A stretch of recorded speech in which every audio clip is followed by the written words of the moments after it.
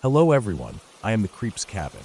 I know you use this video to fall asleep, so before that, like the video and subscribe to the channel. Also, where are you from? And what time are you watching? Now get comfortable and relax.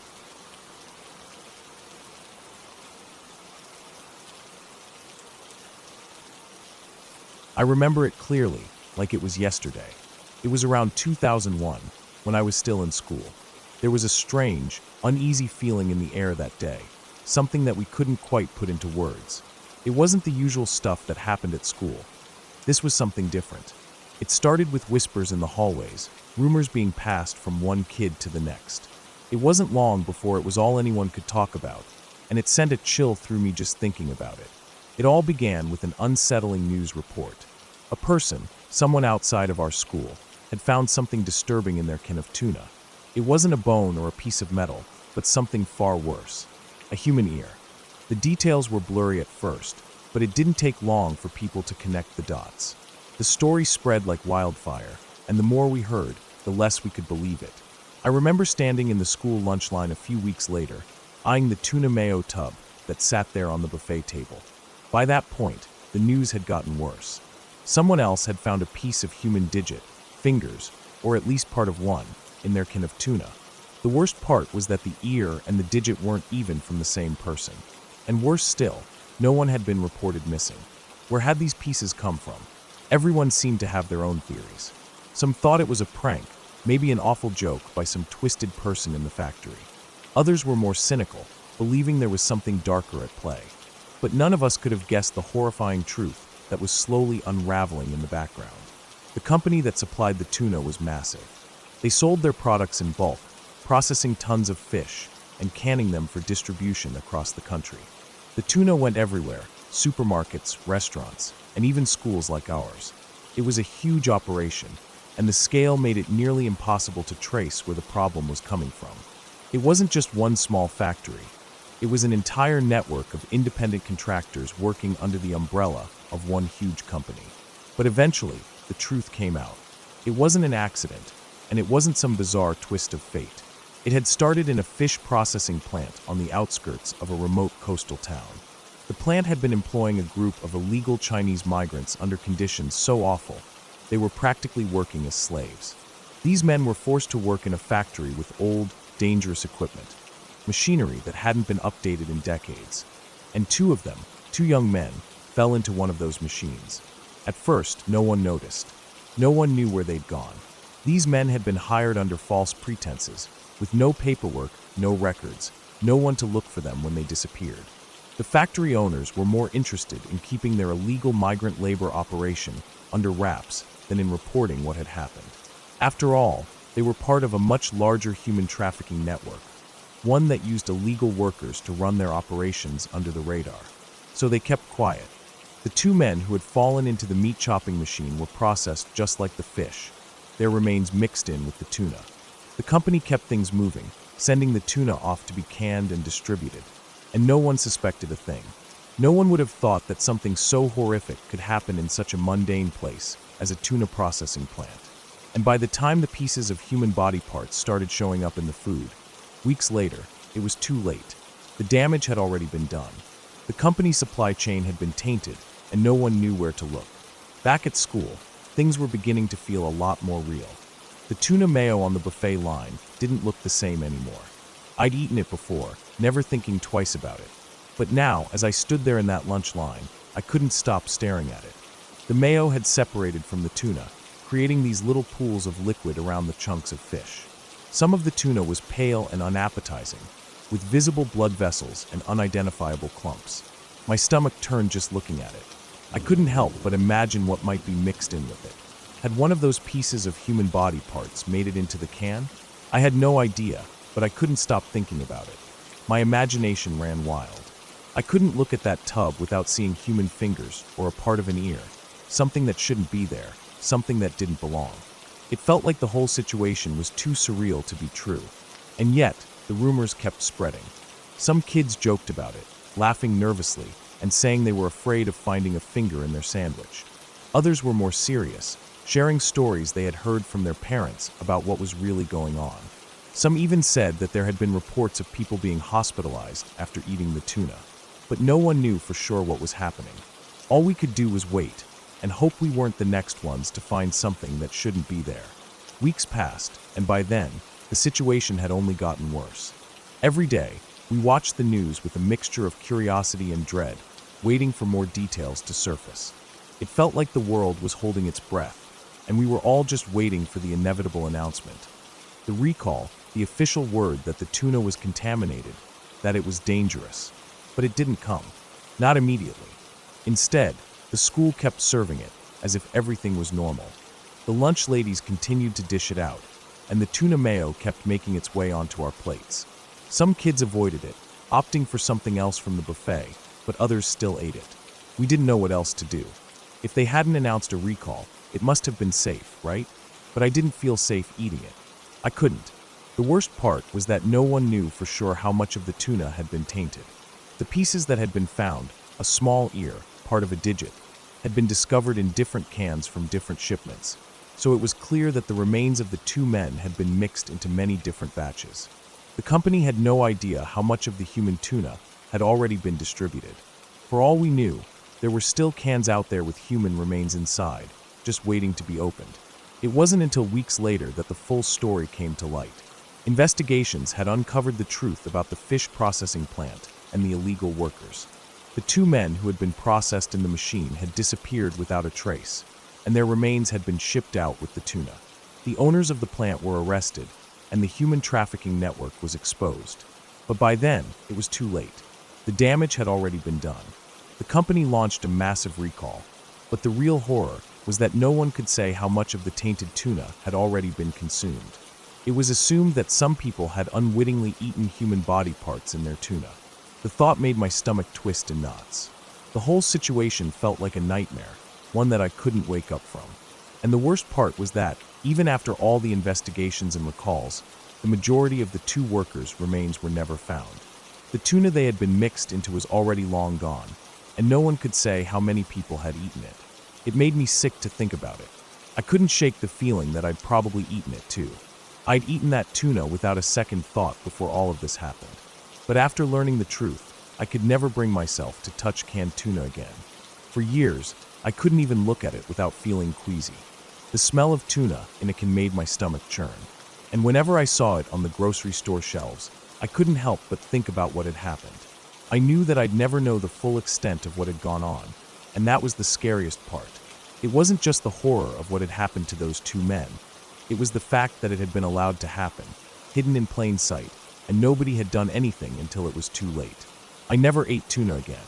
And to this day, I can't bring myself to even think about it without feeling that same sick, helpless feeling in the pit of my stomach.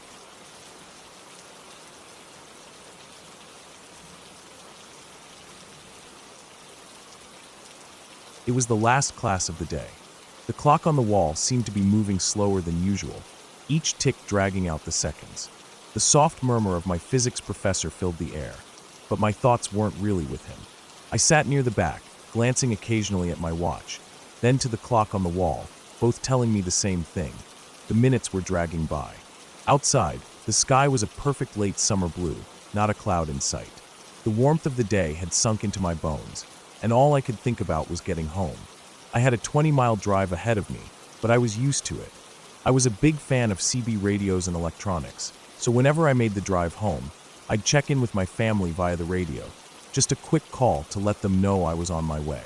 My mom would always have dinner waiting when I arrived. Her cooking was the best part of my day. As the professor droned on, I looked out the window, my eyes drifting to the clock again. Another few minutes passed, and finally the class ended. I packed up my things quickly, my eagerness to get out of there apparent, and headed toward the parking lot. The drive was nothing unusual. The road snaked through farmland, dotted with barns and old houses, not much traffic. I pulled onto the main highway and started the trek home. I felt the familiar pull of the radio, reaching for the mic. I tuned to the usual frequency, knowing I'd hit my first high point in about 5 miles. It was a good spot for a signal, perfect for checking in with my family. "Mom, it's me. Just left school. I'm on my way," I said into the mic, expecting the usual response. But nothing came. I called again. Still nothing. I didn't think much of it at first. Sometimes the signal wasn't great, especially in the valleys. I figured I'd get through when I hit the second high point. That one was even better for reception. I drove on, the steady hum of the engine beneath me and the soft crackling of the radio keeping me company. I kept my eyes on the road, but glanced over at the wooded fields to the side, watching for any deer that might step out. The second high point came, and I called again. "Mom, can you hear me? It's me, I'm almost home." Nothing. This time, I felt a little more unease. My mom never missed a call, not once in all the years I'd been driving home. Maybe the radio was acting up, but still something felt off. I turned the dial, trying to adjust the signal, but no luck. By the time I hit the third high point, I was starting to feel that familiar pang of worry in my chest. What if something had happened? I hadn't had a call drop like this before. My mind began to race. Had they gone out? Was everything okay? But then I saw it. The landscape ahead of me had started to look different. The late afternoon sun had been shining brightly, but as I continued down the road, something strange started to happen. The temperature seemed to drop. Not by much, but enough for me to notice. And there was something else, something I couldn't quite place. A greenish fog. It was creeping across the road, stretching from the edges of the fields and swirling into the air like a slow-moving mist. I squinted, trying to figure out what was causing it. It seemed unnatural, out of place in the warmth of late summer, but I didn't think much of it at first. I was more concerned with calling home and wondering why I hadn't heard back. The fog thickened as I continued driving, but I kept my eyes on the road, my thoughts still lingering on my family. I pulled into the last stretch of road leading into town, where the hills sloped down to the town below. This was always the spot I looked forward to, the final stretch of my drive, where the town came into view, and I knew I was almost home. I grabbed the mic again and called one last time, hoping this time I'd hear my mom's voice. "Mom, can you hear me? It's me. I'm almost home, just pulling in." Still nothing.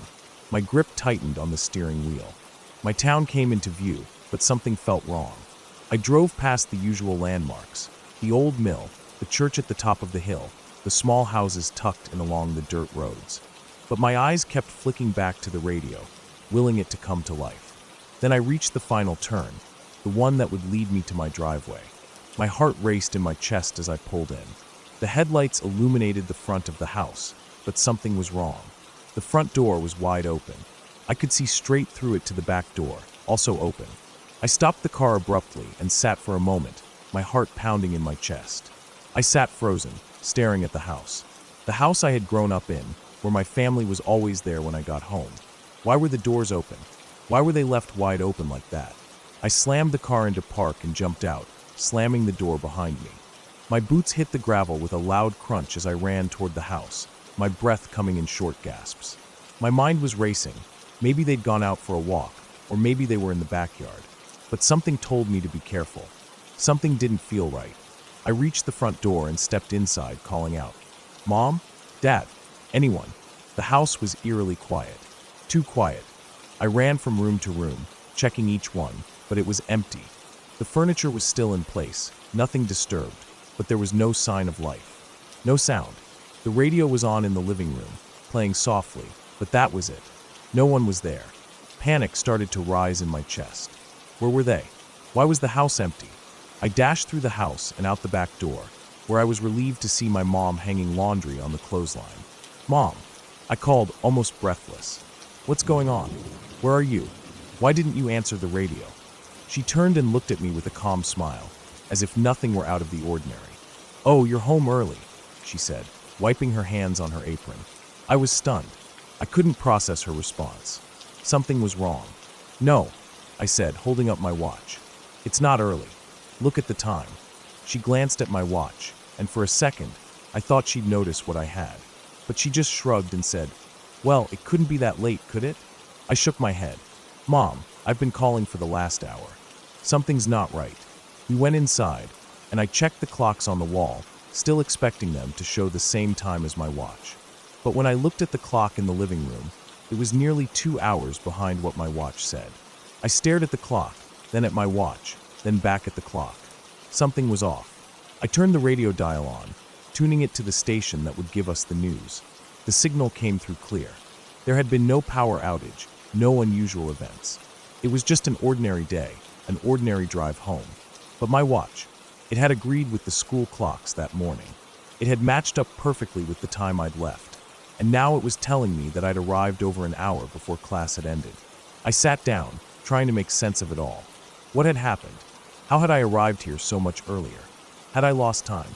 I wondered what would have happened if I had shown up at my usual time, the time I had expected to arrive. Would everything have been the same, or had something shifted, something I couldn't see?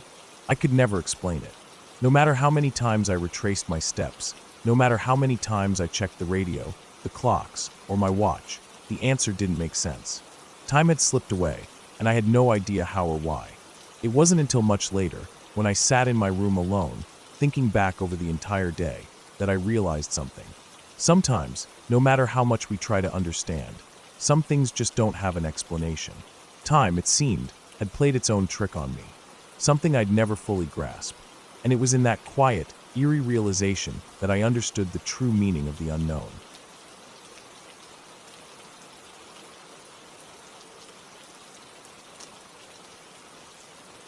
It was the late 90s, around 1997 or 1998.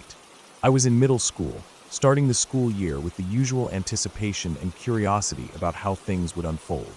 I had my group of friends, people I hung out with, and the regular cycle of classes and school activities. Life was simple back then, at least in comparison to what it would become. There was a girl in my class that I had seen around for a while. She was new to the school that year. I remember noticing her, but I didn't know much about her. Her name was Amanda. She was quiet, the kind of girl who didn't say much. She would sit alone at lunch, and when she wasn't sitting by herself, she would quietly join the back of the class. She didn't stand out in any way, and because of that, no one really paid much attention to her. But the truth was, she was hard to ignore. There was something about her that stood out, something I couldn't put my finger on. Maybe it was the way she always looked down, or how she never really engaged with the world around her. At first, I thought she might just be shy, but it didn't take long before I realized there was something more going on, something deeper. The first time I spoke to her wasn't anything special. It was after class one day when the teacher had assigned some group work. Amanda was sitting alone, quietly working on her paper. I remember feeling bad because no one ever paired with her, and she didn't seem to mind that at all. I was never one to exclude people, so I walked over to her desk. I wasn't looking to be her best friend, but I did want to make sure she felt like she belonged. I sat down beside her and offered to work together. She didn't look up immediately, but eventually nodded, giving a soft okay. From that day on, we began to talk more, little by little. At first, it was just small things, schoolwork, the weather, whatever came up. But over time, I began to learn a little more about her life. She wasn't like the other girls in our class, and her life seemed different in ways I hadn't fully understood. Amanda's family was very strict, I learned. She didn't have the freedom that many of us did. Her parents were devoutly religious, and because of that, she was isolated in ways I never could have imagined. She wasn't allowed to wear the clothes she wanted, no makeup, and social activities outside of school or church were strictly off limits. At first, I didn't think much of it. I figured it was just a matter of different values, a different way of raising a child. But as I got to know her more, I started to realize there were things that didn't quite add up. One day, when I offered to drop off some schoolwork after she had missed a few days, she seemed almost panicked. Her eyes widened, and she shook her head quickly, almost in a rush. "No," she said, her voice barely a whisper. "I'm not allowed to have people over that my parents don't know." It was a strange thing to say. I didn't press her on it, but the unease I felt about her situation only deepened. As the weeks went on, I passed by her house occasionally. It wasn't far from the main road I took on my way home. The house was always dark, like no one lived there at all. There were no cars in the driveway, no signs of life. The windows were dark, almost hollow. The garage door was never open, and even the mailbox seemed forgotten. The house had a cold, lifeless feel to it, and I couldn't shake the feeling that something was off about it. I remember how Amanda would talk about her parents, but there was always a sense of discomfort in her voice when she did. It wasn't just the strict rules, but something deeper, something she never fully explained. She would talk about how they watched her every move, how they didn't trust her, and how she couldn't go anywhere without their permission. Even small things, like choosing what to wear, seemed to be a point of contention. Her whole life, in a way, was controlled by them. The strangest thing, though, was how Amanda never seemed to have friends. She didn't hang out with anyone outside of school, and when we did talk, I never heard her mention anyone she spent time with. She would talk about her parents, her church, and sometimes the books she liked to read, but she never spoke of any real friendships. It was as if she existed in this bubble, untouched by the typical teenage experiences we all had. As the school year drew to a close, something strange happened. I started noticing less and less of Amanda. She stopped coming to school as frequently, and when she did, she seemed even more withdrawn. Her absence became more noticeable, and people began whispering. I overheard bits of conversations in the hallway, bits of gossip that were hard to ignore. The whispers weren't about her, exactly. They were about something much darker. One morning, as we all filed into the classroom, there was a change in the air. Our usual bubbly teacher, the one who greeted us with a smile every morning, stood at the front of the room looking solemn. The school counselor stood beside her, his presence a quiet indication that something serious had happened. I remember the knot that formed in my stomach when I saw them. It was one of those moments when you just know something isn't right. Then came the news. Amanda had passed away. The details were vague, but the words suicide hung in the air, unspoken but understood. The counselor spoke softly, almost reverently, and the teacher's eyes were red-rimmed, as though she had been crying. The class was in shock, trying to process what had just been said. It didn't make sense. Amanda had always seemed quiet, sure, but she wasn't the type of person you'd expect something like this from. But the rumors began to spread quickly. People started talking, and I started to learn more.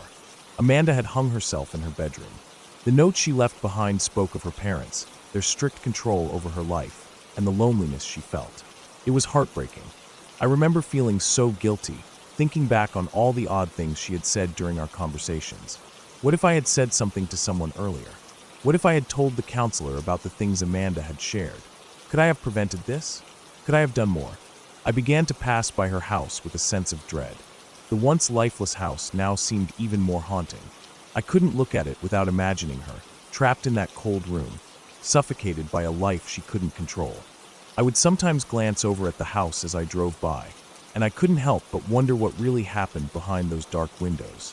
What kind of life had she really lived? In high school, I had my own car, and I found myself taking a detour just to avoid passing her house. I couldn't bring myself to look at it anymore. It was too much. Every time I saw it, I imagined her hanging in that room, trapped in a world she never asked for. I couldn't help but wonder how much of that was a result of her parents, how much of it was because of their extreme beliefs and their inability to see her as her own person. The house, once dark and lifeless, now seemed even more so. It was like it had absorbed all the sadness, all the pain that Amanda had carried. I wanted to forget about it, to erase the image of her from my mind, but it was impossible. The image of her hanging in that room stayed with me for years, always just below the surface of my thoughts.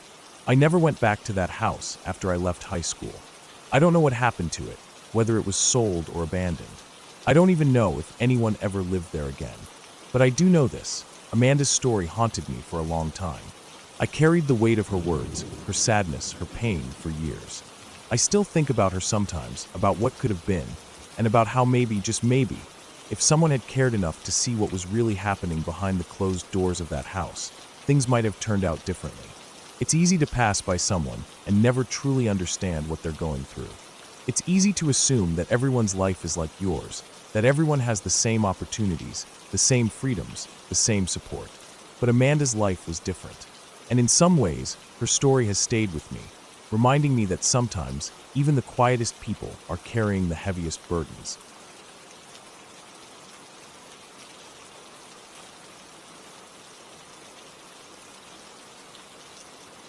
I still remember the first time I heard it, the singing.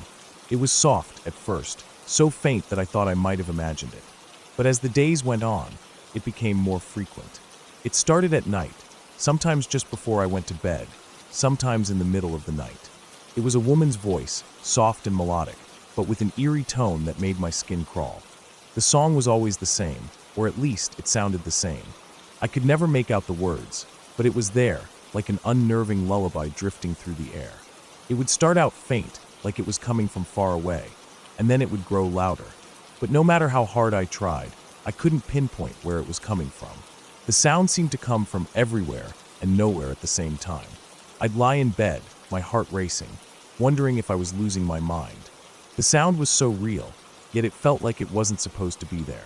Maybe I was just overthinking it, I told myself. But the more it happened, the more I couldn't ignore it. Something wasn't right. At first, I thought it might be the record player I kept on my dresser.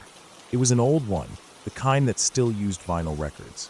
Maybe there was something wrong with it, I reasoned. So, one night I checked it.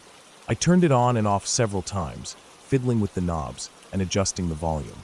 But the singing wasn't coming from the record player. The sound was still there, in the background, like a whisper in the dark. I checked my phone next, thinking maybe there was an app playing some sort of weird sound. But nothing was on. I checked the radio, my Xbox headset, anything I could think of that might be causing it. But nothing explained the singing. It wasn't static or anything like that. It was a clear, human voice. Sometimes it was soft, sometimes louder, but always just out of reach. The worst part was that I couldn't figure out where it was coming from. Then one night, the thumping started. It wasn't loud at first, but it was unmistakable. A heavy, rhythmic thud beneath my floor. My heart skipped a beat. I froze, listening. Thump, thump, thump. It was coming from underneath my bedroom. It sounded like it was coming from the crawl space, but I had never paid much attention to that area of the house. I'd been living there for a while now, and I'd never thought about what might be down there. The thumping would happen at random times, sometimes in the middle of the night, sometimes early in the morning. I tried to ignore it at first. After all, it could have just been a pipe settling, or maybe an animal scurrying around under the house. But the more I heard it, the more I couldn't shake the feeling that something was wrong. It was the night my dog started acting strange that everything changed. She'd always been a bit jumpy, but this time, she was frantic. She ran into my bedroom, barking and snarling at the floor. Her fur stood on end, and her eyes were wide with terror. She dug at the carpet with her claws, her nose pressed to the ground, as if she could smell something that I couldn't. I tried to calm her down, but she wouldn't stop. Her barking echoed through the room, sharp and frantic. She was terrified, and that scared me more than anything. I grabbed her, pulling her away from the spot, and rushed her out of the room. Something wasn't right, and I could feel it in the pit of my stomach. I locked the door behind me, holding onto my dog, trying to steady my breath. I didn't know what was going on, but I wasn't going to wait around to find out. I grabbed my gun from the nightstand, something I kept for protection, and sat by the window, watching the dark night outside. My fingers gripped the rifle so tightly, my knuckles turned white. I waited, eyes glued to the floor, waiting for something to happen. The night passed slowly. My dog and I stayed on high alert, not daring to move, not daring to make a sound. I didn't let go of the rifle all night, and when morning came, I was still clutching it, my hand cramped from holding it for so long. The floor was silent, no more thumping, no more singing. But I wasn't about to let my guard down. Not yet. I woke up early, the sun barely up, and decided to take a look around outside. I had to know what was going on. I walked out into the yard, the cool morning air hitting my face. My dog was still on edge, sticking close to my side. As I walked around the house, I noticed something odd, a thick bush near the side of the house that hadn't been there before. It was almost like it had grown overnight. I moved closer to the bush, pushing aside the thick branches. Something caught my eye. A door. It was small, barely noticeable, hidden behind the foliage. I hadn't seen it before, but now that I was standing in front of it, I could see that it led to the crawl space beneath the house. I felt a chill crawl up my spine. How long had that door been there? I had no idea. I grabbed a pair of pruning shears and began cutting away at the bush. By noon, the door was clear, and I stood in front of it, feeling a wave of dread wash over me. The door was old, the wood worn and weathered, but it was locked. I didn't have a key, but that didn't stop me. I found a small crowbar in the garage and pried it open. The door creaked loudly as it swung open, and I stepped into the crawl space. It was dark and musty down there, the air thick with the smell of earth and damp wood. I could barely make out the shadows in the dim light filtering through the small opening. The ground was uneven, littered with old debris. And then I saw it. A pallet of blankets lay in one corner, the fabric stained and tattered. A teddy bear sat propped up against it, its eyes wide and hollow. Next to the bear was a trash bag filled with old clothes and a pile of shoes. Shoes I recognized. They were mine. I had thrown them out months ago, but here they were, neatly piled together. The sight made my stomach twist. I scanned the area, my eyes drawn to something that made my blood run cold. To my right, there was a small camera sitting on a rickety shelf. I didn't know why I hadn't noticed it before, but now that I did, I felt the urge to grab it. My hands were shaking as I picked it up and turned it on. The videos were stored on the camera. I didn't know what I was expecting to find, but it wasn't this. The first video showed a man walking through the woods near my house. He looked like he belonged there, just another person enjoying a quiet evening in the woods. But then, he entered the crawl space. The next few minutes were unsettling. I watched in shock as he set up the camera, adjusting it to get the right angle. And then he started singing. It wasn't a sweet, melodic song. It was the same haunting melody I'd been hearing for weeks. He sang, but his voice was off-key, almost mocking. It was as if he was playing a game, watching me, studying my every move. In the background, I could hear the sounds of me going about my nightly routine, shuffling around, getting ready for bed. But then, the man started narrating. "Oh, Inevitable Pizzas is about to get a shower," he said in a sing-song voice, like he was trying to be funny. My blood ran cold as I continued watching. The man seemed to be following me, commenting on everything I did. It was disturbing, but there was one video that made my heart stop. It was from a night I'd brought a girl home. The camera showed the man's point of view as he watched from the crawl space. The footage was grainy, but I could hear him clearly. "Hope to hear him fuck," he said, his voice low and mocking. I couldn't take it anymore. I shut the laptop, my hands trembling. I grabbed the camera, marched outside, and smashed it on the ground. The pieces scattered across the yard, and I didn't care. I was done. Done with this. Done with everything. That night, I installed several new locks on the crawlspace door. I wasn't taking any chances. I had to make sure no one could get in again. But as I lay in bed that night, trying to forget about the nightmare I had uncovered, I heard it again. The singing. It was faint at first, just like before. But then, I heard something else, tugging. The crawlspace door was rattling, as if someone was trying to get in. A voice followed, loud and angry. "Son of a bitch," the man yelled. I grabbed my gun, my hands shaking as I looked out the window. My dog was going wild, barking and growling at something outside. I pulled the shades aside and saw him. The man. He was out there, trying to get the lock open. His face was twisted with frustration as he pulled at the door, but he couldn't get in. I felt a rush of adrenaline flood my system. I stepped outside, my gun in hand, and turned on the porch light. The man screamed when the light hit him, and he bolted into the woods, running like a deer. I didn't chase him. I didn't have to. He was gone. I never saw him again. But the house was never the same. Every creak in the floor, every strange sound, made my heart race. I knew he had been there. He had been watching me, and I couldn't shake the feeling that he might come back.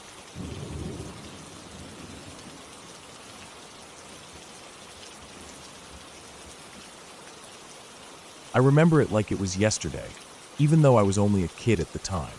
I was at a day camp in Central Florida, back in the 70s, when something happened that would forever change how I saw the world. My older brother, John, was with me at the same camp. He was always the brave one, always taking risks, daring the world to catch him.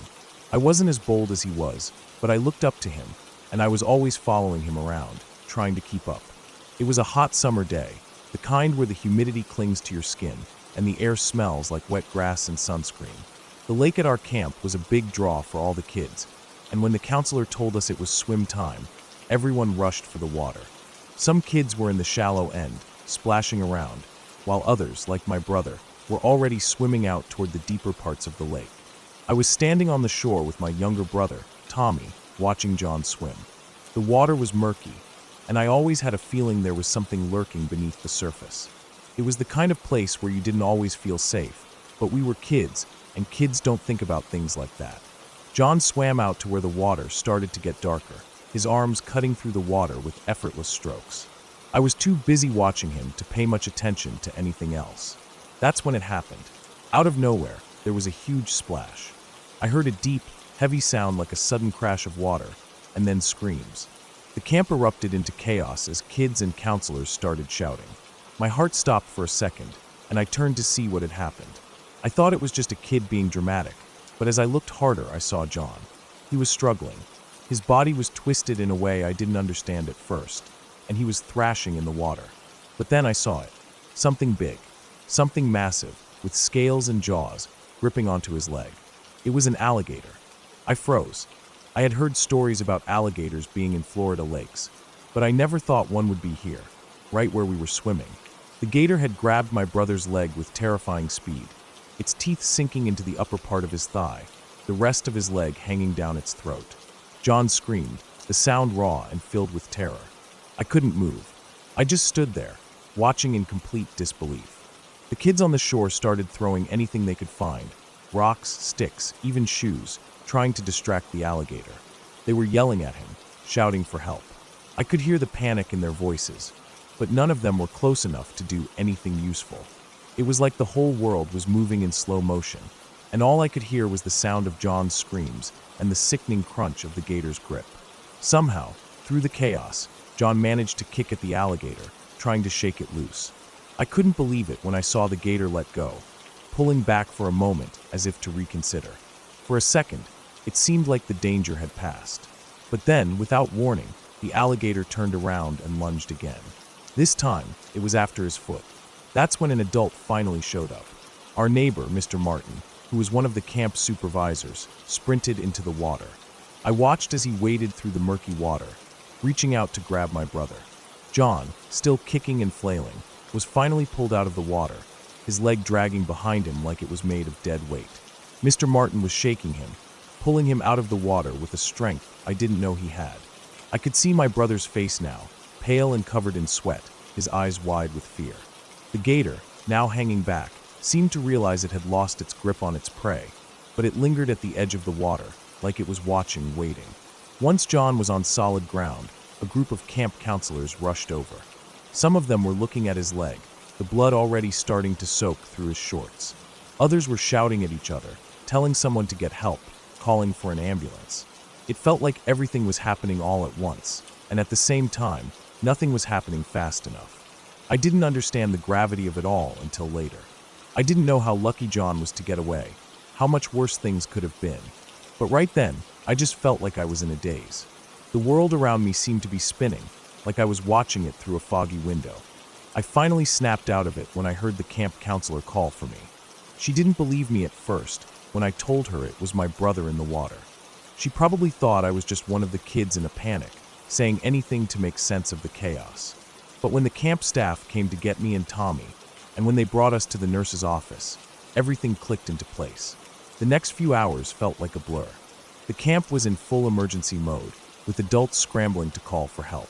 I don't know how long it took, but I remember being put in a car with Tommy and driven to the hospital. We couldn't see John, not yet, and no one really told us what was going on. My dad walked us around to the back of the hospital, to a window where we could see John lying on a bed. His leg was wrapped in bandages, his face pale but calm. The sight of him like that was the first moment I really understood what had happened. John was lucky. They were able to stitch up his leg, but the doctors told us it was a close call. The alligator's teeth had come dangerously close to hitting the main artery in his leg. If it had, things would have been much worse. But John had fought, and somehow he made it out. The alligator hadn't had enough time to do real damage, and by the time the doctors got to him, it was already too late for the gator to do more than leave a few scars. My younger brother and I weren't allowed to visit John in the hospital. My parents said he needed rest, but I think it was because they didn't want us to see the extent of his injuries. Instead, we were told to wait outside, and we spent hours walking around the hospital parking lot, too scared to ask too many questions. When we finally went home, I remember seeing John on crutches, his leg wrapped from his hip down, the weight of it dragging on him. The doctor had given him antibiotics to prevent infection, but it was clear that he'd be in pain for a long time. I asked him about it later, once he was back home and starting to heal. He said there was a lot he couldn't remember, the moments between when the gator bit him and when he was pulled out. The one thing he remembered vividly was when they cleaned the wounds, the sharp pain that made him want to scream, but he didn't. He just gritted his teeth and bore it. 40 years have passed since that day, and John still carries the scars. They're big, ugly reminders of that summer, of the time when he came close to losing everything. Every time I see his leg, I'm reminded of how lucky we were, how lucky he was, to make it out alive. To this day, I don't swim in Florida lakes. I've heard too many stories of people who thought they were safe, who thought they were just taking a dip, only to have the water turn into a death trap.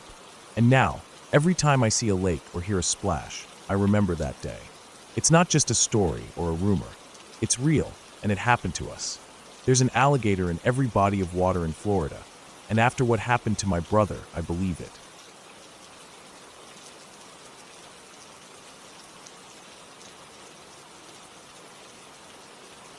One summer during high school, I worked as a receptionist at a small IT company in Atlanta.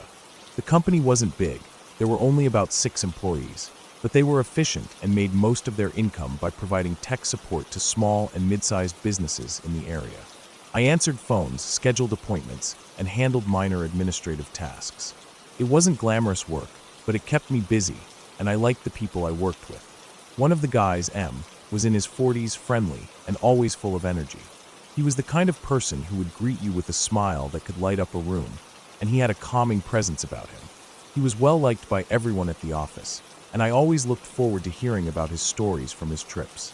M would occasionally have to travel outside of Atlanta for special IT jobs, deliveries and system installations that would take him up into the hills of North Georgia, sometimes out to small, isolated towns. This particular summer was in the early 2000s to 2007 or 2008, I believe. It was before everyone had GPS devices on their phones, so M relied on an old map for directions. He was one of those guys who still used paper maps like they were sacred texts. He would always pull out that map before he left the office, making sure he had everything planned. On this particular day, he had a job up in the North Georgia mountains, which wasn't unusual for him. It was just another one of those remote places that tech companies like ours often got called to. M's drive that day took him out to a part of Georgia that was dense with trees and winding roads. When you're driving up into the mountains, the roads become narrow, the landscape more rugged, and the trees seem to close in on you. The further M drove, the more he started feeling that strange sensation of being lost. At one point, he realized that the directions he was following didn't seem to match up with the landmarks he was seeing. He hadn't seen a gas station or a store in miles. The sun was starting to set, and it was getting harder to tell whether the map was showing him the right way. M decided to pull over at a small, remote gas station in the middle of nowhere, hoping to ask for some help. There wasn't anyone in the parking lot, but as he stepped out of his car, an old lady came out of the store with her daughter. They were both kind, and the woman seemed to take an immediate interest in helping him. "Lost, are you?" she asked with a gentle smile. M explained his situation, telling them where he was headed. Without hesitation, the old lady pulled out a piece of paper and began writing down directions. She was very specific, even drawing a little map. The daughter stood by silently, watching the exchange. M thanked them both, feeling somewhat reassured by their kindness, and promised he'd follow the directions closely. With the map in hand, M continued on his journey. For a while, it felt like things were going okay. He followed the winding paths, but the feeling that something was wrong started to creep in.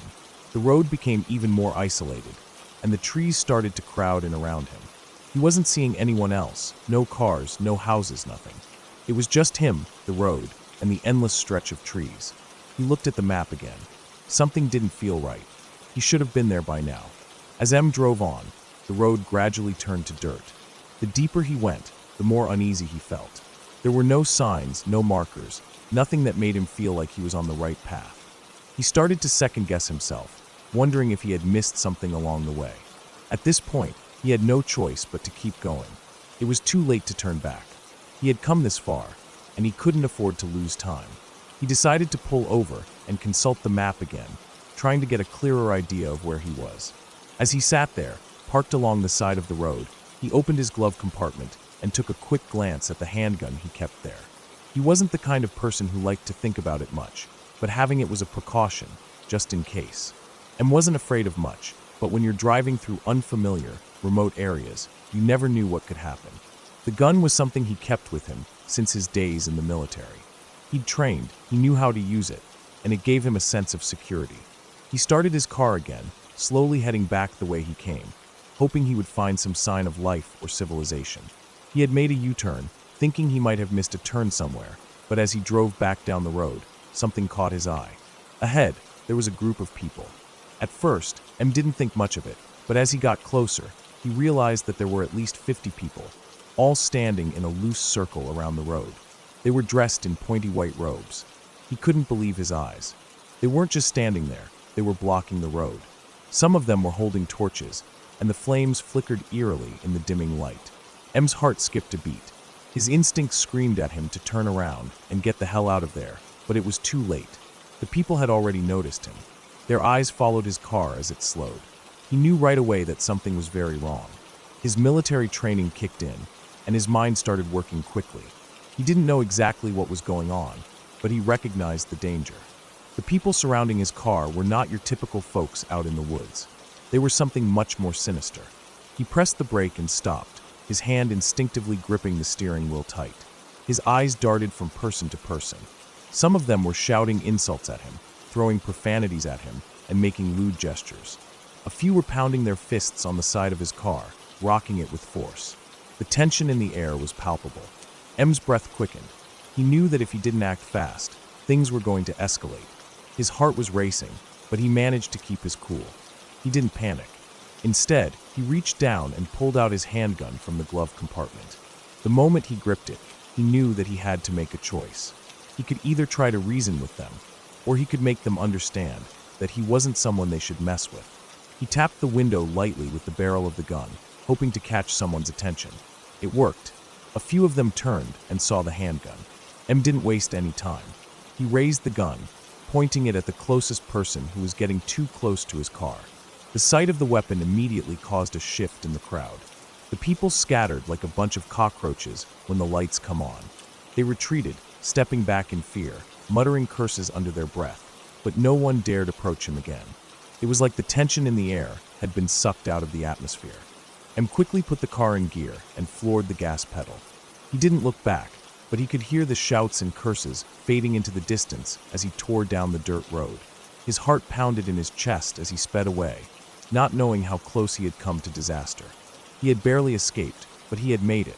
Later, when M was able to process what had happened, he realized that the whole thing had been a trap. Those people in the robes, the ones who had blocked his path, weren't just out there in the woods for some kind of bizarre ritual. They were part of a modern-day clan, a group of racists who had been tipped off about him. The old woman and her daughter had known exactly who they were sending him to. They had deliberately given him the wrong directions, sending him into the clutches of that group.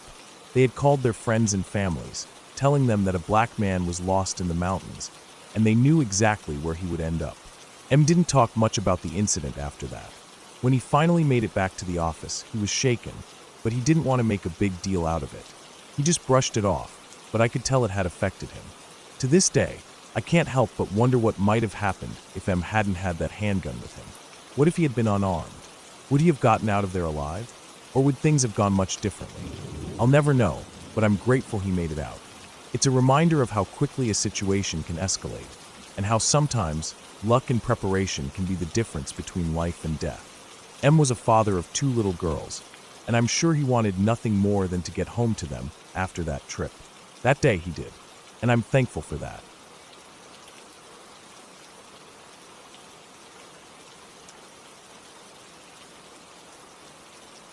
I was 7 years old when it happened, and honestly, I don't know how I made it out of that night alive.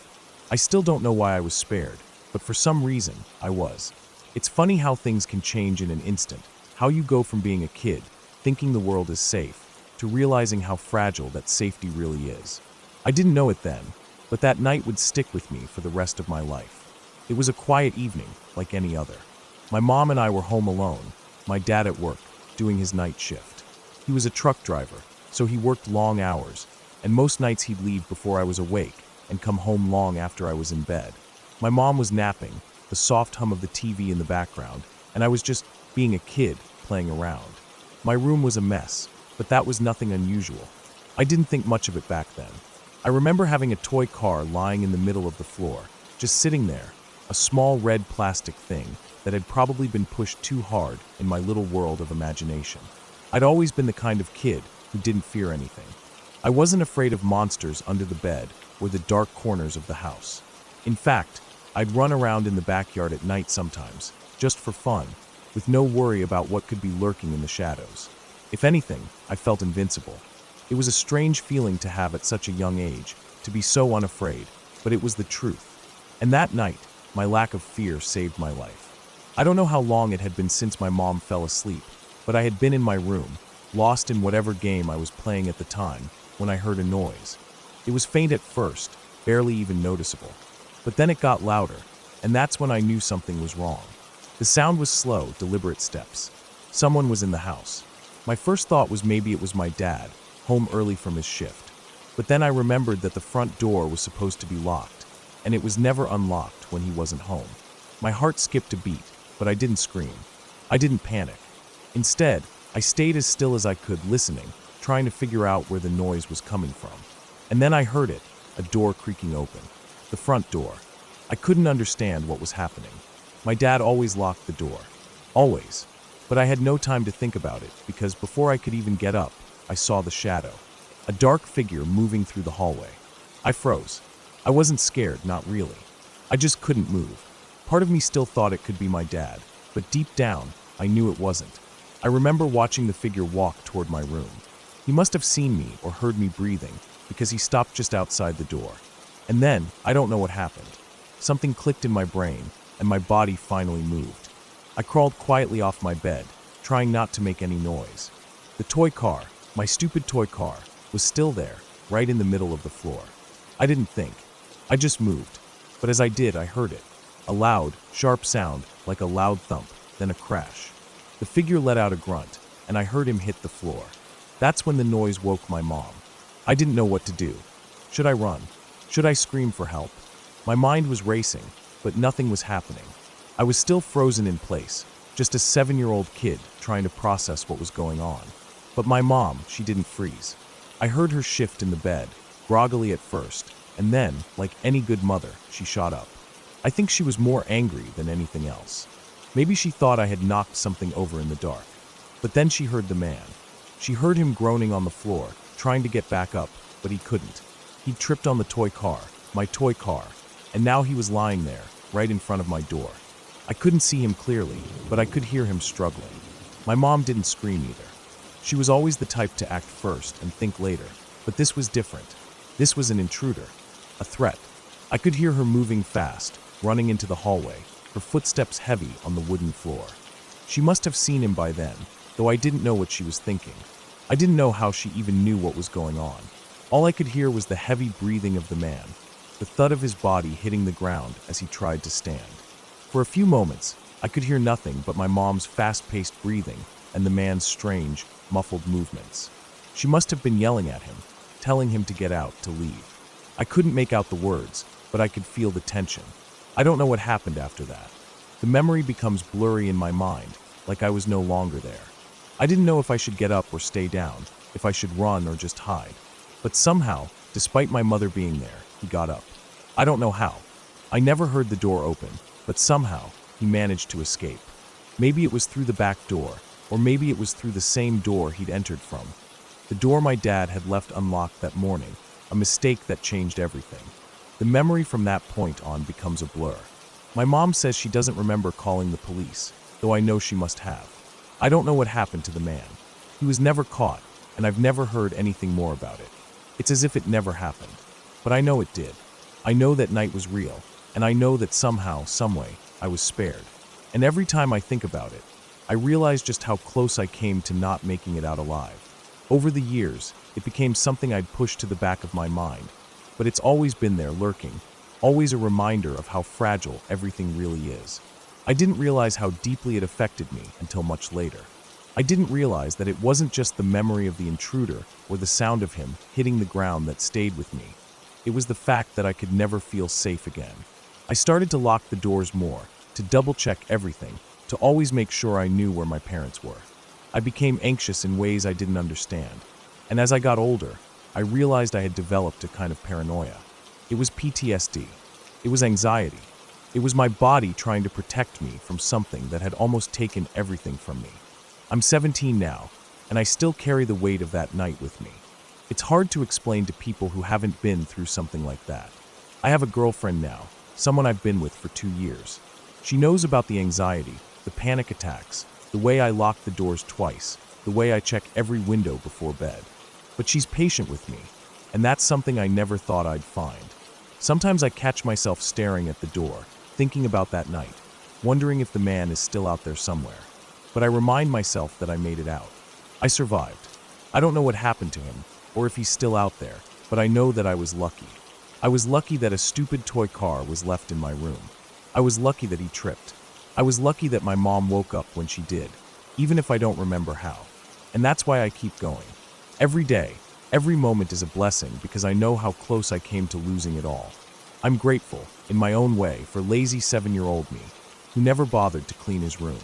But as I sit here now, looking out at the world, I realize that life isn't always as simple as it seems.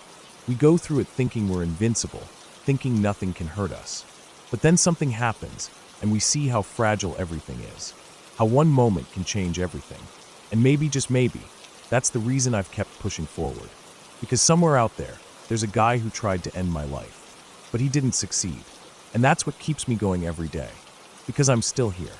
And that's all that matters.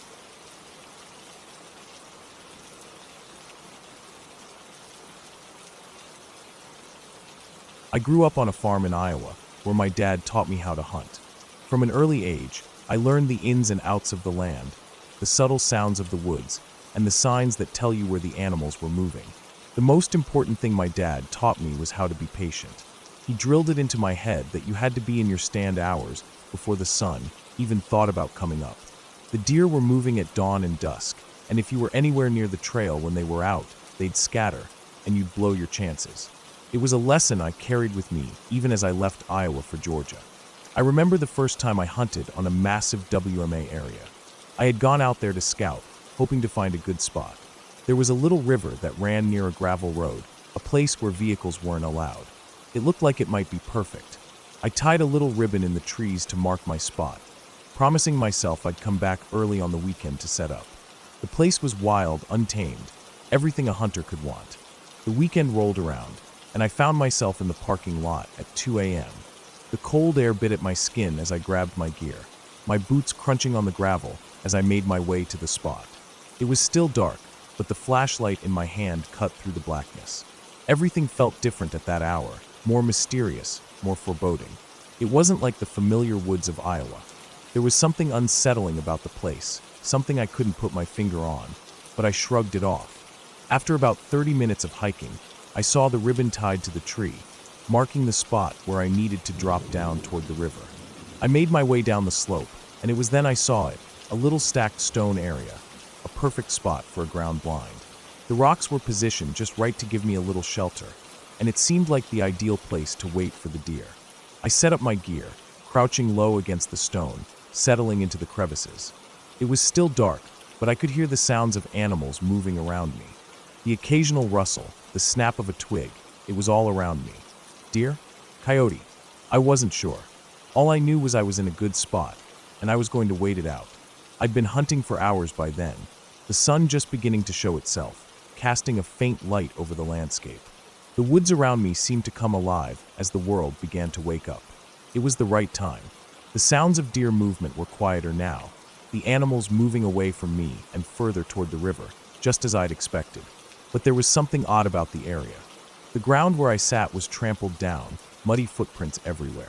The undergrowth had been crushed flat in a wide circle, like a path had been carved out, over and over again. I hadn't noticed it in the dark, but now, with the sunlight filtering through the trees, it was clear. The area was about 8 feet by 8 feet, a little stone grotto that seemed almost too perfect, too unnatural. I thought to myself that maybe it was just a coincidence, maybe a group of deer had taken shelter here. But there was something else that unsettled me. The stone walls of the grotto were cracked in places, and the ground was wet with mud. But then, I noticed something I hadn't seen before, a yellow plastic strip on the ground, tangled and muddy. It looked familiar. I recognized it immediately. It was caution tape, the kind we used when working on power lines back home, when you needed to mark off dangerous areas. I'd seen it enough times to know what it was. I stood up slowly, scanning the area. Behind me, the stone walls seemed to cave inward, like they were about to collapse. But the tape wasn't tied to anything. It was just lying there, on the ground, covered in mud. I figured it was just left over from some other work, but it didn't sit right with me. I shrugged it off. I wasn't inside the grotto, I was just sitting against it. Even if it fell in, I'd be in the clear. The hours passed. The sun climbed higher in the sky. By now, The light was bright enough for me to see every detail around me. The stone walls, the trampled earth, the muddy ground where footprints were etched into the dirt. The sounds of the woods faded away, the deer and other animals moving further off into the distance. It was getting late, maybe around 7 or 8 a.m. I decided to call it and head back to the gravel road. The hunt wasn't going anywhere today. I quietly stood, making sure to leave no trace, and began walking back the way I came.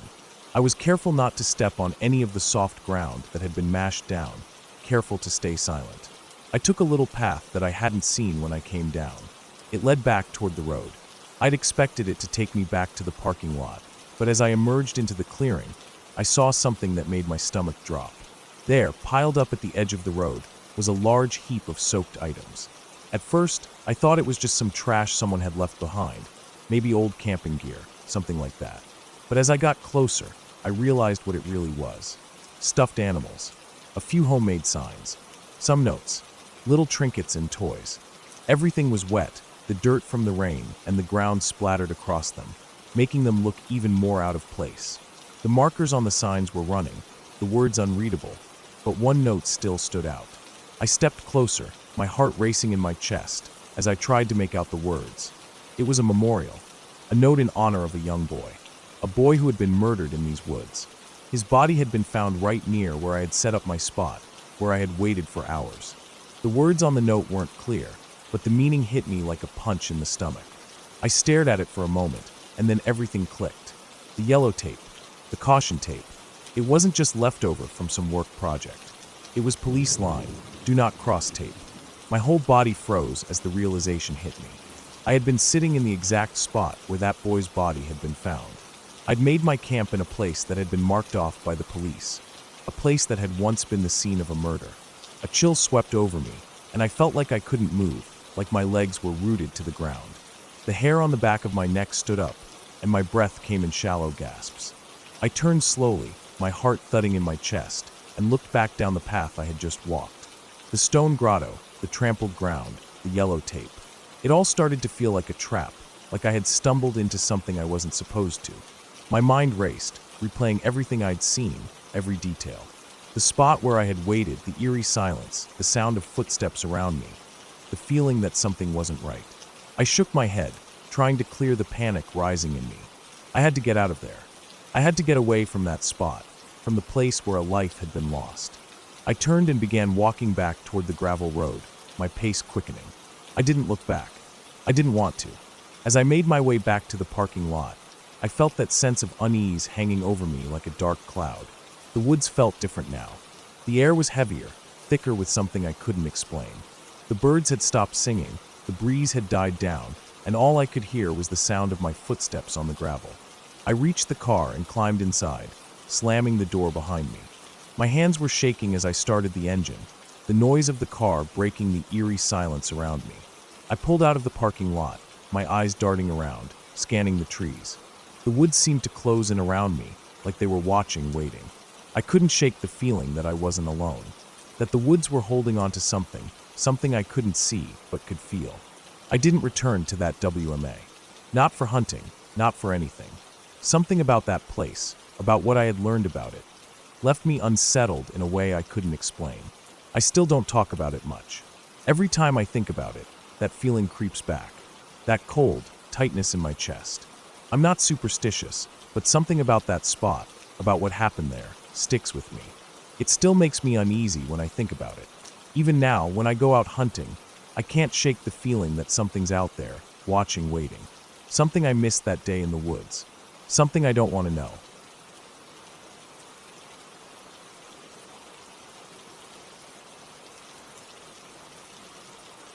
I still can't get that call out of my head. It's been years since my dad told me about it, but the images are still fresh. You wouldn't expect someone who's been a firefighter for as long as he has to get rattled by much. He's seen everything. Houses burning down, car accidents, people in situations that would make most of us lose our lunch.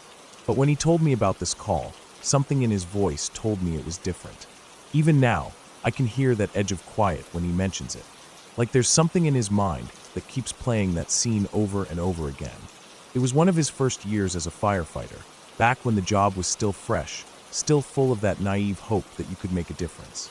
He wasn't even a captain yet, just a regular guy, trying to keep his head above water and get the hang of the job. The call came in on an early morning, clear and cold. The type of day where the sky's that bright blue and the air feels crisp against your face. The kind of day where everything seems like it's going to be normal. But then they got the call. A construction site. A man run over by a steamroller. It was bad, real bad. The details they got weren't much at first. A worker had somehow been crushed by the machine, but no one knew exactly how it had happened. It sounded like an accident at first, but my dad knew better than to assume anything. Accidents on construction sites were the kind of thing you never really saw coming, and it usually didn't end well. When they arrived, the scene was chaotic. There were construction workers milling around, pacing, talking in low voices. You could see the tension hanging in the air, thick and heavy. My dad and his team jumped out of the fire truck and rushed over to the group of people standing around the man.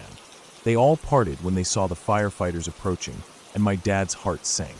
The man was lying there, his body half under the steamroller. His legs were crushed, both feet and his lower body were completely flattened, with the machine still resting over him, pinning him down.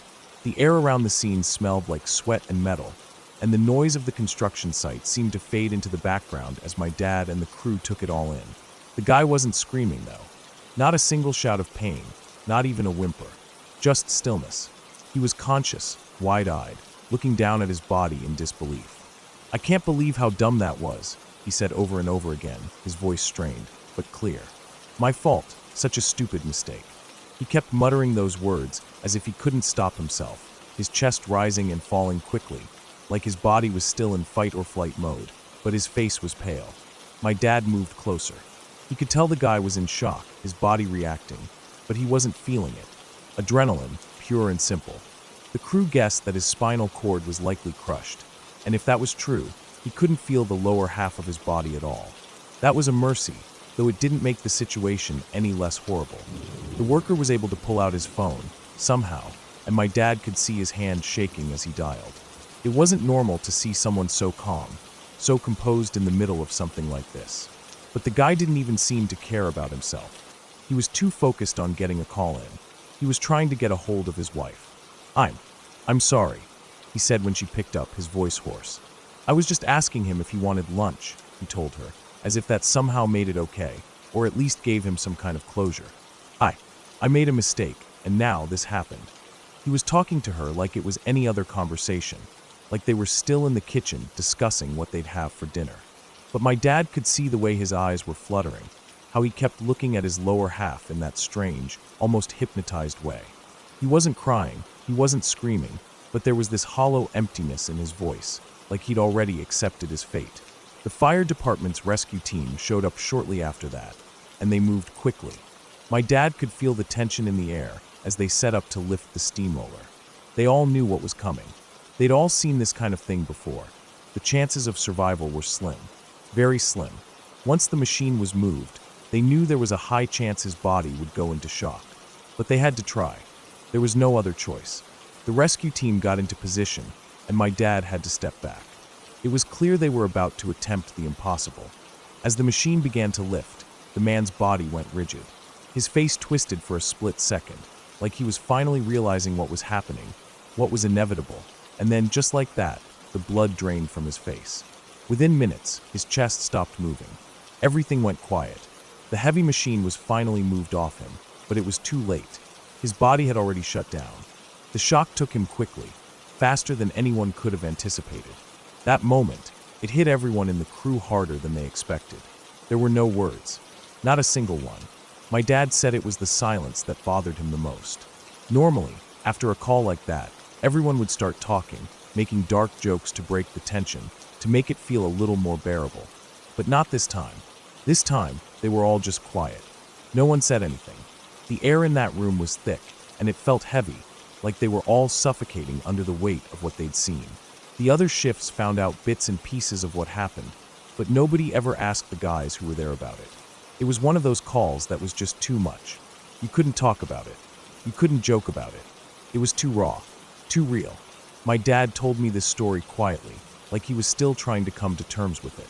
It's one of those things that just stays with you. He never talked about it again after that night, and neither did anyone else. Sometimes, things happen on this job that you just can't shake off. And that call, it was one of those things. To this day, I can't stop thinking about it. I can't get the image out of my head of that man lying there, his body crushed, his face so calm even as everything fell apart. It makes me wonder what goes through someone's mind in those final moments. How do you face something like that? How do you accept it? It was a mistake. One stupid mistake that cost someone their life. But in a way, it was also just the nature of the job. Accidents happen. People make mistakes. And sometimes, those mistakes have consequences that are so much bigger than we ever expect. And for my dad, it was a lesson in how fragile life really is. A lesson in how quickly everything can change, how one moment, everything's normal, and the next, your world gets turned upside down. That call wasn't just hard for the man who died, but for the people who had to witness it. And that's something you carry with you for the rest of your life. Something you can't forget, no matter how hard you try. I guess that's just the reality of being a firefighter. You see things that most people can't even imagine, and you learn to carry them with you. But some things you can't ever really put down.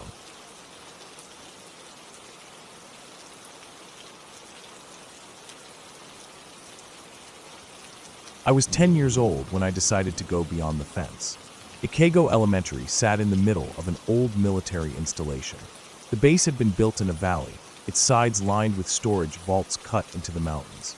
Some of those tunnels stretched deep, their mouths dark and empty, others sealed off with rusted metal doors, their original purpose long forgotten.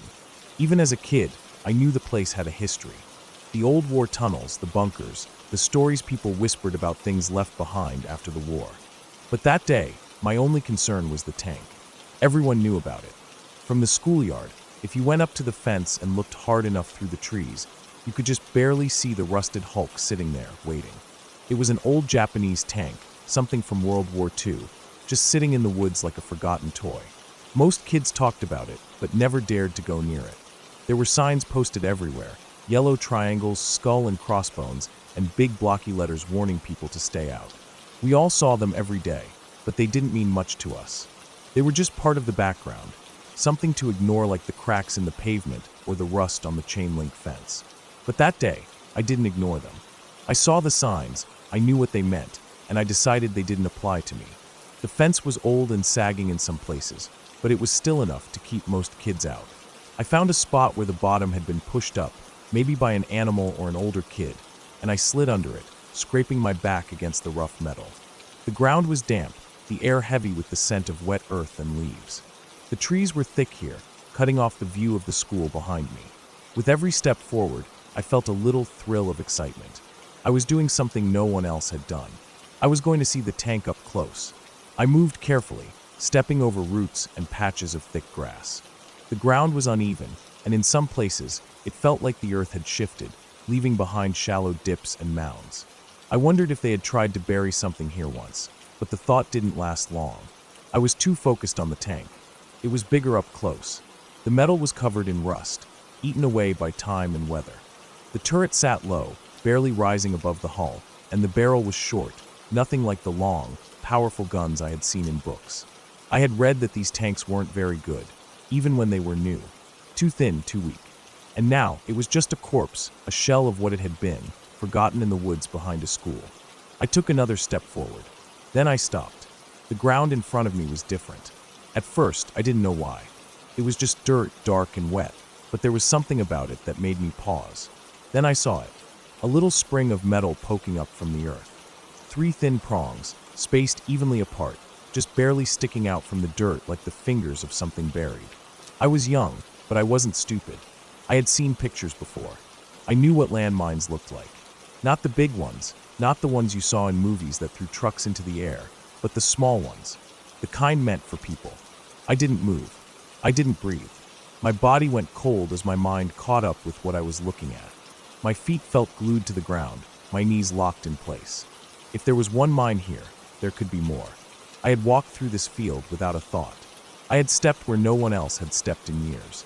And now, I was standing in a place where one wrong move could mean never going home again.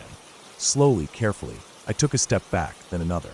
My chest was tight, my hands shaking. I kept my eyes on the ground, scanning every inch, searching for anything that looked wrong. It all looked wrong now. The dips, the mounds, the patches of dirt that didn't match the rest. I had walked through all of it without a single thought, and now every step felt like flipping a coin. I made it back to the fence.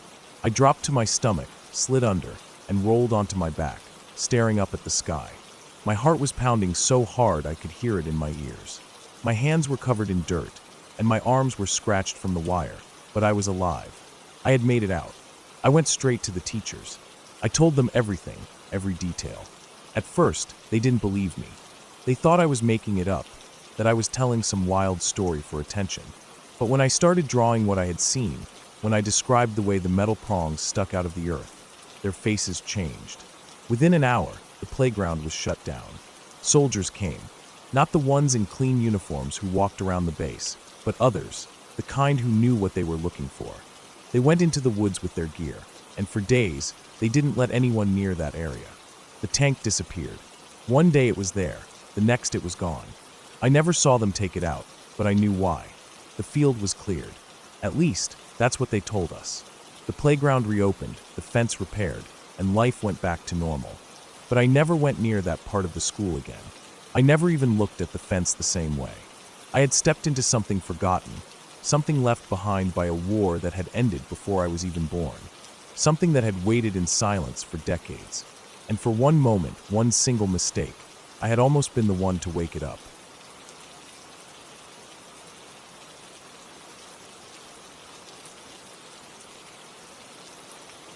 It was a few years ago, but I still remember how stupid I was that night. Maybe not stupid, just too trusting, too slow to react. I don't know what that guy wanted, and I try not to think about what could have happened if things had gone differently. It was late, probably around 1 a.m. I had been hanging out with my friend, who lived just 5 minutes away from my place. And as usual, I had stayed longer than I should have. It had been raining, not a downpour, but that steady cold drizzle that makes the pavement slick and the air heavy.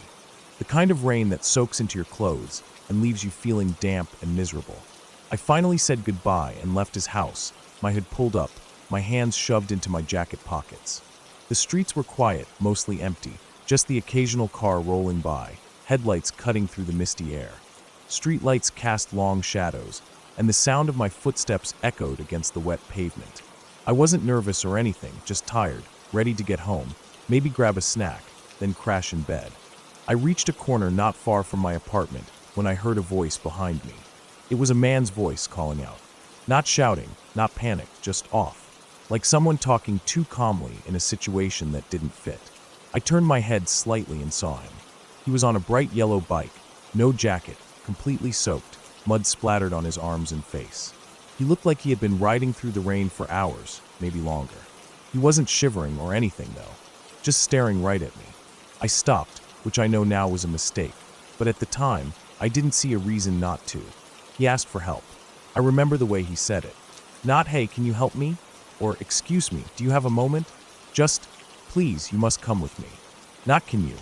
Not, "I need help with something." Just an order. A demand. I hesitated, my brain still catching up. It was late. He was soaked, muddy, desperate looking. Everything about it was wrong, but my dumbass brain tried to rationalize it. Maybe he got into an accident. Maybe someone was hurt. Maybe he needed directions or something. I asked what he needed help with. He repeated the exact same thing. "Please, you must come with me." I don't know why, but that repetition made my stomach turn. Like he wasn't even really talking to me, just repeating something automatic. Like a recording. I took a step back. Told him I wasn't going anywhere unless he told me what was wrong. Where he wanted to take me. His expression changed then. His eyes widened. Not in fear, not in relief. Just wide. He gripped the handlebars of his bike like he was holding himself back. Then fast, too fast, he stepped off and moved toward me. His hand clamped around my arm, fingers digging in hard. I could feel the cold wetness of his skin through my jacket. And then he started talking. Not yelling, not screaming. Just talking, fast and low, right in my face. I could smell the rain on him, the mud, the sweat. "Fuck you, how many languages do you speak? You won't believe the things I've seen. The brothers I've lost. Do you think I'm going to hurt you?" I didn't say anything. I couldn't.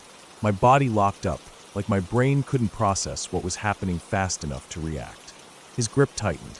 His nails dug in. I don't know how long I stood there, frozen. Maybe 5 seconds. Maybe 15. But then, over his shoulder, I saw movement. Someone was walking down the sidewalk on the other side of the street. Just a guy, a stranger, walking past, completely unaware of what was happening.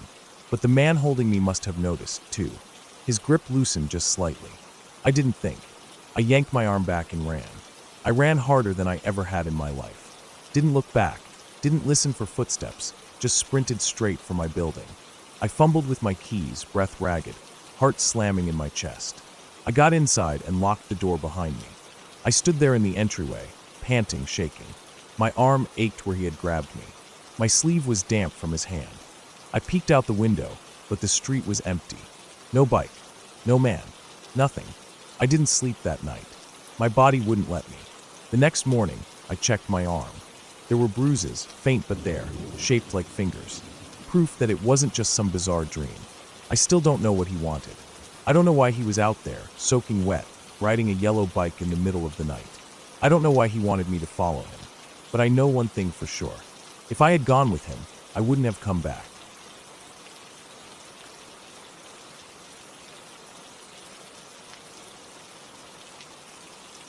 I used to know Peter.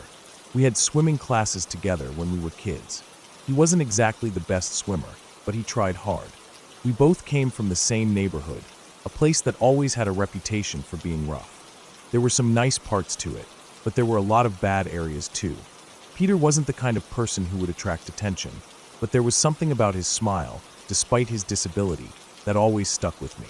He had cerebral palsy, so he couldn't walk properly, and he had a lisp that made it harder for him to talk, but he didn't let that stop him. He always smiled when we saw each other. But a few years ago, everything changed. I was living in my own little world, going about my daily routine when the news broke. I heard it from my mom first. She told me that Peter was missing, that no one had seen him for days. At first, I didn't think much of it. People go missing all the time, right?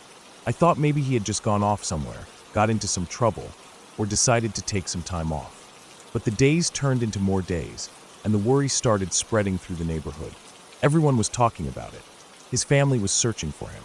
Peter wasn't the kind of person to just disappear. Something was wrong. 3 days later, the police found him. It wasn't like they found him anywhere comforting or safe. It wasn't a missing person case turned into a happy reunion. No, it was something far worse. They found his body in an empty flat. No one knew who the hell had done it, but everyone knew it was something dark, something dangerous. Peter, the guy we all grew up with, was dead. And the story of how it happened is something I'll never forget. I heard the details from people who knew the truth, and it wasn't something you could unhear. Peter had been lured into a trap. A courier had contacted him, telling him that there was a package for his brother. His brother had been arrested a few days earlier for selling drugs, and from what I had heard, he wasn't exactly a law-abiding citizen. He was into some bad stuff, and the people he dealt with weren't exactly the kind of people you want to owe. Peter, despite his disability, was trying to help his family. He went to meet this courier, expecting to get some kind of package for his brother. He had no idea what was really waiting for him. They met in an abandoned flat, and that's where the nightmare started. The courier wasn't really a courier. He was one of the 5 men who'd been involved in Peter's murder. They had tied Peter up as soon as he walked in. The moment they had him, they started talking among themselves. They had a plan, and Peter was the one who was going to pay the price. They weren't looking for just any ransom. They wanted money. Peter's brother was a dealer, and these guys were afraid he would rat them out to the cops. So, they thought they could use Peter to get some leverage, to get him to talk, to get money from his parents, maybe even from his brother's dealings. But things didn't go the way they expected. When they realized that Peter didn't have the kind of money they were looking for, their plan shifted. They weren't going to get the payoff they had hoped for, so they turned their anger on Peter. Peter only had $5 on him. $5 fucking. That's what they found. In their frustration, in their anger at being denied the money they thought they could get, they started hurting him. It started with beatings. They punched him, kicked him, and cursed at him, all while making cruel remarks about his disability. I can't even imagine what that must have felt like for Peter, helpless and tied up, with no way to escape. The worst part was when they started doing things to him that I can't even describe without feeling sick. They burnt him. They took cigarettes and put them out on his skin. The marks on his body, the burns, were just a small part of what they did to him. They choked him. They cut off his fingers, his feet. Anything that they could damage, they did. The whole time, they were laughing. They were drinking, doing drugs, and listening to loud music. They didn't even care that they were slowly torturing someone to death. Peter wasn't just another victim to them. He was a joke, a pawn to be played with, someone who could be humiliated, hurt, and discarded. They even took selfies with him. Can you believe that? Selfies. They took pictures while torturing him. They showed no remorse, no empathy. It was like he was nothing more than an object, something to be used, and then tossed aside when they were done. They were making jokes about his disability, laughing at him, taunting him as they continued to hurt him. And Peter, who had always been the sweetest guy, couldn't do a thing about it. The coroner said that Peter had been tortured for hours. He didn't die quickly. It wasn't just a matter of someone taking his life in a moment of anger or rage. No, Peter was made to suffer. The kind of suffering that leaves scars not just on the body, but on your soul. He had no way of fighting back. He had no way of escaping. Those 5 people made sure of that. The truth came out because one of the killers finally confessed. They had been caught, all of them, but it was the confession that made everything worse. The police pieced together what had happened. The confession didn't just reveal who had done it. It revealed the details, the horror of what they had done to Peter. And it was beyond anything I could imagine. I didn't know how to process it. How could someone do that to another person? How could someone do that to Peter, the guy I used to see at swimming class, the guy I once shared a laugh with? What made this even worse, what made it all feel so real, was that some of the murderers lived near my home. They went to the same school as I did. Some of them were people I had seen walking down the street, maybe even passed on the sidewalk. They were people I had known, or at least thought I knew. They weren't strangers from some faraway place. They were from my neighborhood, from my town. And it was like the entire town felt the weight of what had happened. It wasn't just Peter's family who was grieving. It was all of us. Everyone in the neighborhood felt the loss, felt the impact of that crime. After Peter's death, things changed in the town. Not just my neighborhood, but the entire city. People became more cautious. They started locking doors, staying inside at night, making sure they knew who their neighbors were. It wasn't like before. Before, we all lived with the sense that we were safe, even if we were from a rough area. But after Peter, it felt like a part of that safety was gone. We couldn't pretend that we were immune to things like this anymore. The police were quick to catch the murderers, and they were sentenced. But for what? No sentence could bring Peter back. No punishment would ever make up for what they did. But it was something. At least they weren't out there anymore. At least they couldn't hurt anyone else. The damage they did to Peter's family, to all of us, was something that would never go away. I still think about Peter sometimes, about his smile, his efforts to keep going despite the challenges he faced. He didn't deserve what happened to him. No one does. But what happened to Peter wasn't just an isolated tragedy. It was a wake-up call. It made everyone realize how fragile life really is, and how quickly things can change. No one ever thought something like that could happen in our town, but it did. We're safer now, but we'll never forget.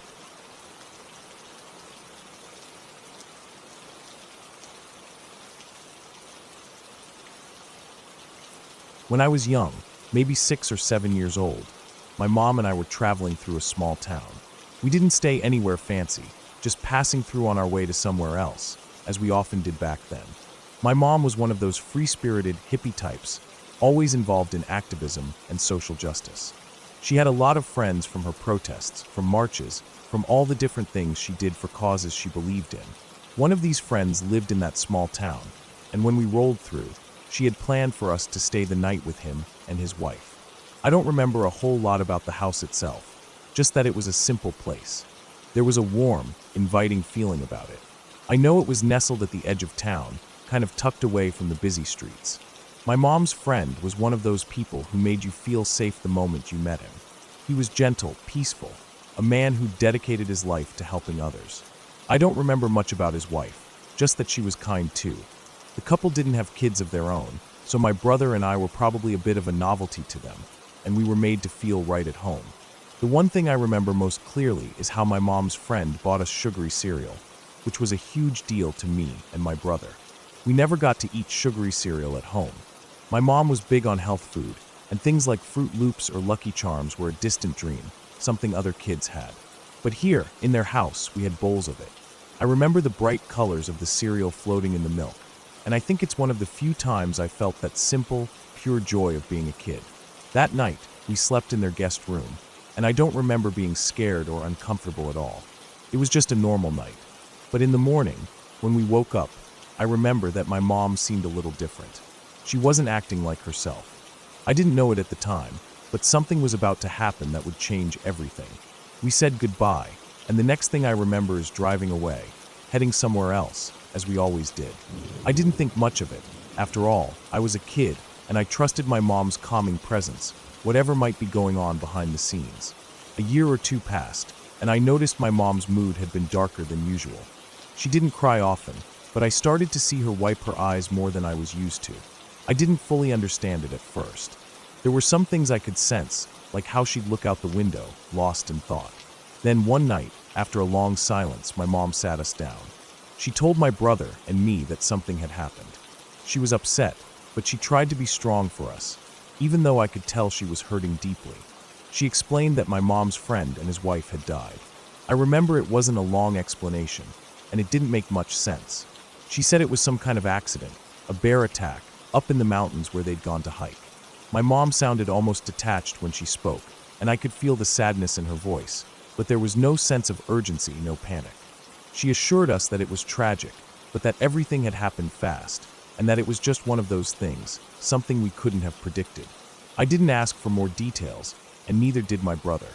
We were just kids, and we didn't fully understand the weight of the situation. But it did scare me. It was a random accident. It was wild and untamable nature, and it was something that I didn't quite know how to process. The months passed, and life continued. But there was always this strange quiet in the house. My mom kept herself busy with work, but the sadness never really left her. And then one day, years later, I learned the truth. I don't think my mom ever meant to hide it from us, at least not entirely. But she didn't want to tell us the real story, not when we were still so young. The truth came to me when I was in my late teens. It was one of those things you overhear when people forget you're listening. I had been in the other room, doing homework or something, when my mom was talking to a close friend on the phone. I had no idea what the conversation was about at first, but I heard my mom's voice break, and I paused to listen. She wasn't talking about a bear attack at all. She was talking about my mom's friend, the man who'd been so kind to us. She was talking about how he'd killed someone. It turned out the story was much darker than I ever imagined. My mom's friend hadn't been killed in a bear attack. He had murdered a woman he had been involved with, someone other than his wife. He'd set her cabin on fire before taking his own life with a knife.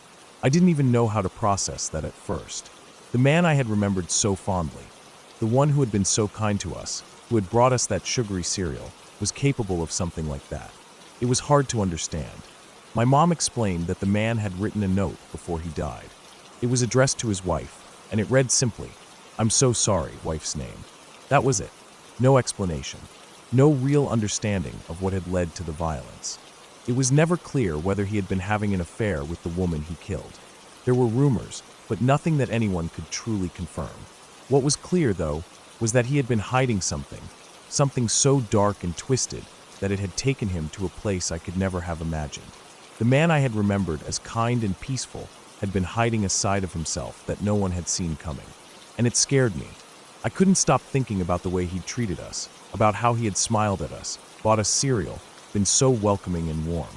It made my stomach turn to think that someone who had been capable of that kind of kindness could also be capable of such brutal violence. How could someone like that hide something so monstrous inside? It made me question everything I had ever thought about people. How much do we really know about the people we trust? How many faces do we wear? How many masks do we put on just to make the world see us in a way we want them to? What really scared me was how I could still remember that kindness he'd shown, despite knowing the horrible truth. It wasn't just the shock of it all. It was how easily someone can fool you into thinking they're one thing when they're something else entirely. How could he be this person who fought for peace, for justice, who had a soft spot for kids and bought us cereal, and also be a man who could commit murder? The truth wasn't just about the death of that woman and his own death. It was about how we, as people, can wear these facades, sometimes so effectively, that no one sees the darkness lurking underneath. And for the longest time, I had thought he was one of the good ones. He was the man who fought for human rights, who would sit with us at the table and laugh with us. He was gentle, warm, and friendly. It was a hard pill to swallow. I didn't have all the answers. I didn't know why it happened, or what he was thinking in those final moments. I still don't. But that event, those revelations, marked something in me. It made me see the world differently, made me look at the people around me differently. Because I realized that there are always secrets, always parts of people that are hidden from view. Some are small, and some are so big that they destroy everything. I wish I could say that I came to some clear understanding of it all. I wish I could say that I knew why he did what he did, or how someone like him could spiral into that kind of darkness. But I don't. What I do know, though, is that I'll never look at people the same way again. The man who was so kind to us, who had such a positive impact on my childhood memories, turned out to be someone I could never have imagined. It shook me to my core. All I can do now is remember the lesson. Kindness doesn't always mean what it seems, and the most peaceful people can hide the darkest of secrets. It's not something you ever fully recover from. Not the loss of a friend, not the shock of their actions. It's just something you have to carry with you, something you can never quite shake off. And that's the part that scares me the most.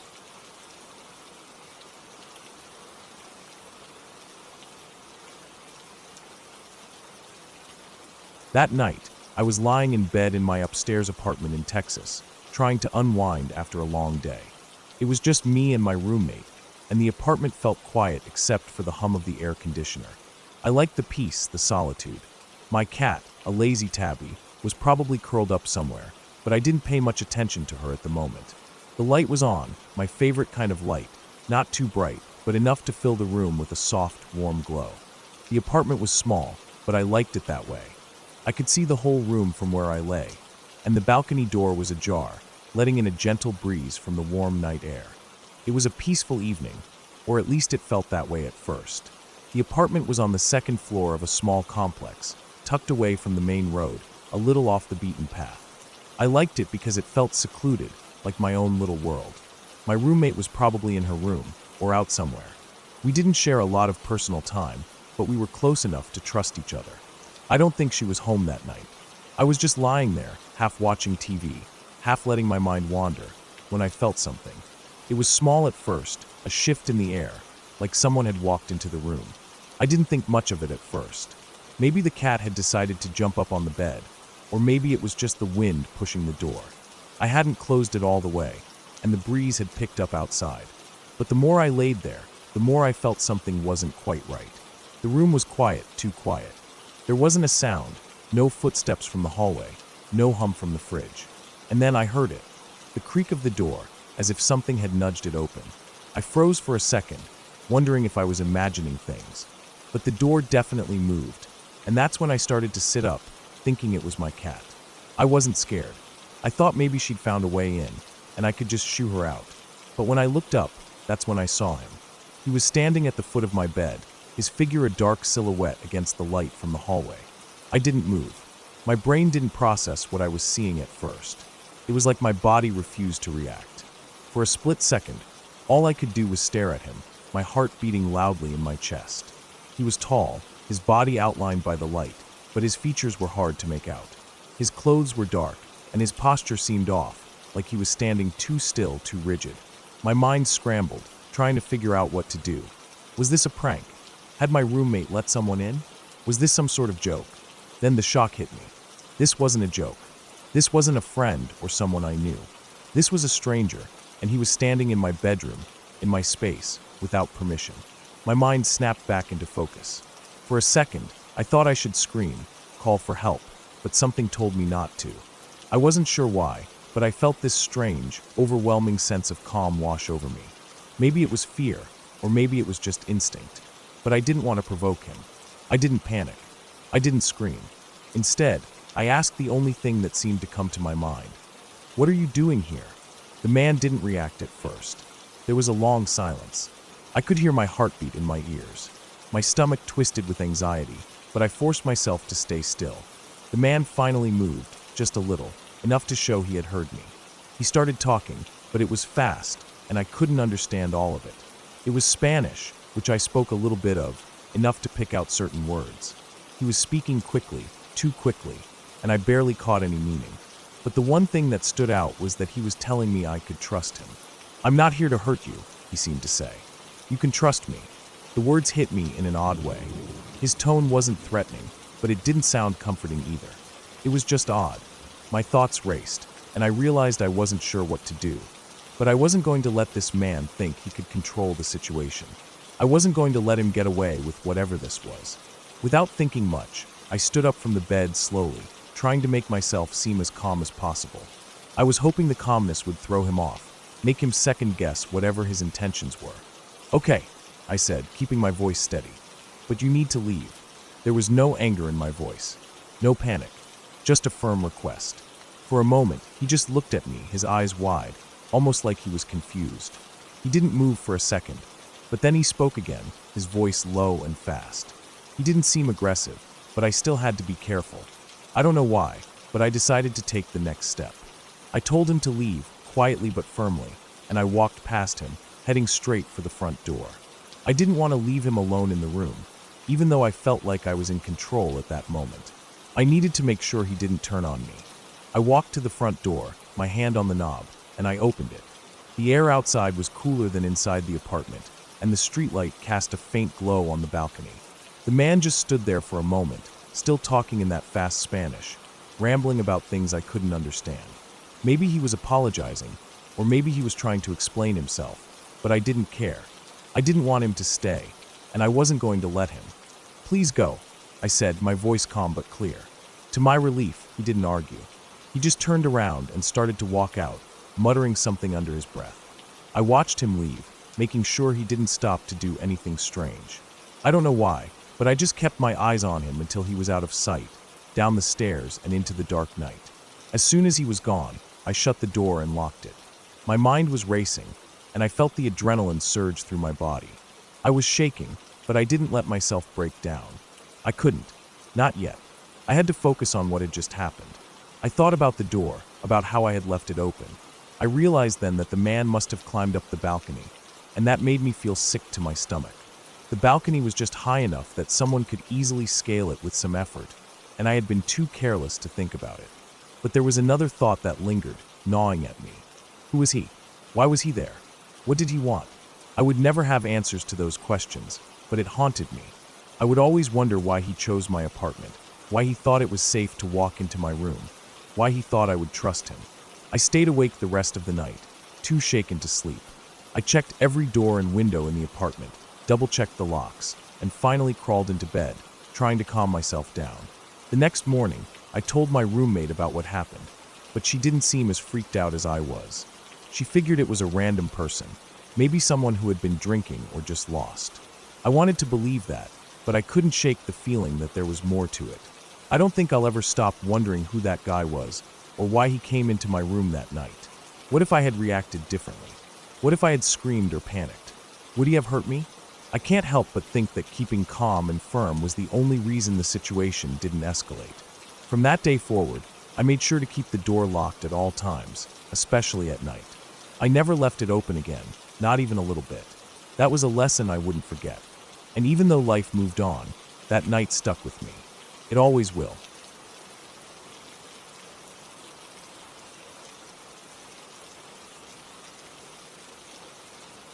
It was around 3 a.m. when I was driving home from the gym. The workout had left me feeling drained, and the only thing I wanted at that moment was to get home, shower, and collapse into bed. My house was about 40 minutes away from the gym, and to save some time, I always took a back road route. It was a less traveled road, winding through thick woods and open fields, the kind of place where you wouldn't be surprised to see a deer or a raccoon dart across the road. The route wasn't just quicker, it was peaceful. It also had little to no cell service, which was a little unsettling sometimes, but that was the price I paid for the solitude. Tonight, though, that peace felt different. The stillness in the air was heavy, like something was waiting, and even though I couldn't quite place it, I had a feeling that something wasn't quite right. I brushed it off, just the exhaustion from the gym playing tricks on my mind. I was about halfway through the drive when I noticed something out of place on the side of the road. A white Honda CR-V. At first, it didn't seem all that unusual. It was just parked there, facing the road, headlights off, the engine silent. But then I saw that the car was alone, and there were no other vehicles around for miles. I had seen a few cars pulled over in the past. Sometimes people just need a break, or maybe they ran out of gas. But for some reason, this one caught my eye. I had been considering purchasing a CRV myself. It seemed like a perfect vehicle for my hiking trips, spacious enough to carry gear, but compact enough to handle rough roads. I thought, why not check it out? Maybe it was for sale. Maybe someone just left it there, and I could ask about it. In the back of my mind, I knew it probably wasn't the smartest idea to pull over on a deserted road like this, but curiosity got the best of me. I turned around and started heading back toward the car. As I pulled closer, the glow from my headlights illuminated the vehicle, and I noticed something strange. There was a man standing behind the car. At first, I thought maybe he was just stretching or waiting for someone, but there was something about the way he was standing that felt wrong. His posture was rigid, almost unnatural. The air seemed to grow colder as I slowed down. I figured I'd just be polite and ask if he needed help. But as I got even closer, I saw his face. That was when my blood ran cold. It wasn't just that he looked older. His eyes weren't just tired or confused. They were filled with anger. His face was drawn and pale, like he hadn't seen sunlight in days, maybe longer. But it wasn't just the way he looked that made my stomach churn. It was the way he stared at me. Pure rage behind those empty eyes. I hadn't even fully stopped the car before he started moving. At first, it was a slow, deliberate walk toward me. But then, without warning, he broke into a sprint. His arms pumped wildly, his face twisted into a mask of fury, and I could hear the crunch of the gravel beneath his feet as he rushed toward me. It didn't make sense.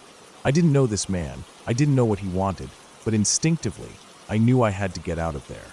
My mind raced. He was getting closer, and I could see the unmistakable shape of something in his hand, a bulge in his jacket pocket that looked like a gun. My heart hammered in my chest, and for a split second I froze. Panic flooded my body, and my hands shook on the steering wheel. Then, I snapped back to reality. I wasn't going to wait around and find out if he actually had a weapon. My foot slammed on the brake, and before I could even think, I slammed it into reverse. The tires screeched as I threw the car into gear and started backing up, the headlights catching the man's crazed expression as he closed in on me. I could hear his footsteps pounding the ground behind me, and the sound of him getting closer made the hairs on the back of my neck stand up. It felt like the longest few seconds of my life. My hands were sweating, my heart racing as I quickly scanned the road for somewhere to go. I saw a driveway a few hundred feet down the road, old, abandoned looking, and probably the only thing nearby that could offer any chance of escape. I floored the gas pedal and shot backward into the driveway, my tires kicking up dust and rocks. Without looking back, I whipped the car around, heart pounding in my chest, and sped down the road. The headlights of the Honda CRV were now in my rearview mirror, and I could see the figure of the man still chasing me, the dim outline of his car's headlights flickering as he jumped into it. Panic clawed at my throat as I pushed the accelerator harder, swerving around the tight curves of the road. I knew I had to get away, had to get somewhere where I could call for help. My mind was a blur. The car behind me wasn't backing off. It was relentless. I glanced at my rearview mirror again. The Honda was still on my tail, and I could just make out the shape of the man's face through his windshield. His eyes locked onto mine, full of fury. 20 minutes. That's how long he followed me, weaving in and out of the winding road behind me, as if he wasn't going to stop until he caught me. I knew this road like the back of my hand, but tonight, everything felt different. Each turn, each dip in the road, felt like I was getting closer to something terrible. I had to make it to the town. I had to get to the police station. I knew it was just up ahead, but I didn't know if I would make it before he caught up. Finally, I saw the bright lights of the town up ahead.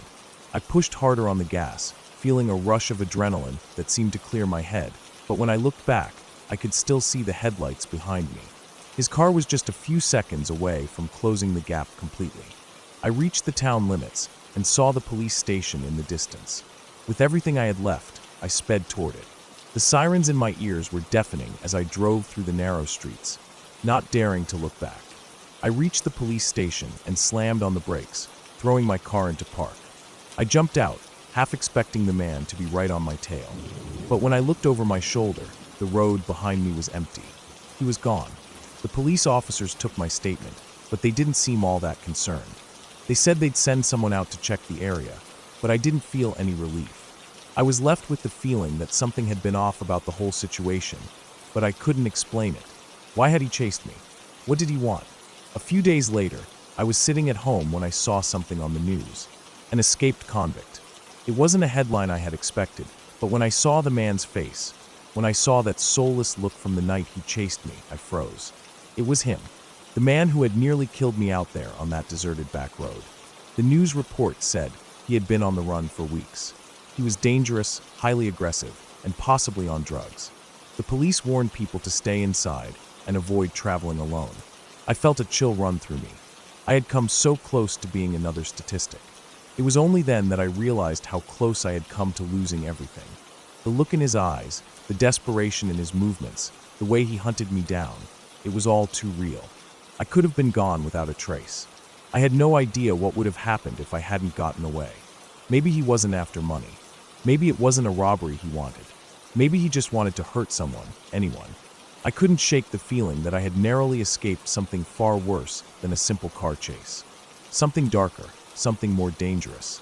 And to this day, I still take the long way around when I drive home at night. I never take that back road anymore. And I certainly never look twice at a white Honda CR-V ever again.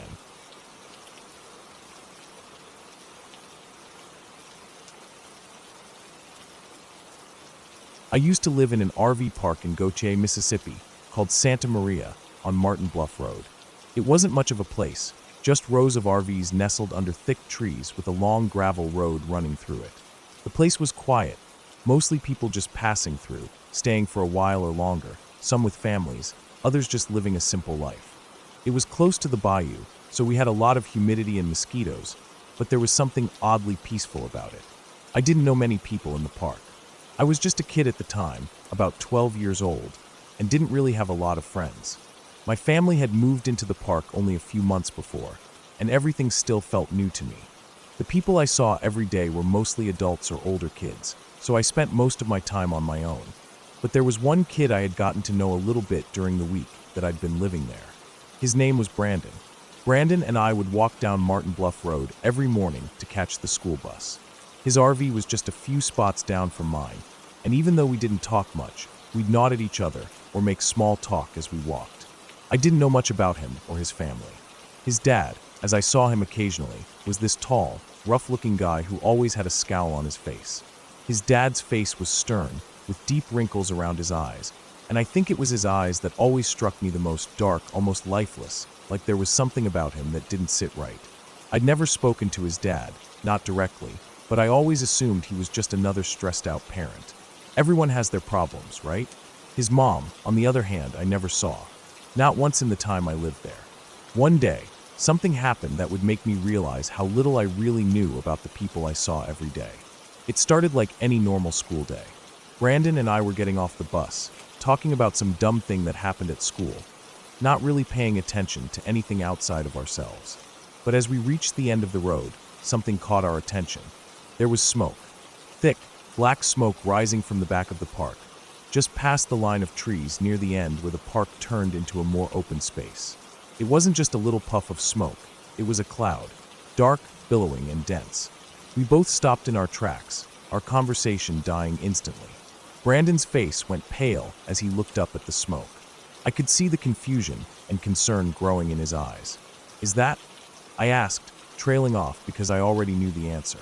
It looked like it was coming from the back of his RV. We started walking faster, our steps quickening as the smoke grew thicker. It was strange. I could feel my heart pounding in my chest. I didn't know why, but I had this sinking feeling. We turned the corner by the manager's office, and that's when we saw it. His RV was on fire. The flames were reaching up into the sky, licking at the sides of the camper, and the whole thing seemed to be engulfed. The heat was so intense that I could feel it from where I stood. The air around us was heavy with the smell of burning plastic, rubber, and something else I couldn't quite place. It made me want to gag. Brandon froze. His body went stiff as he stood there, staring at the flames. His mouth moved, but no sound came out.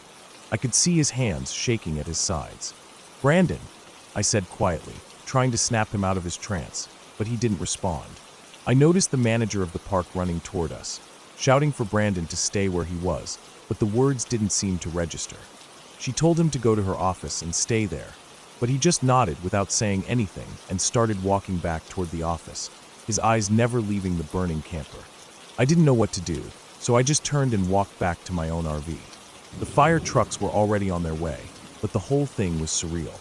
The whole scene felt like something out of a nightmare. It didn't feel real. When I got home, my mom was in the kitchen, cooking something for dinner, but when she saw the look on my face, she immediately stopped what she was doing. "Are you all right?" she asked, her voice full of concern. I didn't know how to explain what I had seen. I just shook my head and sat down on the couch. It felt like the whole world was a little off kilter. My mom must have seen how shaken I was because she asked me what happened. "The fire," I started, but I couldn't get the words out. "Brandon's RV is on fire." She raised an eyebrow. "Where's he?" "His dad." "I don't know," I said, feeling a lump form in my throat. "He was told to wait at the manager's office." I didn't want to go into it too much, so I just told my mom I'd stay inside and calm down for the night. But it was hard to shake the image of Brandon standing there, staring at the fire, not moving, like his entire world was going up in smoke. That night, I couldn't sleep. The whole scene kept replaying in my head. And then, late in the evening, there was a knock on the door. It was the manager, looking even more stressed than usual. "Is everything okay?" my mom asked as she opened the door. The manager nodded, but her eyes looked distant. "It's not good," she said, her voice trembling. "Brandon's mom, she's gone missing. They've been looking for her, but it looks like she left in a hurry." My stomach twisted. "Gone missing?" The manager nodded again, looking over her shoulder as if she were checking to make sure no one was listening. "We don't know the full details yet, but it's strange. They're saying she was helping someone with money. Her husband, Brandon's dad, found out, and now he's the one they're looking at."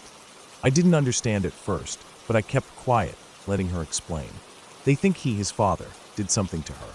They're not sure what exactly, but it doesn't look good. She's been gone for days, and they're just now starting to put the pieces together." The manager turned to leave, but as she did, she looked at me again. "If Brandon asks, just tell him she's missing. Don't say anything else." "Not yet. His dad, we don't know where he is." The next day, the police were everywhere. They were questioning everyone who lived in the park, and all the while, I couldn't shake the thought of what had really happened. I wanted to know more, but I didn't feel right asking anyone. I just kept my head down, stayed out of the way, and pretended like nothing was going on. Then a few days later, the news came. I heard it from one of the other kids at school. "Brandon's mom," she started, her voice hushed like she didn't want to say it out loud. "She's dead." I felt the blood drain from my face. I didn't know what to say. The details were more than I could have ever imagined. Brandon's dad had been hiding his wife's body for days after killing her. He'd been torturing her, and when he was done, he set the camper on fire to cover his tracks. They said she'd been giving someone money to help them out, but when her husband found out, he snapped. He knocked her out, tied her up, and put her in his trunk. He drove to the gas station, bought lighter fluid, and then took her to some quiet place in the woods. That's where he cut and tortured her before dousing her in lighter fluid and burning her alive. He didn't stop there, though. He cut off her head. It was the kind of story that made you sick to your stomach, the kind of thing you'd expect to hear in some dark crime novel, not happening right under your nose. I didn't know how to tell Brandon. How could I? How could I tell him that his mother was dead, that she'd suffered so horribly, and that his father was the one who had done it? He had no idea. He had no clue what had happened, and there was no way I could tell him the truth. Days went by, and Brandon was still in the dark. The police questioned him, but he didn't know anything, just like everyone else. His dad was caught eventually, but by then it didn't matter. I'll never forget the look on Brandon's face when he found out. It wasn't relief, it wasn't anger, it was just emptiness. His whole world had been destroyed, and nothing would ever fix it. Brandon never stayed in the park after that. His family left, and I didn't see him again. I don't know where he went, but I hope he found some peace. I wish I had been able to help him more, but I couldn't. It was one of those things that was too dark, too terrible for anyone to make sense of. And as for me, well, I learned a lot that summer. I learned that some people hide dark things behind smiles and faces you don't expect. That people can be twisted, that families can be broken in ways you never think possible. But most of all, I learned that sometimes the truth is the hardest thing to carry.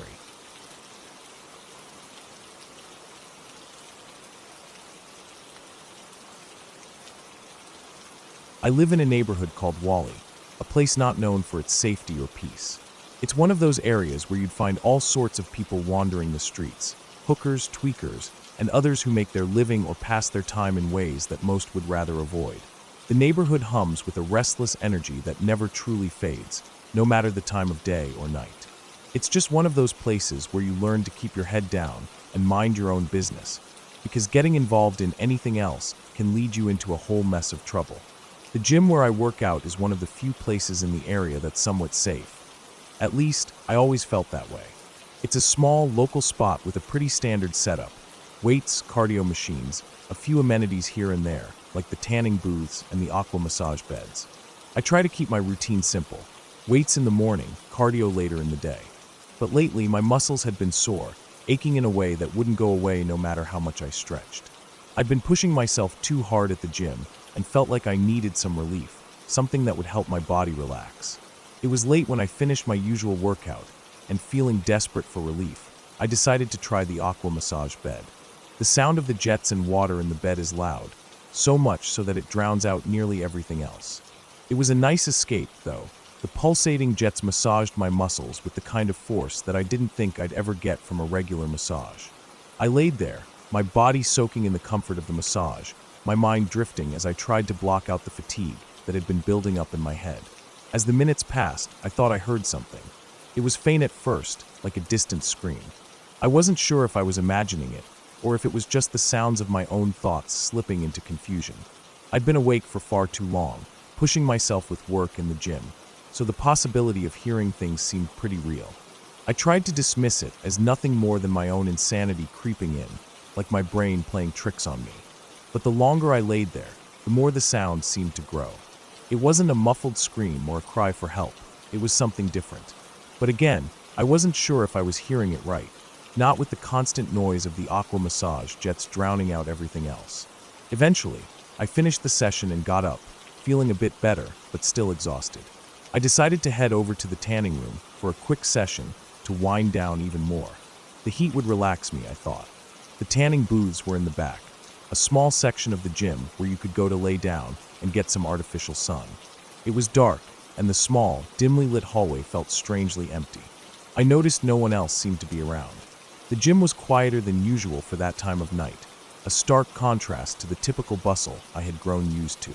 I opened the door to my usual tanning booth, one of the private rooms toward the end of the hall. The door creaked as it swung open, and for a brief moment, I stood there, almost hesitant. Something felt off, but I shook it off, telling myself it was nothing. I was just tired. Maybe the weird feeling was a product of my exhaustion. I was there to tan and relax, not to think about things that didn't matter. I stripped off my clothes and left them in a pile on the floor, stepping into the booth completely naked, ready to bask in the artificial heat. As I reached for the control panel to start the tanning session, I caught a glimpse of something strange in the corner of my eye. At first, I thought it was a trick of the light. But then, I looked again, and my heart dropped into my stomach. A young woman was lying on the floor of the booth. Her body was contorted in a way that made it look like she had been thrown there, dumped carelessly, and without regard. Her head and upper torso were split completely in half, the blood and tissue a horrifying mess of exposed flesh and shattered bone. Her legs were detached from her body, lying a few feet away, twisted and mangled in the dim light. The air around me felt thick with the metallic scent of blood, a smell so sharp that it stung my nose. My brain tried to make sense of what I was seeing, but it couldn't. It wasn't possible. It was something out of a nightmare, not something that could happen in real life. I froze. My body refused to move. My mind scrambled for an explanation. Any explanation, but it came up empty. My heart raced, pounding in my chest as the reality of what I was seeing set in. I wanted to scream, but my throat was dry, like all the moisture had been sucked out of me in that instant. The blood seemed to be everywhere, on the floor, on the walls, pooling in the corner. It was the kind of scene you'd expect to see in a crime scene photo, not in the quiet, dimly lit corner of a gym. Then I remembered the scream, the one I thought I had imagined earlier. Was that her? Had she been alive when I heard it? My mind started racing again, trying to put together the pieces. But nothing made sense. I stepped backward slowly, my legs trembling beneath me. I had to get out. I had to tell someone, but I didn't even know who to go to. The image of her face, her split open face, stayed burned into my mind as I stumbled out of the booth, not even bothering to grab my clothes. I ran down the hallway, heart hammering in my chest, my feet barely touching the ground. I didn't stop running until I was outside, gasping for breath in the cold night air. It was like the world had been turned upside down, like nothing could ever be the same again. My hands shook as I tried to calm myself down, but the image of the woman, her body torn apart, was still fresh in my mind, still playing over and over like a broken record. It wasn't until the next day that I finally found the courage to call the police. I didn't know how to explain what I had seen, but I knew it was the right thing to do. The officers came to the gym, asking questions, but I couldn't offer much. I had no idea who she was, how she had gotten there, or who had done this to her. The gym management was just as clueless, claiming they hadn't seen anything unusual. There were no security cameras in the hallway near the tanning booths, and no one had been there when I arrived. The police did their best to investigate, but the trail went cold. They couldn't even find out who the woman was, let alone who was responsible for her death. All they had was a gruesome crime scene and my testimony of finding her. I tried to move on, tried to convince myself that it wasn't my fault, that there was nothing more I could have done. But the guilt gnawed at me, day after day, year after year. I couldn't forget her face, her body. I couldn't get the smell of blood out of my nose. Every time I closed my eyes, I saw her again, like a ghost I couldn't escape. 5 years have passed since that night, but it feels like it was just yesterday. I still think about her constantly. I wonder what her name was, who she was, what her life had been like before that night. And I wonder if there was anything I could have done to save her, if I could have done more. But in the end, I know I can't change what happened. I can only carry the weight of it with me, hoping that someday I can find peace, though I know it might never come. I'll never be able to shake the image of her, never forget the horror of finding her like that. And I know that this will haunt me for the rest of my life, until the day I meet my Creator. I'll carry that guilt with me, and it will never go away. All I can do now is live with it, as heavy as it is.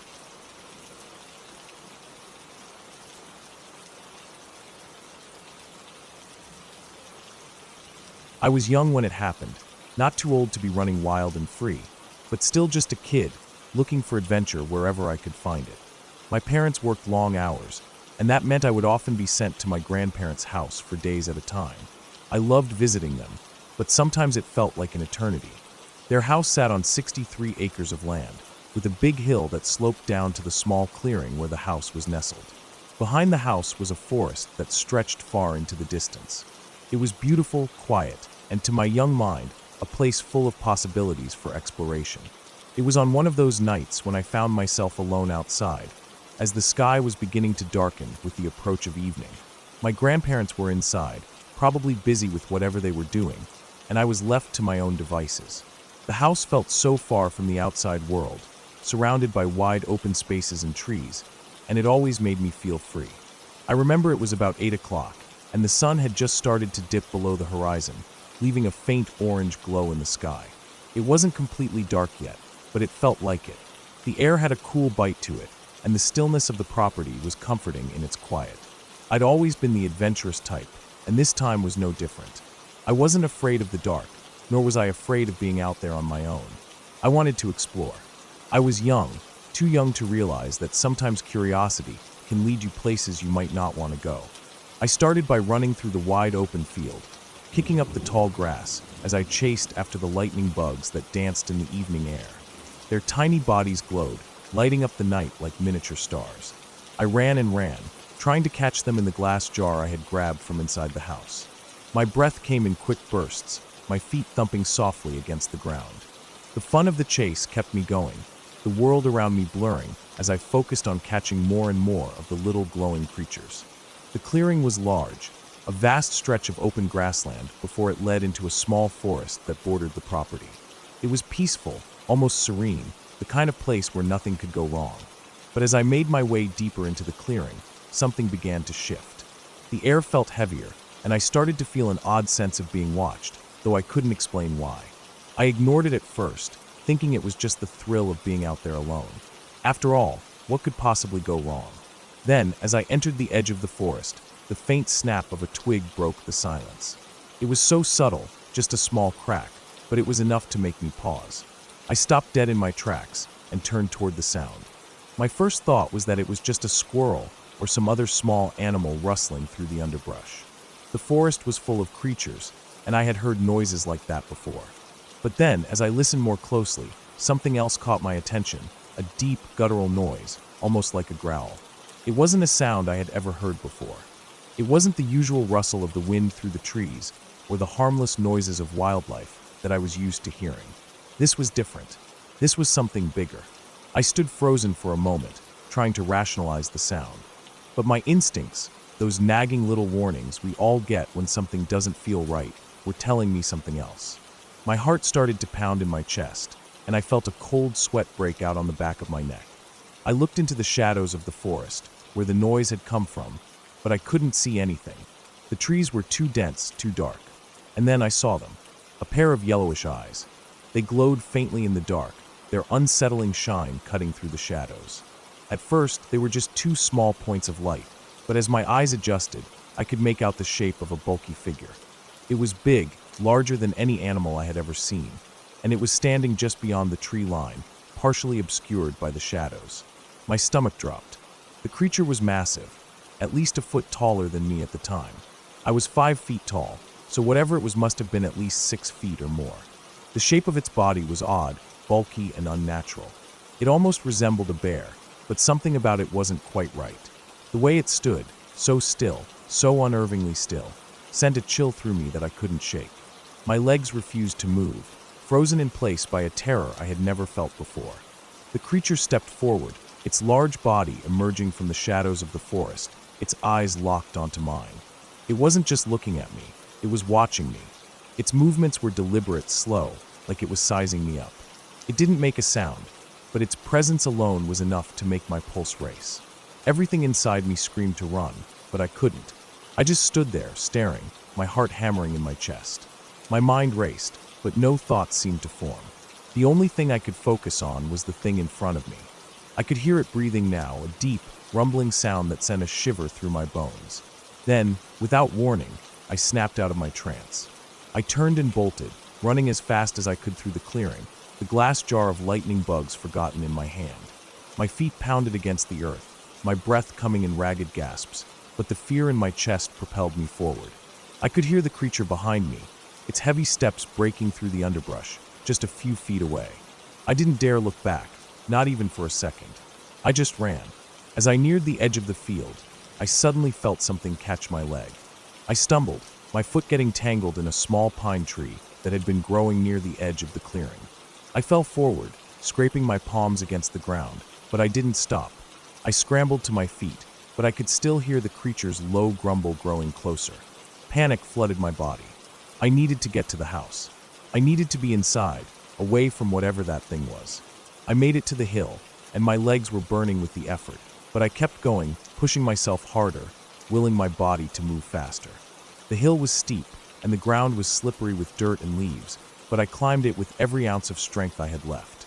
I could hear the creature behind me now, its footsteps heavy and relentless. My body was shaking, but I didn't stop. I was almost to the top. Almost there. When I finally made it to the top, I screamed for my grandparents. I was sobbing now, barely able to control my breath, but I kept calling out. The fear was overwhelming, a cold, clammy feeling that spread through me. I was trembling uncontrollably, and I could still hear the creature grumbling, now much farther behind. I didn't wait to see if it was still following me. I turned and ran to the door, slamming it open and stumbling inside. My grandma was in the kitchen when I burst through the door. She looked up, startled, and before I could say anything, I broke down in tears. She rushed to me, asking what happened, her face filled with worry, but I couldn't form words. All I could do was point to the window, trembling, and try to explain what I had seen. My grandpa came rushing in from the other room, his face going pale when he saw how scared I was. He started to panic too, telling me to never go near the forest again. I didn't understand why at first, but it didn't matter.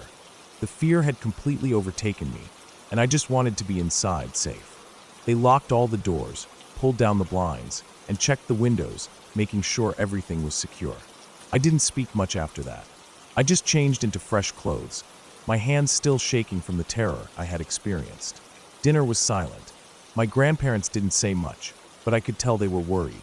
I wasn't sure what had happened that night, but I knew one thing for sure. I would never go near that forest again. And I didn't. Not then, and not after. That night changed something in me. It took away my fearlessness and replaced it with a cautious awareness that I carried with me forever. I never looked at the forest the same way again. Every rustle in the trees, every snap of a twig, sent my heart racing, and I couldn't shake the feeling that whatever I had encountered that night was still out there, watching. I never went back out into the woods alone again.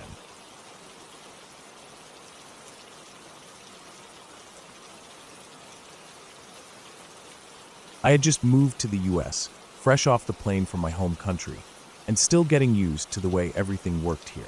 I didn't know much about the area, but I was trying to be brave. I was in my early 20s, figuring out life, and thankfully, I had a friend who had been living here for a while. She and I got along well, and when we were both invited to a concert, I didn't think twice about going with her. The concert was in a downtown area, lots of people, lots of energy, the kind of vibe that made me feel alive. The night was a blur of music and excitement. We were having a great time. But as the concert ended, my friend, let's call her Emily, suddenly seemed a bit distracted. She had been texting someone all night, and I could tell it was important. She turned to me with a smile, but I could see the worry in her eyes. "Hey, can we swing by my date's place?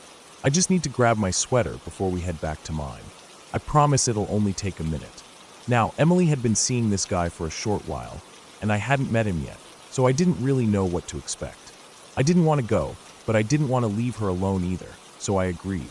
She had asked me to stay at her place that night anyway, so I had no choice but to go with her.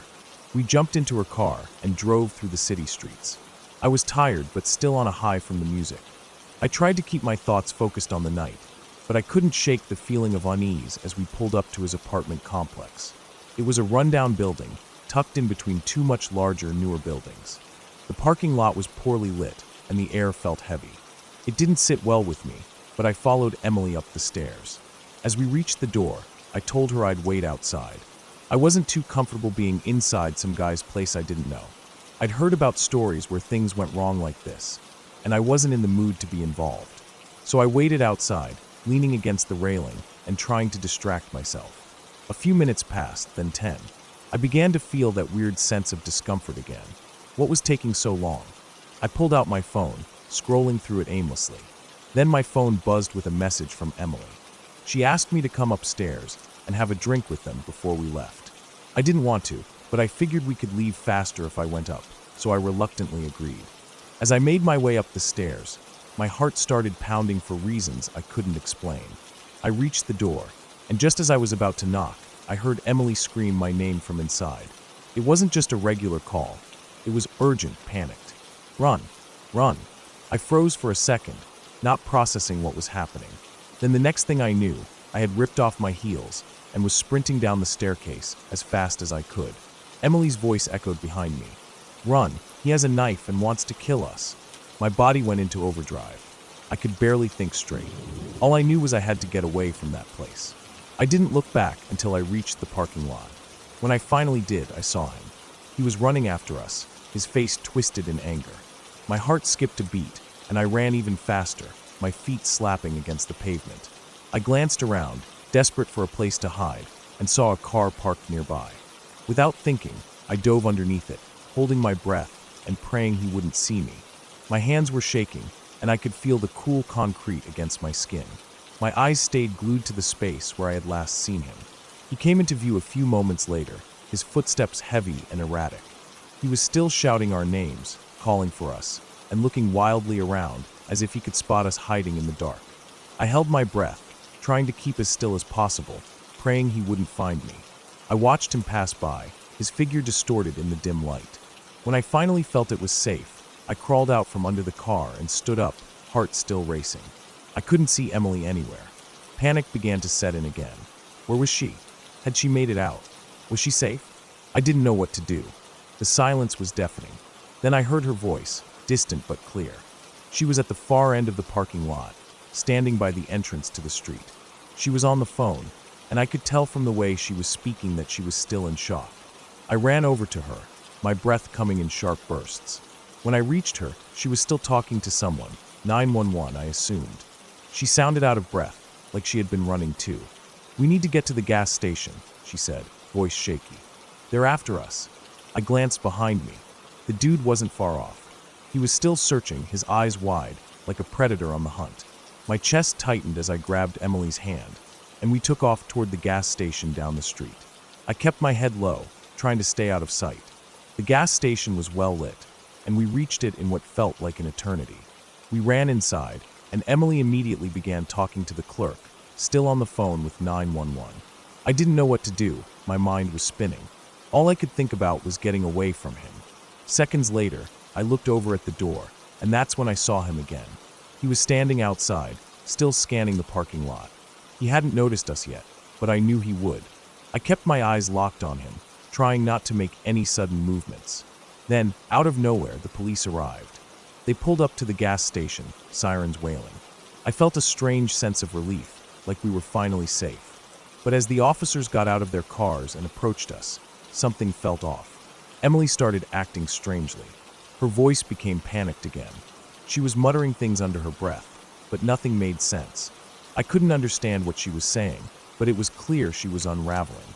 "The police are fake," she said suddenly, her eyes wild. "They're not real. They're going to kill us too." I didn't know what was happening. I was too tired, too scared to process it all. One of the officers came over to me, asking questions. I could barely understand them with my broken English. They asked me what had happened, and I tried to explain. I don't even know if I made sense. But then it all went from bad to worse. Emily was freaking out even more now, shaking and crying. She started pushing at the officers when they tried to calm her down. One of them reached for her arms to restrain her, and she reacted violently, punching me in the face as she flailed. The officers stepped back, looking at me. "What drugs are you girls on?" one of them asked. I shook my head, confused, not even sure what was happening. "I don't do drugs," I replied, my voice barely above a whisper. The sheriff approached me next, his face stern. "If she doesn't calm down, we'll have to take her in." He pointed toward Emily, who was still struggling against the officers. She was half-dressed now, shirtless and screaming. The scene felt like something out of a nightmare. It wasn't real. It couldn't be. But it was. Eventually, they managed to handcuff her, and she was loaded into an ambulance. I was left standing there, alone with the officers. They told me they would take me to the hospital to see her, and I followed them, still in a daze. At the hospital, they took us to a small room where Emily was lying on a bed, still handcuffed. 2 officers stood by her, trying to keep her calm. She was babbling nonsensically, her words barely making sense. She kept talking about how everything was a setup, how the police were after us. She kept going on about the knife, about the guy, about how everything was part of some conspiracy. I didn't know what to do. The officers were asking me to help calm her down, but she was beyond reasoning. I was exhausted, mentally and physically, and I just wanted to go home. After a few hours, they finally let me leave. Emily was still unstable, still ranting. I gave her a hug before I left, but I didn't know if she even recognized me at that point. For days, I didn't hear from her. Then she called me, as if nothing had happened. She was calm, like she hadn't just lost it the other night. She asked if I could help her with her hospital bill, and that's when she told me the truth. She had brought weed with her to the apartment, and that's why she had flipped out. The thing is, after that night, I kept my distance from her. She and the guy kept dating for a while, but something in me told me that she wasn't who I thought she was. I had no idea what was really going on in her life, and I wasn't sure I wanted to know anymore. The whole night still haunts me, though. The panic, the fear, the chaos, it felt so real. And even though everything settled down in the end, something in me knew that I would never forget what happened. Sometimes, I wonder if Emily ever really came down from that night, or if she's still running from whatever she was hiding.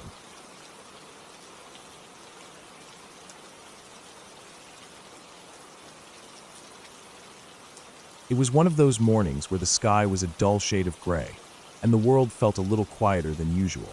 I was on the phone with my friend, Jordan, like I had been nearly every morning since he'd gotten his new job.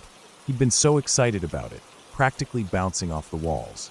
He'd finally managed to land a decent position after months of searching, and I couldn't have been happier for him. "I'm about to head out, walk my dog, the usual," I told him, glancing at the clock. It was just before 7 a.m., and I could hear the low hum of the city starting to wake up in the background. The streets outside my window were still mostly empty, except for a few early risers, just like me. Yeah, I'm already here, he replied, his voice light, filled with that anticipation. He always hated being late, especially on his first day. I got here early, so I wouldn't be rushing in. You know me. I smiled to myself. It was such a Jordan thing to do, always over-prepared, always trying to stay ahead of the game. I'll let you get to it then, I said. Call me later. We exchanged goodbyes, and I put my phone in my pocket as I grabbed the leash for my dog. I opened the door, the morning air still chilly against my skin. But just as I started walking down the stairs, I heard it, Jordan's voice, sharp and panicked. Oh shit, oh shit, oh shit, oh shit. The frantic words came through the phone clearly, making my heart race. Jordan, what's going on? I asked, rushing back into the building and holding the phone to my ear. My dog, an energetic lab mix, was looking at me with curiosity, sensing that something was wrong. I don't know, Hillary. I don't know, his voice broke. There was a moment of silence, followed by the unmistakable sound of him gagging. Jordan, are you okay? What's happening? My stomach dropped. I could hear him retching, gasping for air as though he couldn't breathe properly. I can't, he gasped again, the sound of him throwing up loud in my ear. I froze, the blood running cold in my veins. Jordan, what is it? Tell me what's happening. Should I call the police? I asked, already pulling my phone away to dial the emergency number, but he stopped me. No, don't. I'll call you back. His voice wavered, as if trying to pull himself together. But he didn't call back. I stood there, staring at my phone. I kept waiting for the call, my heart pounding in my chest. But it never came. The minutes passed, dragging on like hours. I started pacing around my living room, trying to make sense of what had just happened. Was he messing with me? It didn't sound like a joke, not when he was throwing up like that. I knew something was wrong, and I was terrified. 2 hours later, my phone buzzed with a text message from him. My hands shook as I read it. Bag on the door. It's a human skull. And a limbs. Cops are here. I stared at the screen for a long time, reading and rereading the words as if they'd change. They didn't. My breath hitched in my throat, and I felt the blood drain from my face. What the hell was he talking about? What had happened at his job? I could feel my pulse pounding in my ears as the words sunk in. I tried calling him, but it went straight to voicemail. I texted back, asking if he was okay, if he needed anything, but there was no response. I paced, my mind spiraling with terrible thoughts. What could possibly explain something like that? A bag on the door, human limbs, a skull. I don't know how long I stood there in a daze, but eventually my phone buzzed again. This time it was a photo, sent from Jordan. It was blurry, taken from a distance, but I could make out the unmistakable flashing lights of police cars and a few officers standing near a building. I zoomed in on the image, my stomach lurching as I tried to comprehend what I was looking at. The front door of the building, Jordan's new job, was framed by yellow police tape. There were 2 officers standing near the door, and the outline of something large was visible. It looked like a bag. I didn't wait any longer. I called the police. I was a mess of panic and questions. I told them everything I knew, everything Jordan had told me. I don't know what I was expecting, but I knew one thing for sure. This wasn't just some prank. The phone rang in my ear for what felt like an eternity before someone finally answered. I explained everything again, and they assured me that an officer would be in touch with Jordan soon. But as the minutes passed, my fear only grew. I couldn't sit still. I couldn't breathe properly. My mind kept circling back to the words Jordan had texted. It's a human skull. And limbs. I kept checking my phone. There was nothing else from Jordan. Not a word, not a call. And I kept wondering why he hadn't called me back. Was he safe? Had he seen the bag himself? Was he involved in whatever mess this was? A few hours later, Jordan finally texted again. The message was short. They're sending me home. I blinked, unsure of how to feel. At least he was okay. But what did that even mean? He was sent home, after seeing something like that? Was he in shock? What was going on? It took a while for him to answer my next text, but eventually, he sent another photo. This time, the bag wasn't visible, but the image showed the police taking notes, talking to Jordan. The building was eerily quiet in the background, the doors locked, and the lights flickering as if the place had been abandoned. When he finally called me again, his voice was shaky, almost too quiet. He apologized, though I didn't know for what. It didn't matter. My first question was the only thing I cared about. What happened, Jordan? What was in the bag? There was a long pause before he spoke. I don't know, Hillary. I don't know who put it there, but it was real. It was a human skull and parts of a body, just chopped up. It was disgusting. The police were trying to figure out who did it, but they said it looked like someone just left it there as a warning. They don't know if it's connected to the job or what, but they told me to go home. I'm not going back there. I can't. He sounded broken, his voice almost a whisper. I wanted to tell him everything would be fine, but I couldn't. Not when I was just as scared as he was. The next few days were a blur. I tried to keep in touch with Jordan, but it was hard to get a hold of him. He was all over the place, trying to process what had happened. I couldn't blame him. I wouldn't have known what to do either. The police didn't find anything definitive. They didn't find out who left the bag, or why it had been placed on the door. The investigation fizzled out quickly. They didn't think it was related to his job, or any of the people he worked with. But the fact that it happened at all, that stuck with me, and I could see it was weighing on Jordan too. After that, he never returned to work. He didn't feel safe, and honestly, I didn't blame him. No one ever found out who was responsible for what happened at that job, and after a while, it just became another unsettling memory that faded into the background of our lives. But Jordan never spoke about it again. Every time I brought it up, he'd change the subject. He moved on, found another job, and tried to rebuild his life. But every now and then, when he thought no one was watching, I could see the shadow of that day in his eyes. That bag, the limbs, the skull, they were still there, haunting him in ways he couldn't even explain.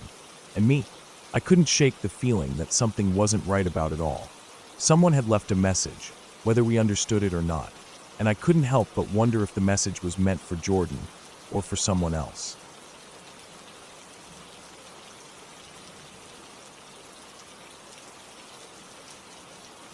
I got home from work just as my boyfriend was getting ready to leave for his shift.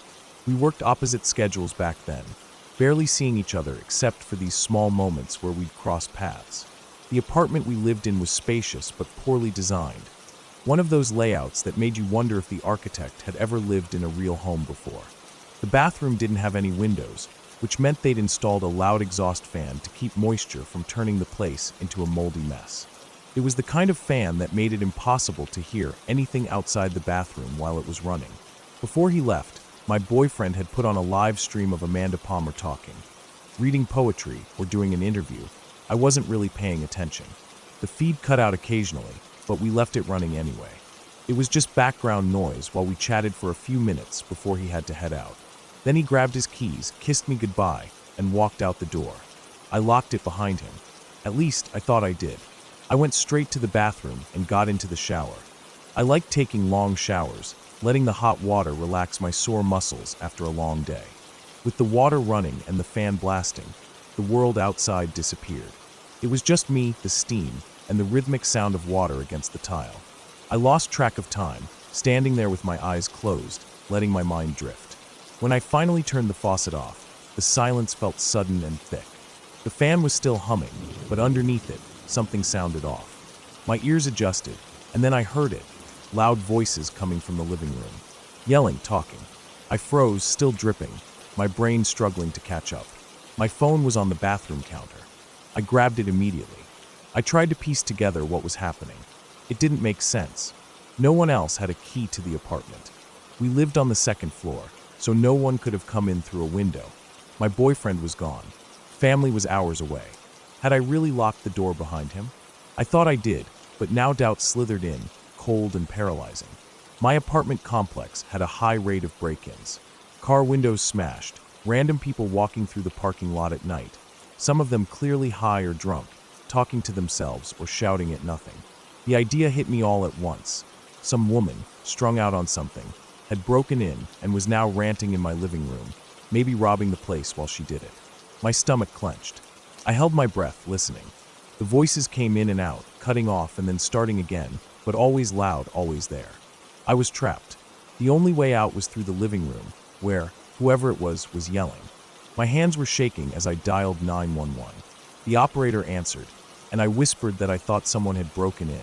I told them where I lived, explained that I was stuck in the bathroom, that I could hear someone. The operator stayed calm, told me to stay on the line. They were sending officers immediately. The wait stretched forever. My heart was pounding so hard it felt like my ribs would crack. I kept straining to hear, but I was too scared to turn off the fan completely. The voice was still there, too loud, filling the space outside the door. The operator stayed with me, giving me updates. Officers were almost there. We worked out a plan. My bathroom door opened straight into the living room, just a short run to the front door.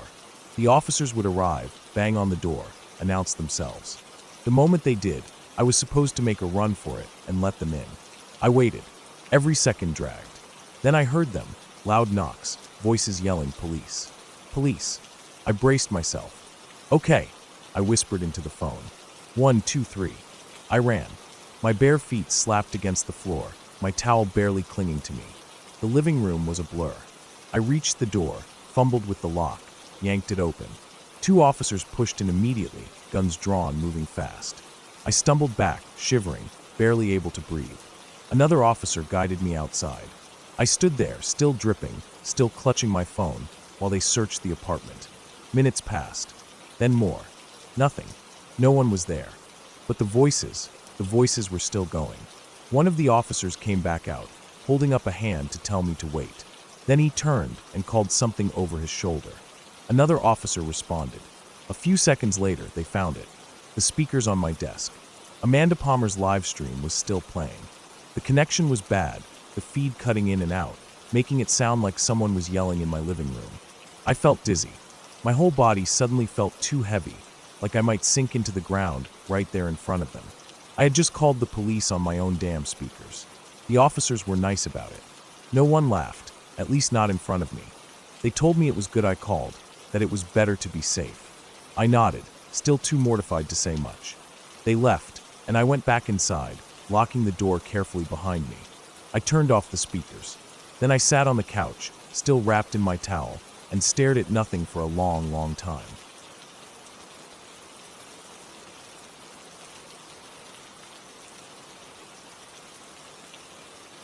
I was 13 when I ran away from home. I don't remember the exact date, but it was winter, and the cold bit at my skin as I walked along the highway. I had no real plan, no idea where I was going, just a desperate need to get away. My breath came out in little puffs of fog, my fingers numb inside the thin gloves I had grabbed before sneaking out of the house. I was tired, hungry, and freezing, but I told myself that anything was better than home. The road stretched out endlessly ahead, empty except for the occasional car speeding past. I stuck my thumb out whenever I saw headlights approaching, hoping someone would stop. Hitchhiking was normal back then. People did it all the time. I wasn't scared. I was just a kid, and I had no reason to be afraid. After what felt like forever, a car pulled over. It was an old sedan, dark-colored, with rust spots along the wheel wells. The window rolled down, and I saw a man and a woman inside. They both looked middle-aged, maybe in their 40s. The man had a thick mustache, his face lined with deep wrinkles, and the woman had short, curly hair and a friendly smile. They looked normal, just a regular couple out for a drive. The woman leaned over and asked me where I was heading. I told her I didn't know. She laughed and said they could take me as far as the next town. That sounded fine to me. I was cold and tired, and a warm car seemed like a gift. I slid into the back seat and shut the door. The heat inside was immediate, wrapping around me like a blanket. I let out a sigh of relief and rubbed my hands together. The woman turned to face me, her eyes warm and motherly. She asked me questions, where I was from, why I was out alone so late. I gave her vague answers. I didn't want to talk about home. She didn't press. She just smiled and nodded, like she understood. The man didn't talk much. He kept his eyes on the road, his hands steady on the wheel. Now and then, he would glance at me in the rearview mirror, his dark eyes unreadable. I didn't think much of it. He was just a quiet guy, I figured. Some people weren't big talkers. The car smelled musty, like old fabric, and something else I couldn't quite place. I thought maybe it was just the scent of the car's interior, but it was strong, clinging to the back of my throat. I didn't say anything about it. We drove for a while, passing through stretches of forest and empty road. The woman kept talking to me, her voice soft and comforting. She reminded me of a teacher I once had, one who was always kind, who never raised her voice. It made me feel safe. I let my guard down. At one point, the man turned onto a smaller road, less traveled. The pavement was rough, full of cracks. I looked out the window, watching as the trees pressed in closer. It felt more isolated out here. I asked where we were going, and the woman smiled, saying it was just a shortcut. I believed her. I didn't have a reason not to. The further we drove, the heavier the air inside the car seemed to get. The smell was stronger now. It was sickly sweet, cloying. I shifted in my seat, suddenly uncomfortable. My fingers twitched, and for the first time, something inside me whispered that maybe I had made a mistake. I looked at the back of the man's head, at the way his knuckles were white against the steering wheel. I looked at the woman, her hands folded neatly in her lap, her nails perfectly trimmed. She smiled at me again, but this time, it felt different. Something about it was wrong. My heartbeat picked up. I told myself I was just being paranoid. They were just a nice couple giving a ride to a girl who needed help. That's all. But my stomach twisted, my instincts screaming at me that something wasn't right. The woman turned back to face the road, her expression calm.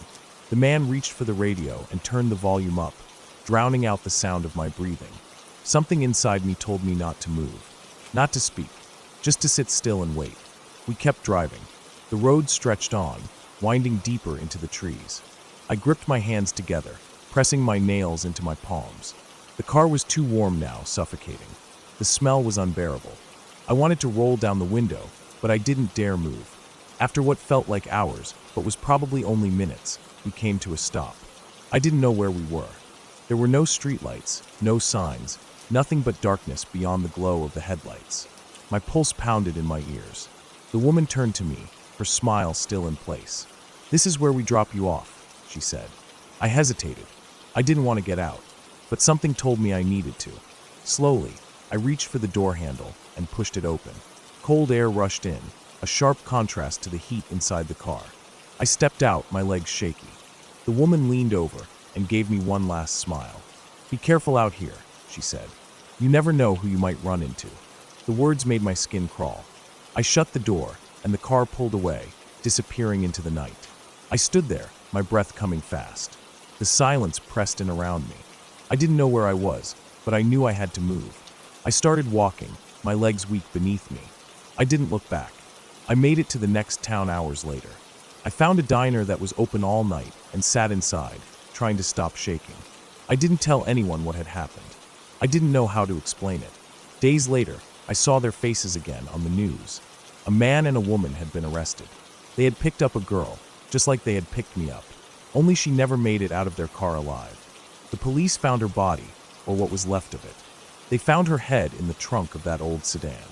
The same trunk that had been right behind me the whole time I was sitting in that back seat. I don't remember much after that. Just the way my stomach dropped, the way my hands started shaking all over again. The news anchor kept talking, but I couldn't hear the words. I could only hear my own breathing, loud and ragged. I had been sitting inches away from a dead girl's severed head. I had been in the car with killers, and I had survived. I never told anyone, not for years. And even now, when I think about it, I can still smell that sickly sweet scent. It never really leaves me. I got lucky. That's all it was. Luck.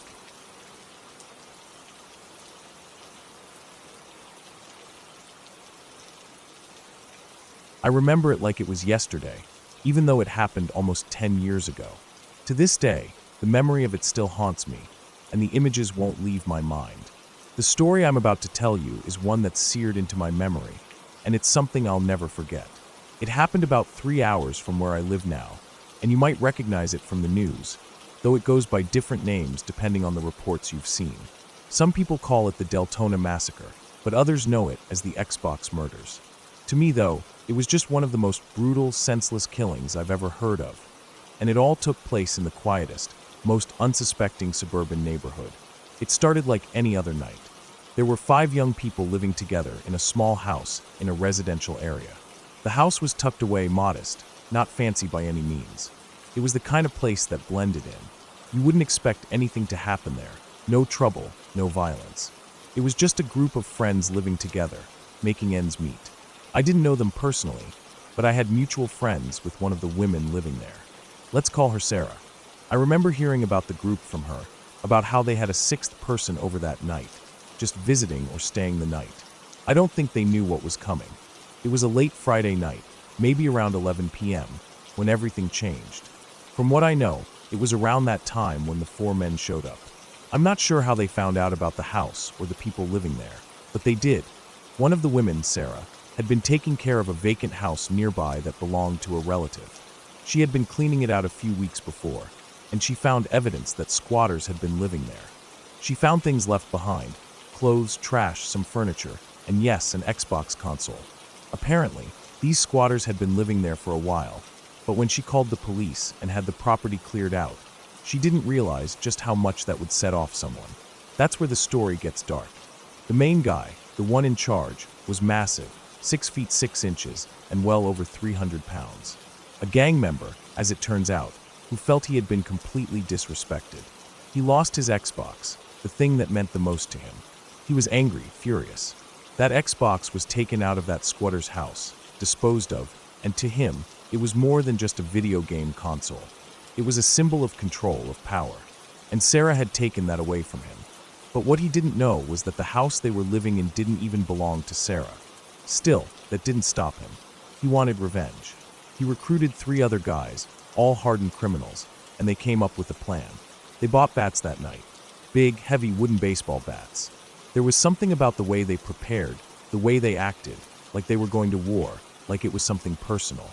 The group of men came to the house, and without any hesitation, they stormed in. They broke the door down, crashing into the quiet home, waking everyone up in an instant. The 5 friends, Sarah and her roommates, had no time to react.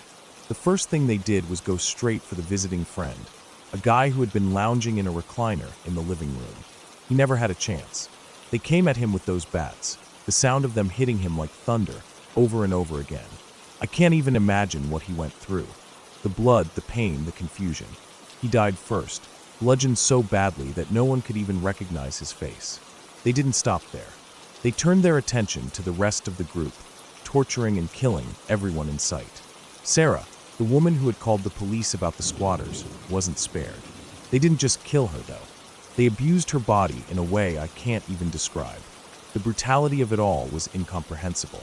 And as if that wasn't enough, they turned on her pet dachshund, stomping it to death, crushing its small body underfoot like it was nothing. The whole scene was something out of a nightmare. There was no mercy, no hesitation, just pure, senseless rage. They killed them all: Sarah, her friends, the visiting guest, even the dog. All of them bludgeoned beyond recognition. The house, the furniture, the walls, all of it stained in blood. The violence was so extreme that I have a hard time even wrapping my mind around it. To think that 4 men, complete strangers, could walk into someone's home and end the lives of everyone there, including an innocent little dog, just because of something as small as an Xbox. It wasn't just senseless, it was pure evil. The next morning, friends of the victims showed up at the house. One of them had come to pick up one of the women for work, but when they knocked and no one answered, they went inside. The scene they found, well, it's something you can't unsee. The bodies were sprawled out everywhere, some in the living room, others in the hallway. The blood, the mess, it was beyond anything anyone could have imagined. The police were called immediately, and soon the area was swarming with officers. They had to make a case out of it, piece together what happened. But the story behind the killings, it wasn't something they had anticipated. What followed was a long investigation. The police quickly found out that the man behind the massacre was the gang member, the one who had been wronged by the loss of his Xbox. His rage had driven him to murder, to destroy lives over something that, in the grand scheme of things, meant nothing. They tracked down the others involved, pieced together their movements, and eventually caught them all. It didn't take long before they were all arrested. The ringleader, the 6 feet 6 inches gang member, was sentenced to death, and so were 2 of the other men. The last man, the one who hadn't been as involved, got life in prison. The whole thing felt unreal. It wasn't like a robbery gone wrong or a crime of passion. It was cold, calculated. These men went into that house with one goal in mind: to destroy, to punish those they held responsible, even if those people had never done anything to them. I still can't shake the feeling that something so senseless could happen just a few hours away from where I live. That something like that could take place in a quiet, unassuming neighborhood. To think that 4 men could decide to take the lives of people they didn't even know, all over an Xbox. That's what haunts me. That's the part that doesn't make sense. It's not like they had some deep personal connection to the victims. They were strangers, and yet they decided to end their lives in the most brutal way imaginable. The house where it all happened was eventually abandoned, left in the same state it had been found. No one ever lived there again. The town never really recovered from it, either. People were shaken. The local news stations ran the story for weeks. And yet, no matter how much time has passed, it still hangs over the place, over everyone who lived through it, even those of us who didn't know the victims. What strikes me most, though, is how little it took to set this all in motion. Just a simple act of cleaning up a property, disposing of some old things. Things that meant nothing to most people, but apparently meant everything to the killer. And in an instant, it became a trigger, an excuse to do the unthinkable. And it wasn't just the lives of those 5 people that were destroyed that night. It was also the lives of the men who committed the murders. They too destroyed themselves in a way that can't be undone. It's been years since that night, and I still can't shake the images of the victims, the senselessness of it all. What could have been done differently? Could anyone have stopped them? The thought of it makes me sick. This wasn't just a random act of violence. It was a premeditated, brutal massacre. And for what? Over something as trivial as an Xbox. I've thought about it so many times since then. What it must have been like for the victims, those last moments of their lives. The terror they must have felt. The violence that tore through that house, through their lives. And I wonder, what does it take to turn a human being into something capable of such brutality? I don't have answers. I don't think anyone does. All I know is that the people who died that night, they didn't deserve any of it. It didn't matter that they were strangers to the killers. They were still human beings. And the senselessness of it all is what will stick with me forever.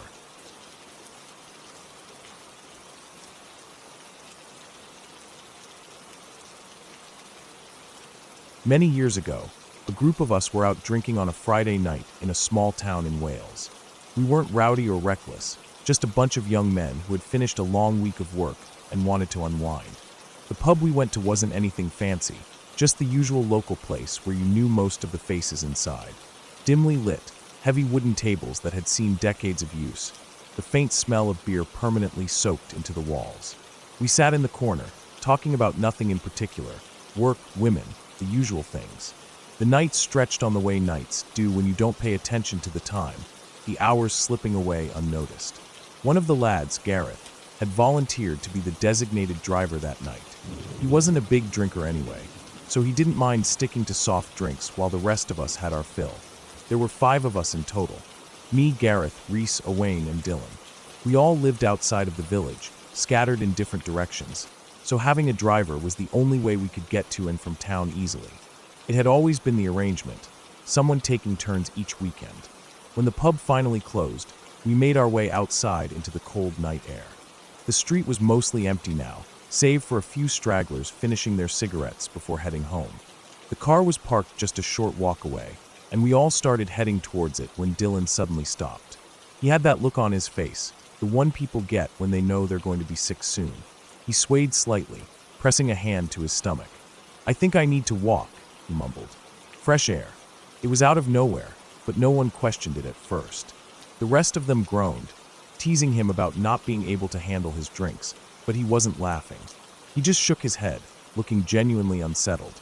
He didn't even seem that drunk, but something was clearly off. And that's when it happened.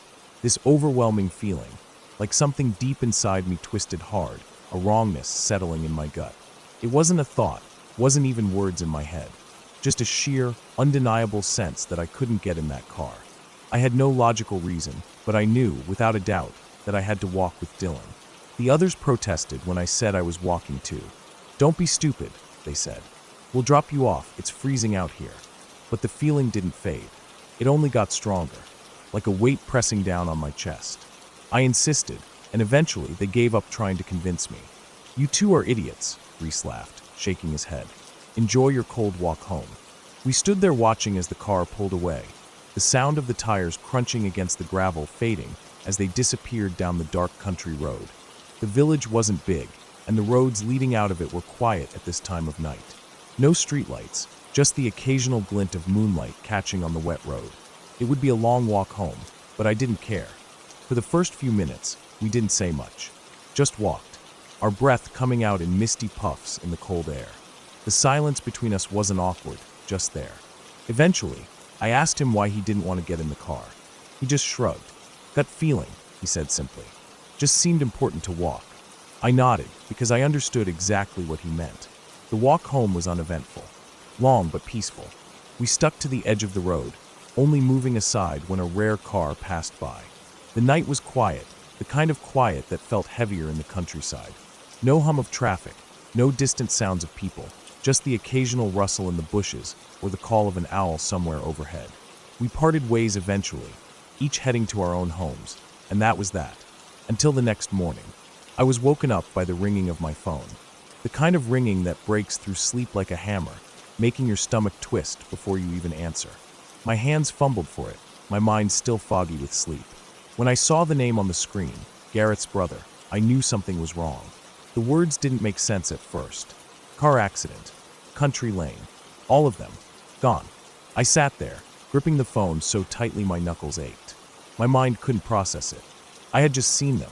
We had been laughing, joking, teasing Dylan about being sick. It didn't feel real. It couldn't be real.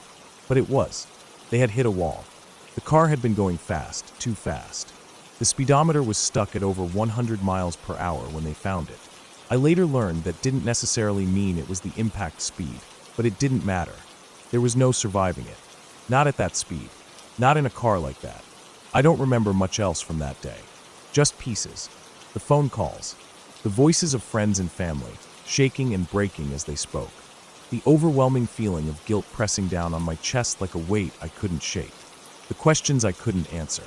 Why did Dylan and I feel that way? Why did we walk? What if we had convinced them to walk too? What if we had tried harder? People told us it just wasn't our time, that we were lucky, but it didn't feel like luck. It felt wrong, like something had been shifted off course. I spent months replaying that night in my head, over and over, trying to make sense of something that had no logic to it. And in the end, I realized there was no answer. All I knew was this. Since that night, I have never ignored a gut feeling. Not once. I don't question it. I don't try to reason with it. I listen, because sometimes you don't get a second chance.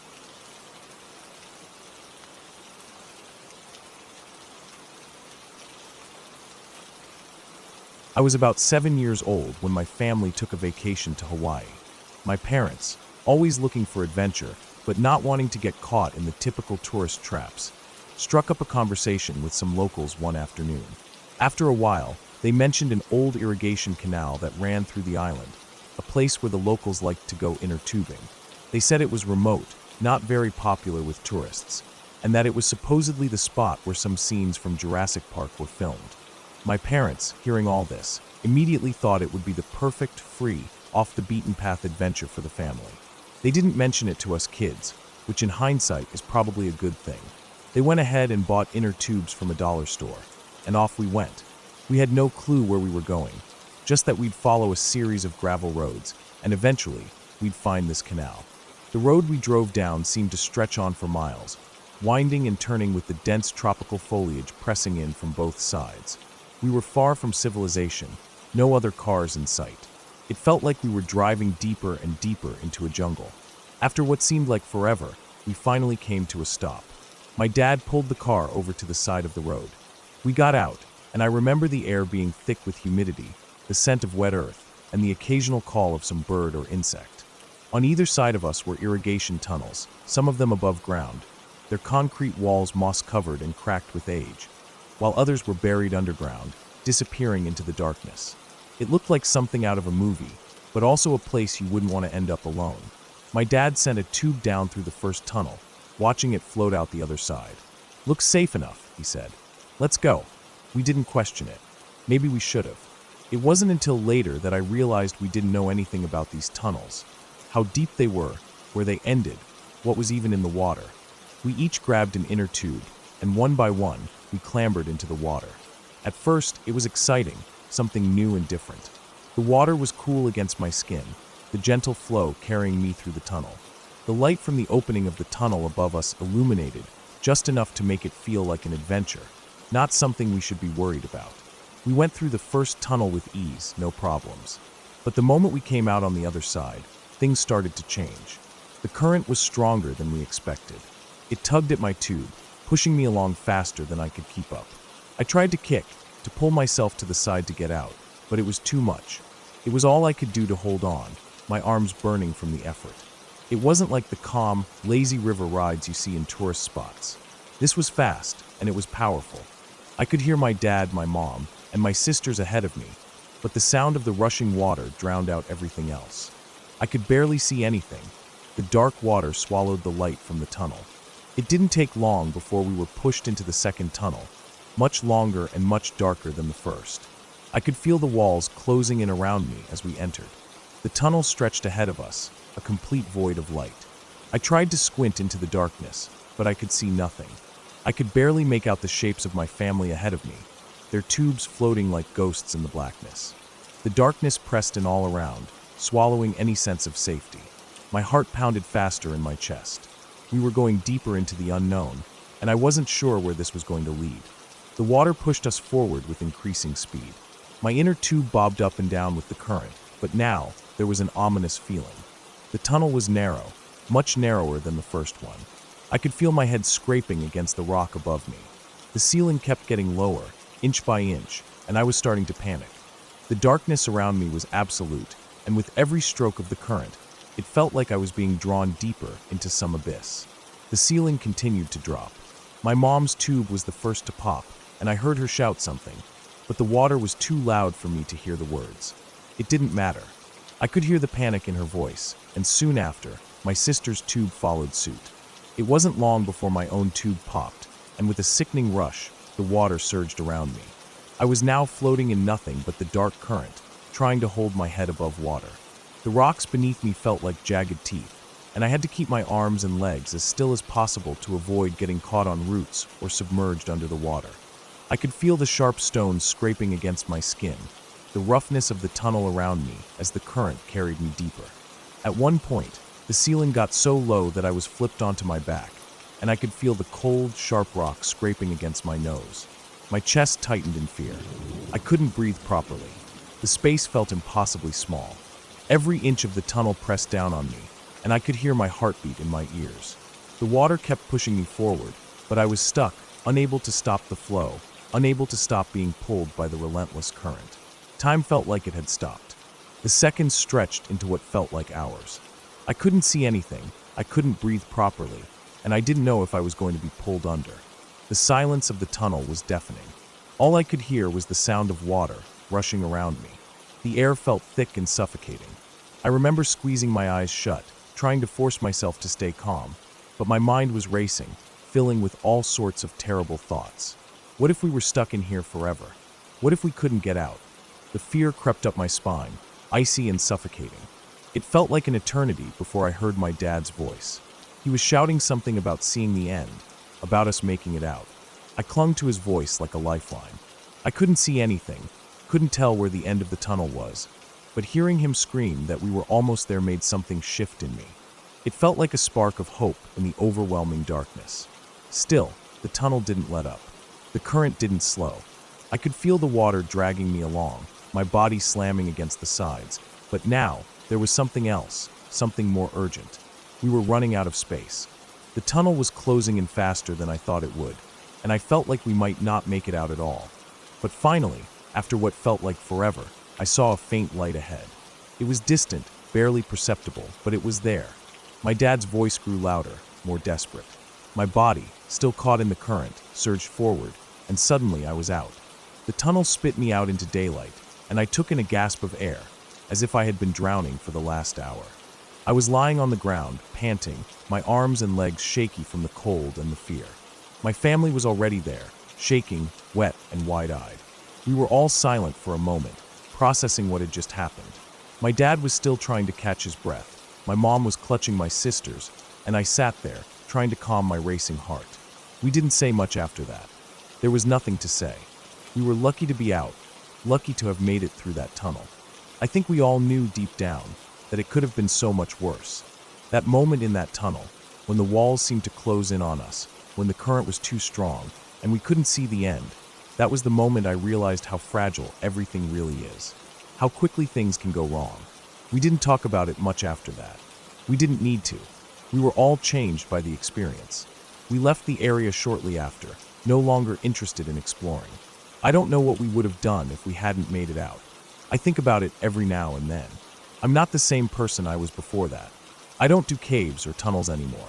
And I'm definitely not going tubing down any unknown, dark canals. We got back to the car in silence, and I don't think I've ever been so relieved to leave a place in my life. What was supposed to be a fun family adventure turned into something much scarier, and I've never been the same since.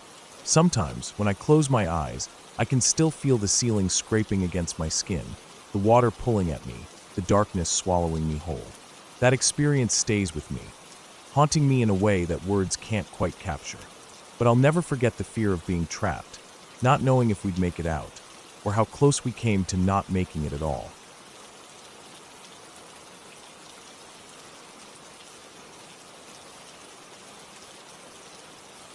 It was just supposed to be a road trip, a few days out in rural Texas, far from the hustle and bustle of city life, where the air felt different, like it was something fresh that hadn't been touched by anyone in a long time. We had no particular destination in mind, just wanted to experience the quiet, see the old ghost towns, maybe take a few pictures of abandoned buildings and dusty roads. It sounded like the perfect escape, and the three of us, my boyfriend, my friend, and I, were all excited for it. We didn't expect anything out of the ordinary. I certainly never thought something would happen that would leave me questioning how close I had come to dying. We had spent the day driving across desolate highways, listening to old music, and just talking. The sun dipped low behind the jagged edges of the desert mountains as we ventured further into the middle of nowhere. By the time we left the main town and headed down a narrow, empty road that had no name on the map, the sun had already set. It was one of those roads that just seemed to go on forever with barely a turn in sight, and there was nothing around except empty land and the occasional dilapidated building far off to the side. It looked like something out of an old Western movie, dusty, dry, abandoned. I wasn't even sure why anyone would want to live out here. We had no idea how we ended up lost. The GPS had been glitching a little bit, and I was trying to mess around with it, trying to figure out where we were and where to go next. My boyfriend, Zach, was sitting beside me in the passenger seat, and my friend, Mia, was in the back. We were all talking, laughing a little, and just taking in the strange quiet of the place. The car's headlights barely cut through the darkness, illuminating the road in front of us. The whole world seemed to be swallowed up by the night. It was so dark, so empty. No houses, no streetlights, nothing. As we slowly coasted along at barely 2 miles per hour, I didn't think anything was wrong. I glanced at my phone, hoping the GPS would give me some idea of where we were. The silence was only broken by the hum of the car's engine and the occasional bump of the road under the tires. The air felt cold, and the outside world seemed distant. I didn't feel scared, not yet. We were just out here exploring. But then, out of nowhere, Mia screamed. A scream that cut through the calm like a knife. It was loud and frantic, filled with panic. My heart skipped a beat, and I snapped my head toward her in the rearview mirror, my breath catching in my throat. "What the hell?" Zach shouted, looking back too. Mia was staring out the window, her face pale. She didn't look like she could speak, just pointing out the window with a trembling hand. I froze for a second. Then I heard it. A light. A beam of bright, almost blinding light hit the back window of the car, right where Mia was sitting. It was too much to be a regular flashlight, not the kind of light you would expect in the middle of nowhere. This was a huge industrial flashlight, one that was too bright, too focused. It wasn't just a beam, it was like someone was shining the sun right into the car. My blood ran cold. I felt my stomach drop as I glanced out the window, instinctively ducking slightly. In front of the car, about 5 feet in front of the hood, I saw a figure standing still. My mind couldn't make sense of what I was seeing at first. It took a second for everything to register. A man was standing there in the road, just off to the side, with a black ski mask covering most of his face. He had a black bandana pulled over his nose and mouth. In his hands, clutched tightly, was a shotgun. A real fucking shotgun, not some hunting rifle or a small weapon. This was big. This was something meant for violence. It didn't make sense. We were in the middle of nowhere. Who the hell would be out here with a shotgun in the dark? And why? We were in a rental sedan with Florida plates of all things. I couldn't think of a reason why anyone would be out here pointing a gun at us, and yet there he was. In that split second, my mind was racing. I tried to stay calm, but all I could think was, we're going to die. This is it. I didn't know if this guy was just some random psychopath, or if he was planning to rob us, or worse, if he was going to hurt us. I had no idea what he wanted, but I knew it wasn't good. I didn't wait for Zach or Mia to say anything. Without thinking, I slammed my foot down on the gas pedal, sending the car lurching forward. The wheels spun, the tires struggling to find grip on the rough, unkempt road. My heart was in my throat as I glanced over the steering wheel, trying to steer the car straight while peering through the windshield, praying I wouldn't crash. The car fishtailed a bit before the tires finally caught, and we shot forward. Go! Go! Go! Zach shouted beside me, and I heard Mia yelling from the back. I didn't need any more motivation. I pressed the accelerator to the floor, my eyes still glued to the road, trying to keep the car under control as the engine roared. The sound of the tires screeching against the rough asphalt echoed in my ears, and I could feel the adrenaline rushing through my body. I had no idea if the man in the road had been armed, if he had shot at us, or if he was just watching us drive off. My heart was hammering in my chest, and all I could think about was getting the hell out of there. We were all hunched down in the car, trying to stay out of sight, our hearts racing as I kept the car moving as fast as it could without spinning out. Every bump in the road felt like it could send us careening off into the darkness. I could barely focus on anything except keeping the car steady and staying on the road. It felt like I had no control over my own body, like my instincts were taking over, and my mind was just along for the ride. We didn't stop until we hit the small town again. It felt like hours, but in reality, it was probably only a few minutes. But when I finally saw the streetlights and the familiar buildings, I let out a breath I didn't realize I'd been holding. I pulled into the first gas station I saw, the kind that was still open even though it was late, and parked the car. The air was cold outside, and I could still feel the tremors running through my hands as I turned off the engine. We sat there in silence for a few moments, none of us speaking, just trying to collect ourselves. I reached for my phone, hands shaking, and dialed 911. The operator answered, her voice calm and professional. I tried to explain what had happened, telling her about the man with the shotgun, how we'd been driving down that empty road, and how scared we were. I expected her to take it seriously, to tell us she would send help, but instead she just said, "Well, they're probably just hunting out there. It's a remote area. It's nothing to worry about." Nothing to worry about? I was still shaking, still trying to catch my breath, and she was brushing it off like it was some sort of misunderstanding. I tried to argue with her, but she was insistent. "It's not uncommon to see hunters out there. Just be careful next time, okay?" I hung up the phone, not knowing whether to be relieved or more afraid. Was that really what had happened? Was it just some guy hunting at night, and we had happened to drive into his path? Or was there something else going on out there, something darker? I couldn't be sure, and the fact that the 911 operator had been so nonchalant about the whole thing only made me feel worse. But one thing was for sure, I didn't feel safe. Not at all. I didn't know what would have happened if I hadn't driven off so quickly. I didn't know what the man had wanted, or if he had planned on harming us. All I knew was that whatever his intentions were, we had gotten away, and I wasn't going to test my luck any further. We didn't stay long in that town.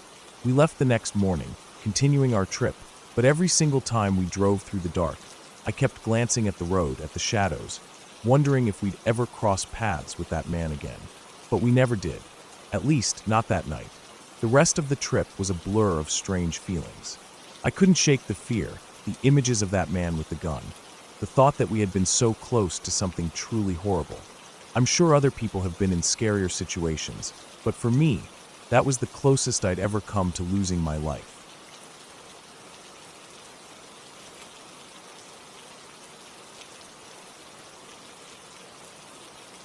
The story my mom told me when I was a teenager still sticks with me. It happened long before I was born, back when the world seemed a bit simpler, but also much darker in some ways. We had a family member down in Fairhope, Alabama, who owned a farm. I never met them, but my mom used to talk about them every now and then when we were sitting around the kitchen table or during long drives out to visit relatives. It was one of those hot, humid afternoons in the summer, the kind that made the air feel thick and heavy, like it was swallowing everything around you. The woman, my relative's wife, was outside hanging laundry on the clothesline. She was used to the work, dusting the dirt off the clothes, pegging them up one by one, the smell of fresh air mingling with the earthy scent of the soil and the distant hum of cicadas. It was a calm, normal day for her, or at least it seemed like it. Her husband, my relative's cousin, was out working the fields, crop dusting. He was flying low in the small plane, spraying pesticide across the soybean fields that surrounded their property. It was one of those routines that farmers in the area were used to, though it wasn't something I ever understood. I always figured if you needed to spray that much stuff on a crop, something was wrong with the system. They said he was good at it, flying that little plane like it was part of him. But on that day, something went horribly wrong. It's hard to say why, but for some reason, he decided to play a little prank on his wife. Maybe he was trying to get a laugh out of her. Maybe he thought it would be funny to swoop down low and scare her while she was out in the yard. He came in too fast, too low, as he made his final pass over the field. But the thing about flying that low is that you don't always account for the ground like you should, especially when you're moving fast. The bottom of the planes will hit her. I can still see the picture my mom painted in my mind of what happened next. It was so quick, so sudden. 1 minute she was standing there, busy with the laundry, and the next she was on the ground, lifeless. Her husband, horrified by what he'd done, immediately cut the engine and landed the plane. But it was too late. She was gone. He rushed to her side, but there was nothing he could do. He'd been trying to scare her, just a little bit, but instead, he'd taken her life. The shock of it all hit him like a freight train. He knew what he'd done, and I'm sure he understood, right away, how bad it was.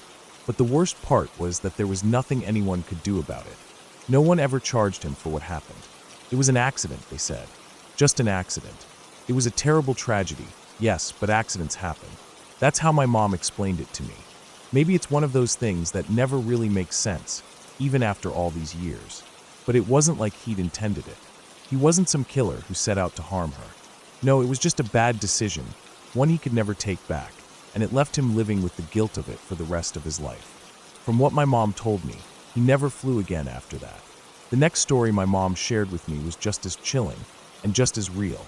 It was about my aunt, back in the 1940s, when she ran a small grocery store in Mobile, Alabama. My aunt was tough. She wasn't someone who backed down easily. But that day, everything changed. 2 black men walked into the store, just like any other customer. It was one of those slow, sleepy afternoons, and the air was thick with the scent of spices and fresh produce. My aunt was behind the counter, sorting out a few things, when one of the men asked for a pack of cigarettes. It wasn't unusual. People came in all the time for smokes, especially in those days. As she turned to grab the pack from the shelf behind her, that's when she felt it. A thump in her back, like someone had slammed into her hard. It was enough to knock the wind out of her for a second. When she turned around, she saw one of the men was at the cash register, rifling through the drawer, grabbing the money. They weren't there to buy cigarettes. They were there to rob her. The shock of it hit her, but she didn't freeze. Instinctively, she chased after them. She wasn't about to let some criminals get away with it. She was fast, driven, determined. She ran out of the store after them, her heels slapping the pavement as she raced down the street.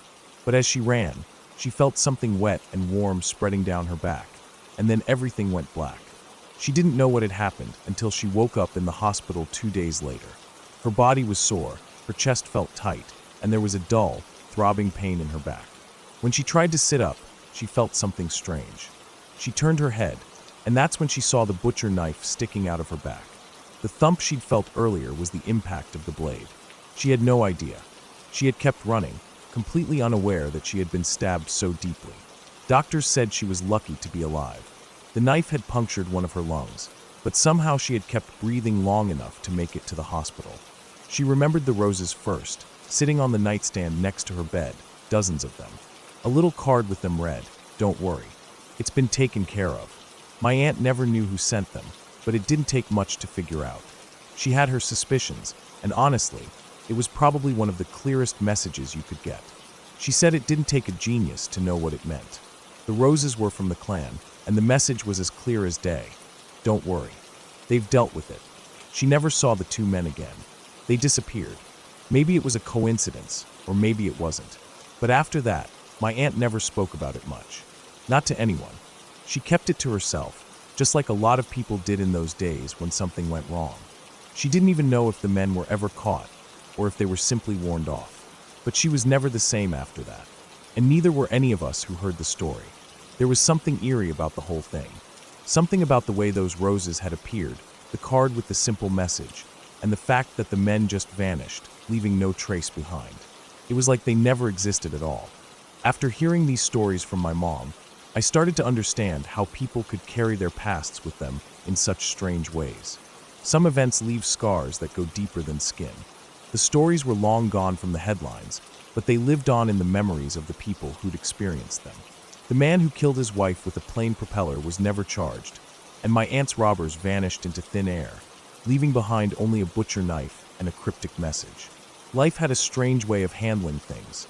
Sometimes it dealt out justice, sometimes it didn't, and sometimes it just left things hanging in the air, unresolved. But I guess that's the way life works, isn't it? It doesn't always play fair. And the people involved, they never get the closure they need. My mom's stories were like that, unfinished, filled with unanswered questions, but real in a way that haunted you long after you'd heard them. I never asked for more details. Maybe I didn't want to know. Maybe it was better to leave some things in the past, where they belonged. But I remember those stories. I always will. They were about the darkest sides of human nature, and how the past can't ever be fully erased, no matter how hard we try to move on. They're just waiting, lingering, somewhere in the back of your mind, ready to come back when you least expect it.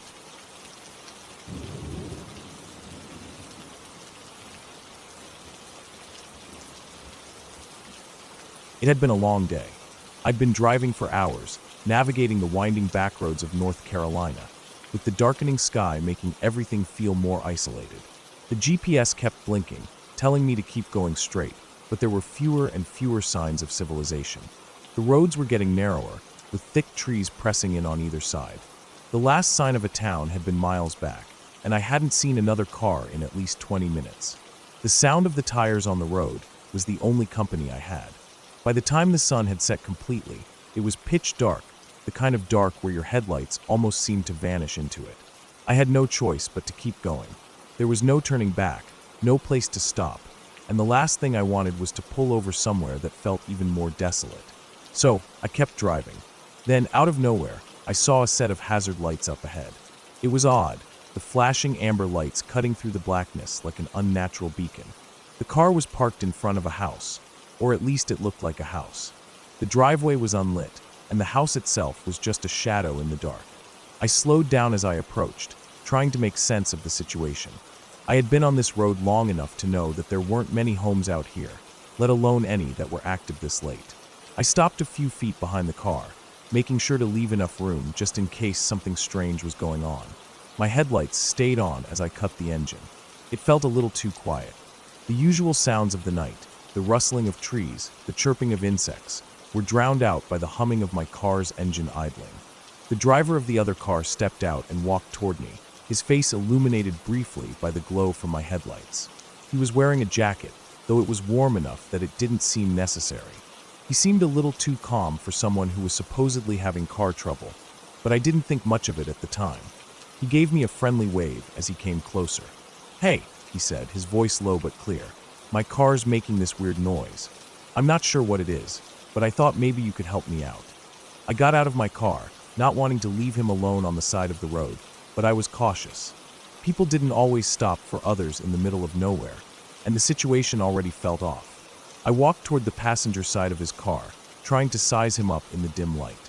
The car itself looked like an older sedan, dark blue, maybe 10 years old or so. It didn't look like anything special, just a regular vehicle parked by a house in the middle of nowhere. "Sure," I said, trying to sound casual. "Let's take a look." I didn't hear anything unusual as I approached the car, but I didn't want to dismiss his concern outright. I leaned in, looked around the car, and asked him to start it up again. When he did, it sounded perfectly fine. The engine started without issue, humming steadily, the air around us suddenly feeling too still. I couldn't hear any weird sounds. "It seems fine," I said, standing up straight again. Maybe it was just something temporary. He looked at me, his face a little too neutral, and said, "I don't know.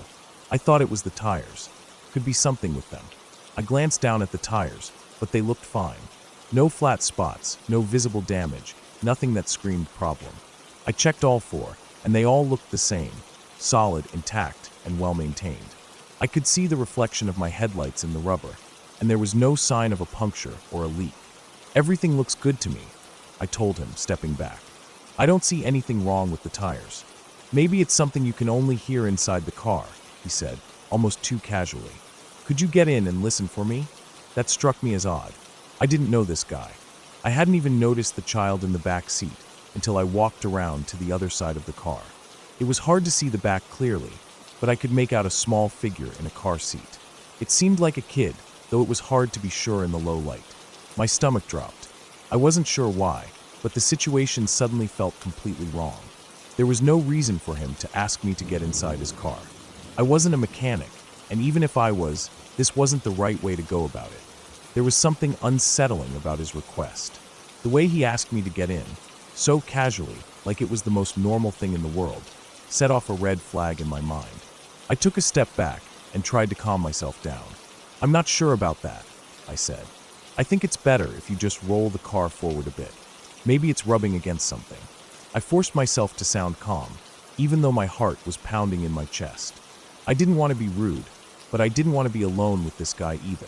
I wasn't sure what was wrong with the situation, but my gut was telling me to stay alert. He didn't say anything for a moment, and then he nodded, as if agreeing with my suggestion.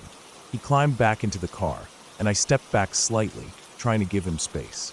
As he started the engine and slowly rolled the car forward, I kept my eyes on the road, on the trees that were still too quiet, on everything except the car itself. The car moved just a few feet, and I walked around to the front, peering under the car's belly to see if I missed anything the first time. Nothing looked out of the ordinary. But then he floored it. It all happened in a blur. 1 second, I was standing there, watching the car roll forward, and the next, the engine revved loudly, and he slammed the gas pedal down.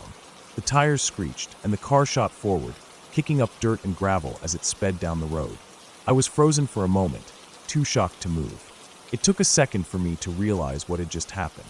My instincts kicked in, and I turned around, sprinting back to my car as fast as I could. My heart was racing, and my hands were shaking as I threw open the door and slammed it shut behind me. I glanced into my rearview mirror, half expecting to see the car still chasing me, but there was nothing. The headlights of his car were gone, swallowed by the darkness. I didn't even hesitate. I slammed the gear shift into drive and tore out of there, my tires squealing as I floored it, heading in the opposite direction.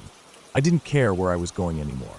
All I could think about was getting as far away from that guy, that car, and that house as possible. I didn't look back. The road twisted and turned, the trees around me blurring into shadows. My hands gripped the wheel so tight my knuckles were white. I didn't stop until I reached a small town a little over an hour later, and even then, I didn't feel safe. The place felt different, like I had finally left that eerie, empty stretch of road behind me. But the feeling never quite left me. I still wonder about that man, about his car, and about the child I saw in the back seat. I wonder what he was really after, why he acted the way he did. But most of all, I wonder how close I came to something worse than a broken car on the side of the road. Now, I refuse to stop for anyone on the road, especially when it's dark. The sun has to be up, or I keep going. I don't care how bad the situation looks. I don't care if someone seems desperate, because I learned that night that some people aren't just looking for help. They're looking for someone to trust, and I'm not taking that chance again.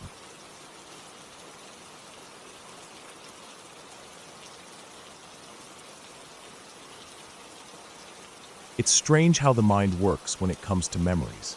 Some things fade, and others remain so sharp, so clear, it's almost like they just happened yesterday. I don't remember much about my childhood. Most of the days blur together, faces and moments slipping out of focus like pages torn from an old book. But there are certain things I'll never forget, no matter how hard I try. This is one of those things. I was about 7 or 8 years old, driving with my mom and my brother from North Carolina to Virginia. I don't remember the specific reason for the trip, but I do remember the day well enough. We stopped at a gas station, somewhere in the middle of nowhere, to fill up and grab a few snacks. My brother stayed in the car, probably glued to his handheld video game, and my mom and I went inside. The station was small, a convenience store attached to the pumps. The fluorescent lights flickered above, buzzing softly as they illuminated rows of snacks, drinks, and random odds and ends. The place smelled faintly of gasoline and cheap cleaning supplies, the kind of place you don't spend too much time in. My mom wandered to the opposite side of the store, busy with whatever it was she was doing. I don't know if she was paying for gas or just browsing, but I do remember standing in front of the drink cooler, staring at the rows of sodas, trying to pick which one I wanted. I was focused, my little hands resting on the cold glass of the cooler, trying to decide. Maybe it was the heat of the day or just my own kid-like indecisiveness, but I was taking forever, struggling to make a choice between orange soda and grape soda. That's when I first saw him, the old man. He walked into the store quietly, his footsteps almost silent on the tiled floor. His clothes were worn and faded, a thick coat that looked too heavy for the weather, and pants that hung a little too loosely. He didn't seem to be in any rush, moving slowly, like he had all the time in the world. At first, I thought nothing of it. But then, something in my gut shifted. I couldn't explain why, but I felt something wasn't right. He was staring at me. It wasn't a quick glance, or even the kind of look you give someone when you're passing by. No, this was different. His eyes were locked on me.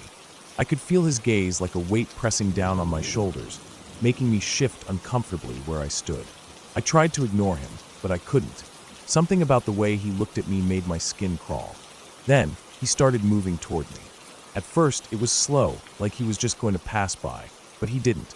He came closer, taking slow, deliberate steps in my direction. I could feel the hairs on the back of my neck stand up, a chill running through me. I wanted to run, but my feet felt glued to the floor. The man stopped just a few feet away from me, close enough that I could smell the musty scent of his coat. My heart started pounding, a sense of danger creeping in. He spoke then, his voice raspy, almost too soft. "Where's your mommy, little girl?" I froze. The words weren't spoken in a normal tone, like a kind stranger would ask, but in a way that made every part of me scream. Something is wrong. Get away. His voice was low, almost like he was testing the words, savoring them. My stomach twisted. I wanted to answer, but I couldn't find my voice. I wanted to run, but my legs felt heavy, like they were stuck in concrete. And then, without thinking, I did the only thing I could think of. I bolted. I turned and ran, my heart pounding in my chest, my legs pumping as fast as they could go. I didn't even look back to see if he was following. I just ran straight to my mom. When I reached her, I grabbed onto her arm, my tiny fingers wrapping around her like I was holding on for dear life. My breath was shallow, panic setting in as I tried to explain, but I couldn't get the words out. I just gripped her tighter, terrified, hoping she'd understand that something wasn't right. My mom must have noticed the fear in my eyes, because without hesitation, she wrapped her arm around me protectively. She looked around the store for a moment, probably wondering what had happened, but there was no time to explain. That's when the old man approached my mom. I couldn't hear what he was saying, but I could see the way he looked at her, his eyes cold, calculating. And then, I saw him pull out something from his coat pocket. A thick wad of cash. He must have noticed my mom's confused expression, because he said something that made my blood run cold. He told her he'd give her $10,000 in cash if she'd give me to him. At that moment, everything felt like it was happening in slow motion. My mom's face went pale, but she didn't flinch. She didn't hesitate. She calmly refused, telling the man no, that she wasn't going to give me to him, not for anything in the world. But I couldn't move. My heart was still racing, my body frozen with fear. All I wanted to do was run, to get away from this man, who looked like he didn't have a second thought about what he was suggesting, who could look at a child and think they could just buy them. We left quickly after that, my mom urging me to stay close as we hurried out of the store. She didn't say much, but I could feel the tension in her movements. I didn't say anything either. What was there to say? All I wanted was to get out of there, to put as much distance between us and that man as possible.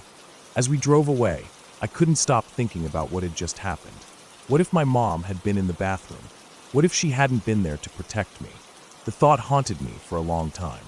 Would that man have just taken me if my mom wasn't around? And who was he anyway? Was he just a crazy person with a dangerous idea? Or had he done this before? Had there been other kids? The possibilities made my stomach churn, and the more I thought about it, the more the whole situation seemed like a nightmare that could have been so much worse. I didn't tell anyone about it at first, not even my brother. I guess I didn't want to bring it up again. But over the years, the memory stayed with me. It became one of those stories I'd tell at parties, something I could laugh about even though it still made my blood run cold every time I thought about it. The worst part is that I'll never know what would have happened if I hadn't run to my mom. I'll never know if that man had done this before, or if he would have gone through with it if he'd had the chance. What if there had been another child who didn't know to run, or another mother who didn't say no? But in the end, the story had a good ending for me, even if it could have gone so differently. I was lucky, and I know that. I had a mother who wouldn't back down, who would have done anything to keep me safe. I was lucky that I knew to run, to trust my instincts, to get out of there when I had the chance. It's a good thing, I guess, that some memories stay with you, even the scary ones. They remind you of how fragile things can be and how important it is to listen to that gut feeling, that instinct that tells you when something isn't right. It's the kind of story that sticks with you, not because of the fear, but because of the realization that sometimes you're just lucky. And when it comes to things like this, luck can make all the difference.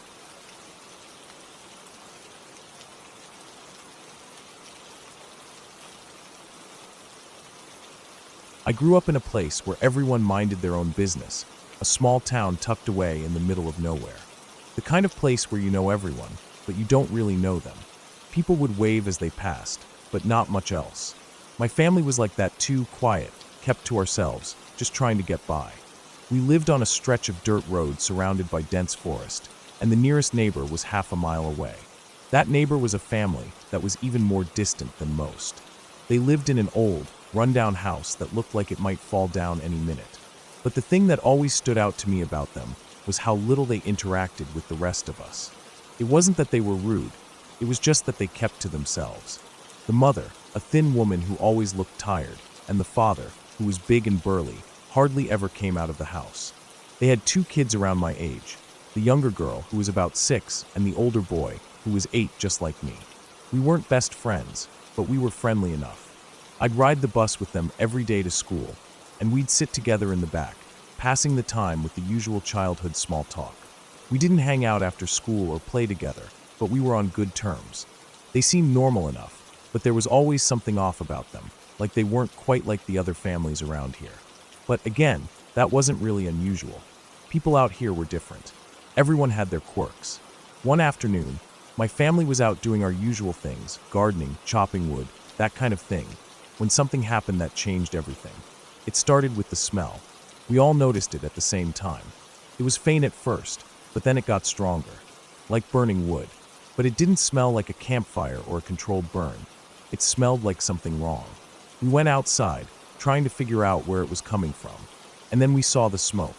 We all ran toward it, instinctively, like it was the only thing to do. The smoke came from where the neighbor's house had been.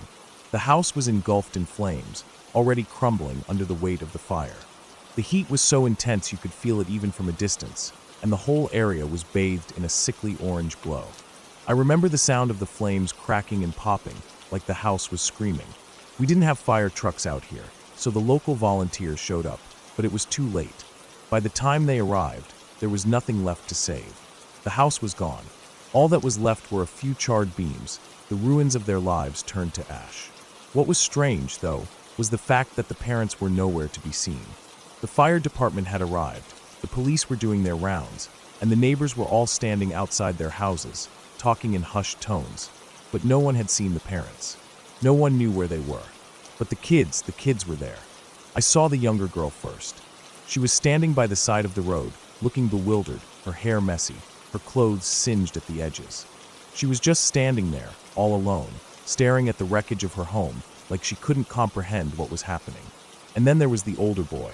He wasn't with the firemen, not even near the wreckage. The bus driver had dropped him off about 20 minutes earlier, but no one had seen him go inside. As far as anyone could tell, the boy had just appeared there, like a ghost in the middle of all the chaos. We all thought it was strange, but we didn't really think much of it, until we found out what had happened. It didn't take long for the truth to come out. A few months later, the story made its way through the small town like wildfire. The fire hadn't been an accident. It had been set on purpose, by the mother. Apparently, the family had been in some sort of trouble for a long time. The mother had been acting strange for months leading up to the fire, like she was on edge, like she was hiding something. But no one could ever prove anything. And then there was the fact that they hadn't been seen much in the days before the fire. People had just assumed they were keeping to themselves, but when the police looked into things, they realized the mother had gone to the school to pick up the younger daughter the day of the fire, but not the older son. No one had seen him, not even the bus driver who dropped him off that afternoon. As it turns out, The boy had waited with the police and firemen until someone came to pick him up, but no one had known what had happened. The fire wasn't just an accident. It was something far darker. The truth was worse than anyone could have imagined. When the authorities started their investigation, they discovered something horrific. The fire had been a cover-up. The mother, in a fit of desperation, had set the house ablaze to hide the bodies of 3 newborns. It turned out that the mother had given birth to 3 separate children over the course of a few years.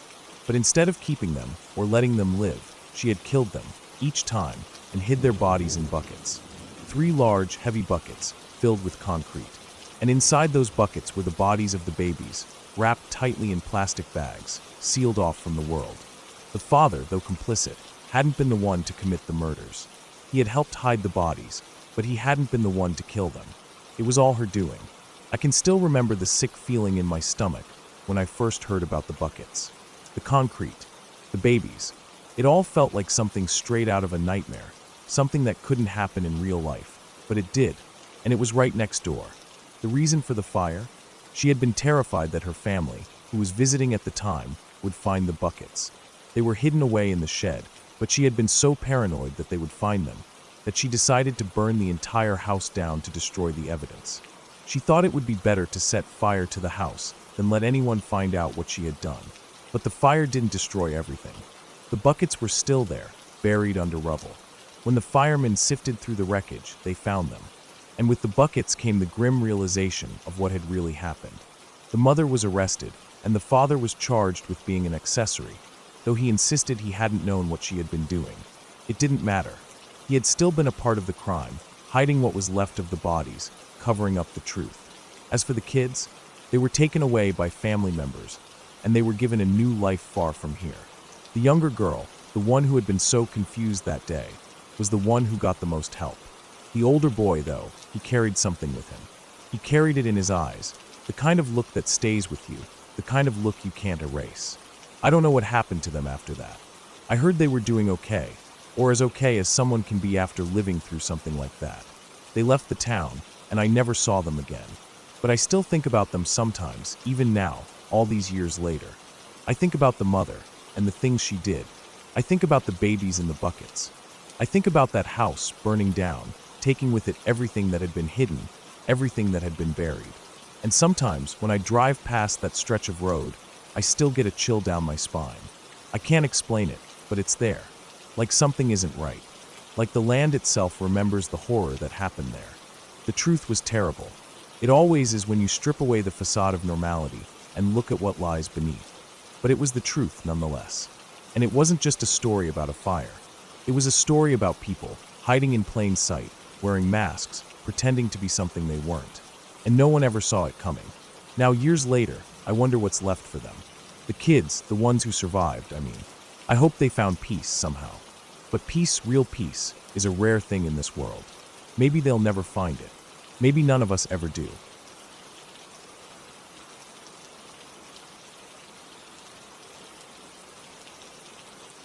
I was out of state, driving alone, a long stretch of highway behind me, and still plenty more ahead. The roads were quiet, the kind of quiet that feels unnatural, like something is off, but you can't put your finger on what. My legs were stiff from driving too long without a break, and I had to piss so bad I could hardly think straight. When I saw the sign for a truck stop up ahead, I figured I might as well pull in. The place was dimly lit, old fluorescent lights buzzing under a canopy where the gas pumps stood empty. It wasn't a big place, just a few pumps, a squat little building that had a convenience store attached to the restrooms, and a couple of vending machines standing just outside. The only other car in the lot was parked all the way at the other end, not far from the entrance to the restroom. A red car, older model, paint faded and dull. I didn't see anyone inside, but they could have been asleep or in the restroom. Either way, I didn't care. I just needed to get in and out. I pulled into a spot closer to the middle of the lot, leaving my engine running. I always do that at stops like this when I'm alone, just in case. I grabbed my phone, slipped it into my pocket, and stepped out of the car. The night air was thick, humid, the smell of diesel fuel and asphalt mixing with something stale that I couldn't quite place. As soon as I shut my door, 3 of the 4 doors of the red car opened almost at the same time. 2 men and a woman got out. That alone was enough to make my stomach tighten. It felt too deliberate, too much like they were waiting for something. I told myself I was overreacting. I had anxiety. I always overthought things. Maybe they just needed to stretch their legs.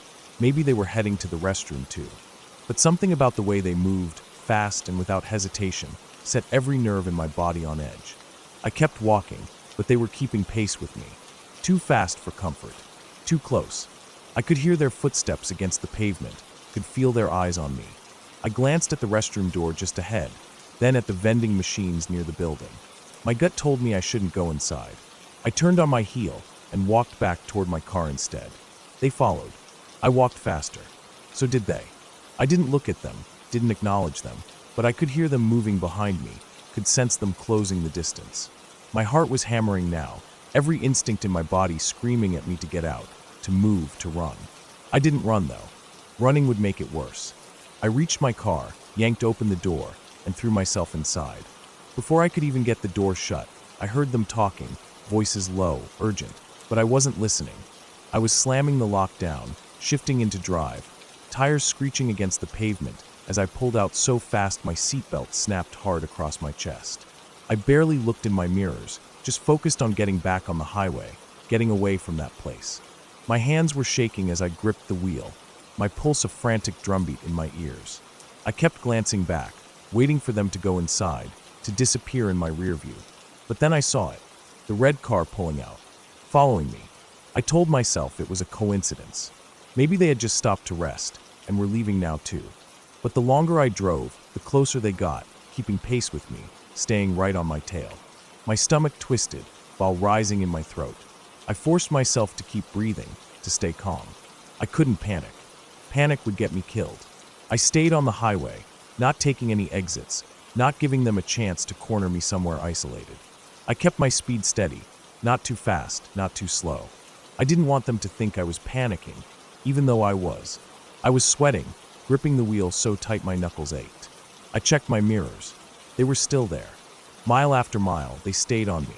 I switched lanes. So did they. I slowed down. So did they. I sped up. So did they. They weren't trying to pass me. They weren't turning off. They were following me. I thought about calling the police, but what could I say? A car is following me? That's not a crime. And if they pulled off when the cops showed up, what then? What if the cops didn't take it seriously? What if I stopped, and that was exactly what these people were waiting for? No, I had to keep moving. I drove for what felt like forever, gripping the wheel, my pulse a steady pounding in my skull. I didn't stop. I didn't take any exits. I kept going, kept pushing forward, waiting for them to get tired, to give up, to find someone else. Eventually they did. Somewhere past the Indiana border, they finally pulled off. I didn't stop right away. I kept going, kept watching my mirrors, kept my speed steady until I was sure they were gone. Even then, I didn't stop for another hour. And when I did, it was at a crowded rest stop, bright lights, cameras, people everywhere. I locked my doors before I even unbuckled my seatbelt. I sat there for a long time, shaking, staring at my hands gripping the wheel, my knuckles white, my fingers stiff. I felt sick. My whole body was buzzing with leftover adrenaline, my stomach tied in knots. I knew things like this happened. I'd read about it. I'd seen the warnings, the stories. But I never thought it would happen to me. I wasn't the type of person you'd imagine people going after. But they did.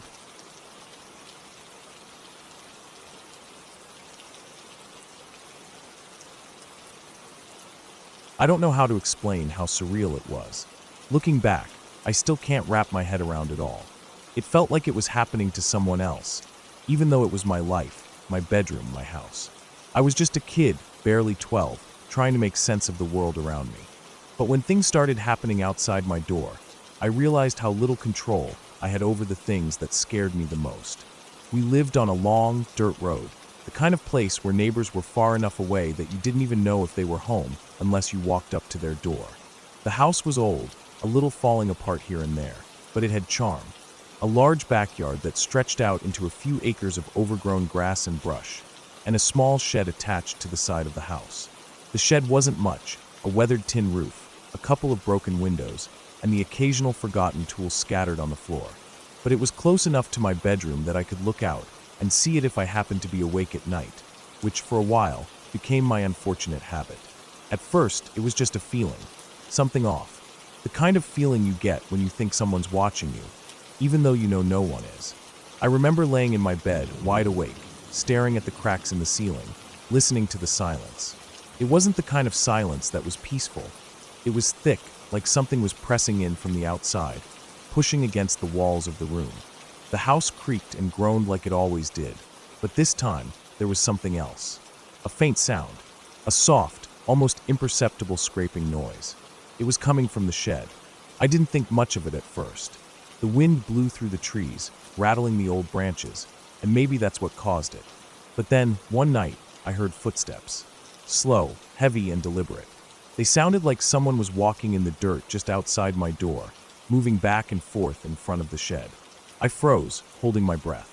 I wasn't sure if I was imagining it, but the footsteps didn't stop. They circled the shed, and then they stopped right in front of the door to my room. I could hear the sound of something being pulled, like someone was trying to open it. I pulled the blankets up to my chin, my heart racing. I didn't know what to do. I couldn't move. I couldn't breathe. I waited, listening, hoping it would stop. But it didn't. The footsteps continued, moving around the shed, tugging at the door again. I finally summoned the courage to get up and run to my parents' room. I knocked, my voice trembling. "Dad, Mom, there's someone outside." My dad groggily rolled out of bed and trudged to my room. He opened the door, looking around the room with a bored expression. "What are you talking about?" he asked, his voice annoyed. I pointed to the shed. "Someone's outside, I hear them." He looked out the window, then at me. "There's no one out there. Go back to bed, you're just hearing things." I could feel the tears building in my eyes, frustration mixing with fear. But Dad wasn't having it. He told me to go back to bed, that I was just imagining things. I didn't argue. I was too scared to fight back, but I stayed up the rest of the night, eyes wide open, listening for any more sounds. The next few nights were the same. The footsteps, the figure moving around outside. It wasn't just one time. It became a pattern. 3 or 4 times a week, the sounds would come back, creeping along the edge of my awareness, just enough to make me wonder if I was going crazy. Every time, I'd go to my parents, but they'd just tell me to stop being dramatic. I started to believe them, started to question whether I was just making it up. But deep down, I knew something wasn't right. It went on for months. My parents never believed me, and after a while, I stopped waking them up. I started to do what I could to protect myself, even though I felt completely helpless. I moved my bed so it was up against the doors, hoping they wouldn't open if someone tried. I found a piece of scrap rebar near the shed and kept it next to my bed. I told myself it would help me feel safe, though I had no idea what I'd do with it if it ever came to that. I started to dread nightfall. I couldn't sleep without hearing those steps, that strange tugging at the door. I became a light sleeper, every creak of the house making me jump. Every shadow in my room felt like a threat, but nothing changed. The footsteps came and went, like some ghost haunting my nights, but there was never any proof. No one ever saw anything. Then one day, things escalated. I remember it clearly. My dad came into my room one afternoon, a grim look on his face. He told me to get dressed. We needed to go home early. I didn't know what was going on, but the panic started to set in when I saw multiple police cars parked in front of our house. My stomach dropped. I thought I was in trouble. My mind raced. What had I done wrong? I thought maybe my dad was sick of me complaining about the footsteps and had called the cops on me for being dramatic. My mom saw the confusion on my face and quickly reassured me. "Don't worry, it's not about you," she said softly, leading me inside. The police were in the living room, speaking with my dad. I could hear bits of the conversation, but I couldn't understand what they were talking about. My heart was pounding. I felt out of place, like I was intruding on something important. Finally, my mom took me aside and explained. "Your dad went into the shed today to get some tools. When he opened the door, he found that a bunch of stuff was missing: chainsaws, drills, other tools. A lot of things had been taken." She paused, her face pale. "He called the police, and when he mentioned it to the neighbors, one of them said it might have been their son, that he might have been stealing to sell for drug money. Your dad didn't believe him, so he called the police anyway." I felt a knot tighten in my stomach, but I didn't understand why the police were here. My mom kept talking though, her voice softer now. "Your dad didn't know what to think, but when the police searched the neighbor's son's room, they found the tools.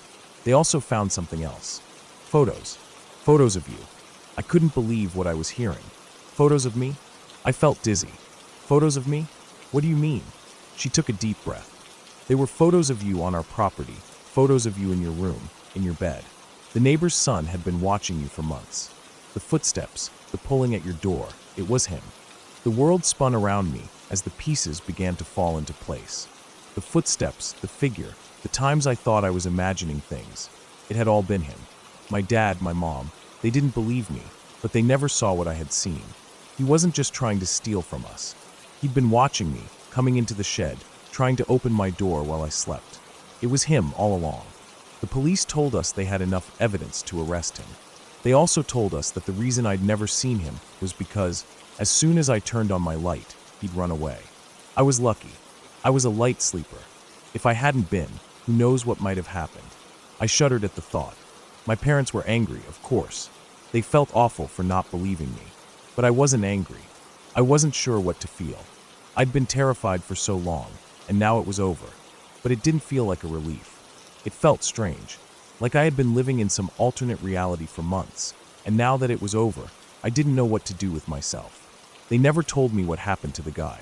I never went to court, never had to speak on the record. The police had recorded my statements, my recounting of everything that had happened. They didn't need anything more from me. I didn't want to know what happened to him, either. I hoped he got the help he needed, but part of me didn't care. I just wanted it all to be over. In the aftermath, my parents tried to make it up to me. They felt terrible, but there was nothing they could do.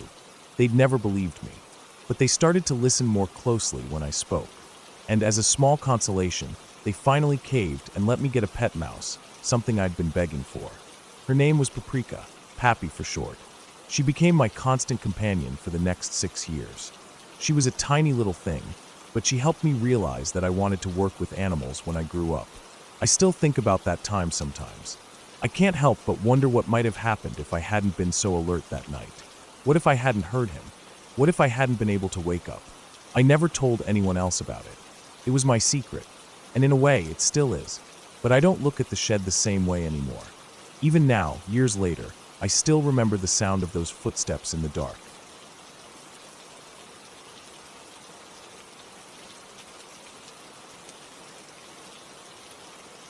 I was 16 when I told this story, but it happened to me when I was maybe 7 or 8 years old. I still remember every part of that night, even though I wish I didn't. Some memories fade over time, but this one never has. It was late, probably around 2 in the morning. I had been up playing on my Xbox Classic in my room. I had one of those old boxy TVs, the kind that gave off a low hum when it was on for too long. The glow from the screen was the only thing lighting up my room, and I was completely focused on my game, not even thinking about how late it was.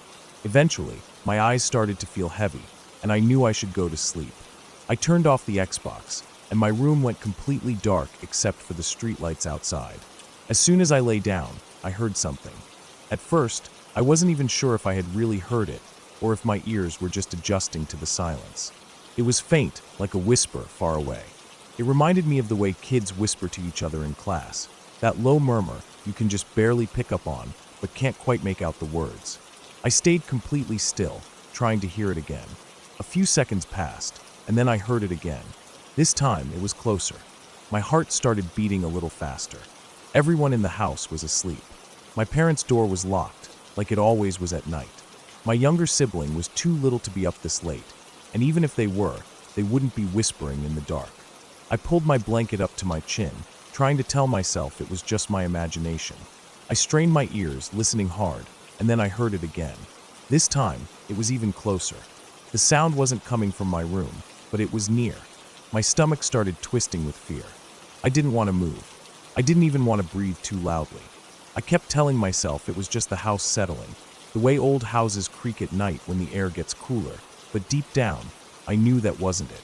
The whispering continued, steady and constant. I still couldn't make out the words, but I knew it was a voice, a real voice. I squeezed my eyes shut, hoping it would stop, but it didn't. It kept getting closer. Then I heard it, clear as day. Come into the living room. My stomach dropped. I felt frozen in place, my body locked up with fear. I couldn't move, couldn't speak. It wasn't a loud voice. It was soft, like someone was standing just outside my door, and whispering just enough for me to hear. I knew for a fact that everyone in the house was asleep. I wanted to believe it was a dream, but I had just turned off my Xbox. I was wide awake just moments ago. There was no way I had fallen asleep that fast. I pulled the covers over my head, breathing fast. The whisper came again. Come into the living room. It was closer now, like it was inside my room.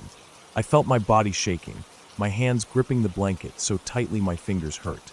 I kept my eyes shut tight, refusing to move, refusing to acknowledge it. I wanted it to go away. I wanted to wake up and realize none of this was happening. But it didn't stop. It just kept repeating itself over and over. Come into the living room. Each time it was closer. It felt like someone was right next to me, leaning in, whispering directly into my ear. The sound sent chills through my entire body. I couldn't take it anymore. I sat up and screamed at the top of my lungs. I screamed so loud it hurt my throat. Within seconds, I heard my mom's bedroom door slam open.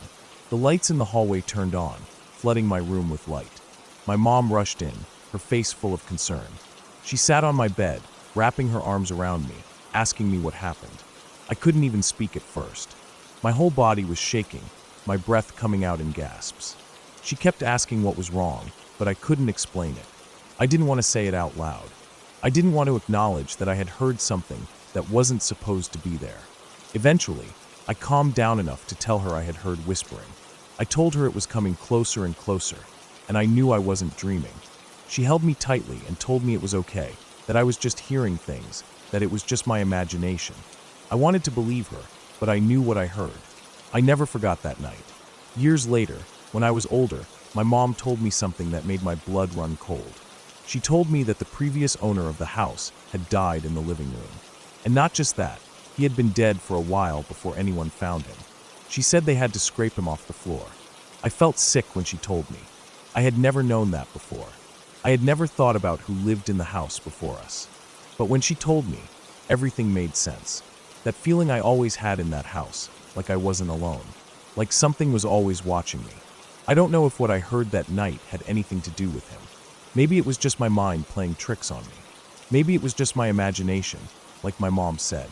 But even now, after all these years, I still remember exactly how that whisper sounded. And I still don't know what would have happened if I had gotten up and gone into the living room.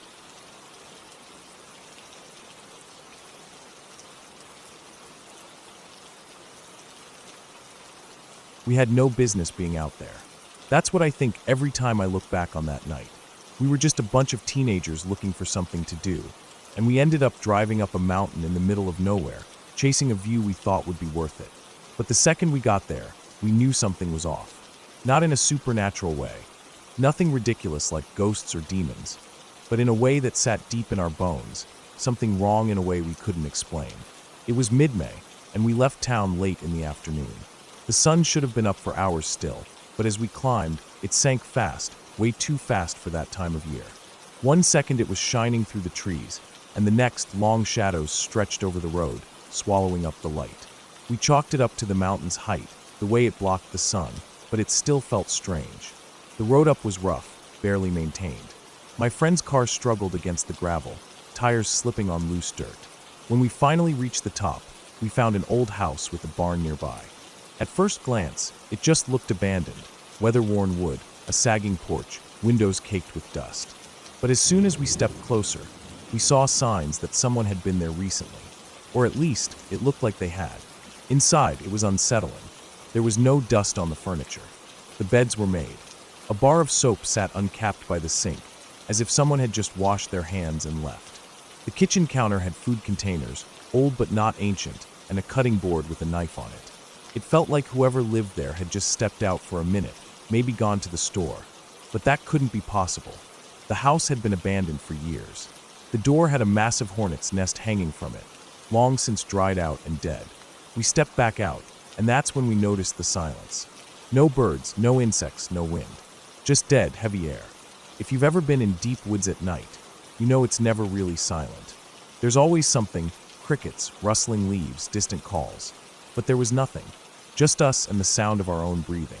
Behind the house was an old blueberry field, or at least it used to be. Everything else around was green, plants budding in the warmth of May, but the field was dead. just dry stems and shriveled leaves. We walked into it, not really thinking, trying to shake off the eerie feeling. We stood at the edge and looked out at the view. It should have been beautiful. The sun was nothing but an orange glow sinking behind distant hills, but none of us could enjoy it. The longer we stood there, the more unsettled we felt, like we were being watched. None of us said it out loud at first. We didn't want to admit it. We just stood there, fidgeting, shifting our weight. Then one of my friends muttered, "Let's go." That was the best decision we made all night. We got back to the car, and that's when things really went wrong. The car wouldn't start. It didn't even try. No click, no struggling engine, just silence. My friend had just gotten work done on it.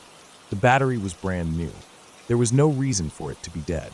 We pulled out our phones. Mine was the only one with service. That alone freaked me out, but I tried not to think about it. I called my parents first, just to tell them where we were. Then we called AAA. They said they'd send a truck. So we waited. The sun was gone now. Darkness settled in fast, and with it, the feeling of being watched got worse. Every shadow felt deeper than it should have been, stretching too far. We huddled near the car, shifting uneasily, staring at the house and barn. The barn door had old red writing scratched into it, but someone had tried to scrape it away. We couldn't read what it used to say. After what felt like forever, AAA called back. The truck wasn't coming. They didn't say why, just that another truck was being sent. That one never came either.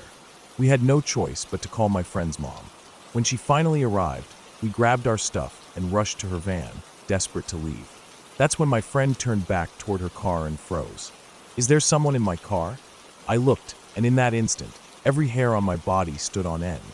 The car that had been completely dead, lifeless, suddenly came to life. The headlights flashed on. The interior lights glowed. And then, just as fast, everything went dark again. We heard the sharp click of the doors locking. My friend had her keys in her hand. Her car didn't have automatic locks. None of us hesitated after that. We ran. We threw ourselves into her mom's van, slammed the doors shut, and she peeled out of there, tires spitting gravel. Nobody spoke. We didn't look out the windows. We just sat there, staring straight ahead, hearts pounding, trying not to think about what we had just seen. When we finally got home, we didn't sleep. I don't think any of us even turned our lights off.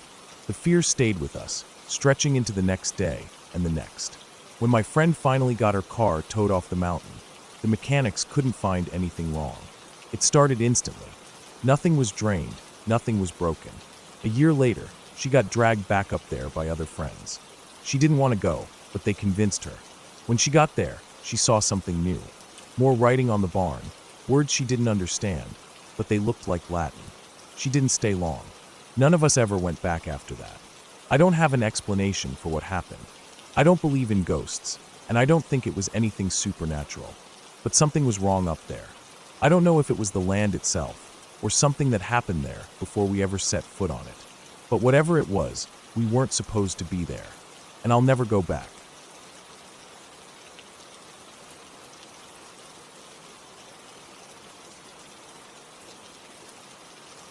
No one will probably read this, but I need to write it down.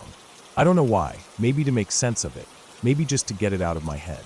I've been feeling like something is coming for me, like something I ran from a long time ago has finally caught my scent again. I don't believe in ghosts, and I don't believe in curses, but there are things in this world that don't have names. Things that don't fit into neat little categories. Things that stay buried until they don't. Back in 2004, I lived in Pennsylvania. I was a dumb teenager looking for excitement in all the wrong places. Me and my friends had a habit of breaking into abandoned buildings, sneaking into caves, and wandering into places we had no business being in. We weren't criminals, just bored kids chasing something that felt bigger than us. I don't know if we were looking for a scare, or if we just wanted to prove we weren't afraid of anything. But I learned fear that year. I learned it in a way that never really left me. It was fall. The air was getting cold, the leaves were turning, and the days were starting to get shorter. That made everything feel just a little more exciting, a little more dangerous. One afternoon, we found a manhole cover left open by the city. It was in a back alley near an old construction site. We didn't think twice. It was like an invitation, like it was waiting for us. Me and my friend David went down first. Our other friends, Joe, Chris, and Skylar, stayed up top, making excuses about how it smelled like shit and how only idiots go into the sewers.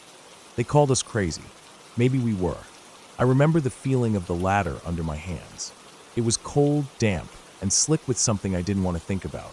My boots hit the concrete at the bottom, and the smell hit me like a brick wall.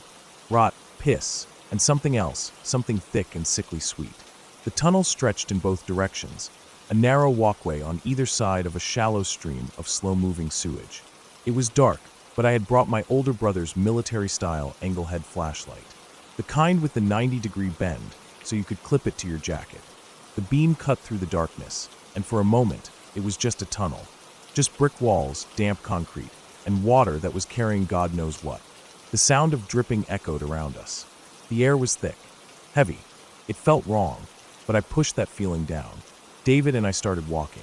Just a little further, we said, just to see what was down here. I yelled up to the others to stop being scared and come down, but they just laughed at us. Their voices felt far away, like they were on the other side of something we couldn't see. Then something grabbed my arm. Not lightly, not like a brush against fabric. Something took hold of my coat sleeve and pulled. Hard. My whole body jerked back, and I felt this sharp, cold panic in my chest. I turned fast, yanking my arm away, and crashed into David. I didn't think. I didn't look. I just ran. I heard something behind me. It wasn't footsteps. It wasn't splashing. It was breathing. No, not breathing. Wheezing. A wet, rattling sound that clawed its way into my ears and stayed there. I can still hear it if I think too hard. We scrambled up the ladder, practically falling over ourselves, and burst out into the open air. Joe, Chris, and Skylar were just standing there, laughing, calling us idiots. They didn't believe us. Why would they? David and I never really talked about it after that. Maybe we were scared of sounding crazy. Maybe we just wanted to forget. And for a long time, I did. Then, a few years ago, I moved to Wisconsin. Life went on. I built something new. But then, last week, I found out David died in July of 2018. Just like that, I remembered everything. Like a door in my mind had been forced open. I tried to tell myself it was just a coincidence. People die all the time. But I haven't been able to shake this feeling. This weight in my chest, this nagging pull in the back of my mind. I've been hearing sounds at night. Not outside. Inside. Wheezing. Just faint enough that I can almost convince myself I imagined it. I started researching. Looking for stories. Looking for anything. But there's nothing. No urban legends about wheezing creatures in the sewers of Pennsylvania. No reports of workers seeing things down there. Nothing. But I know what I felt. I know what I heard. And I know one thing for sure.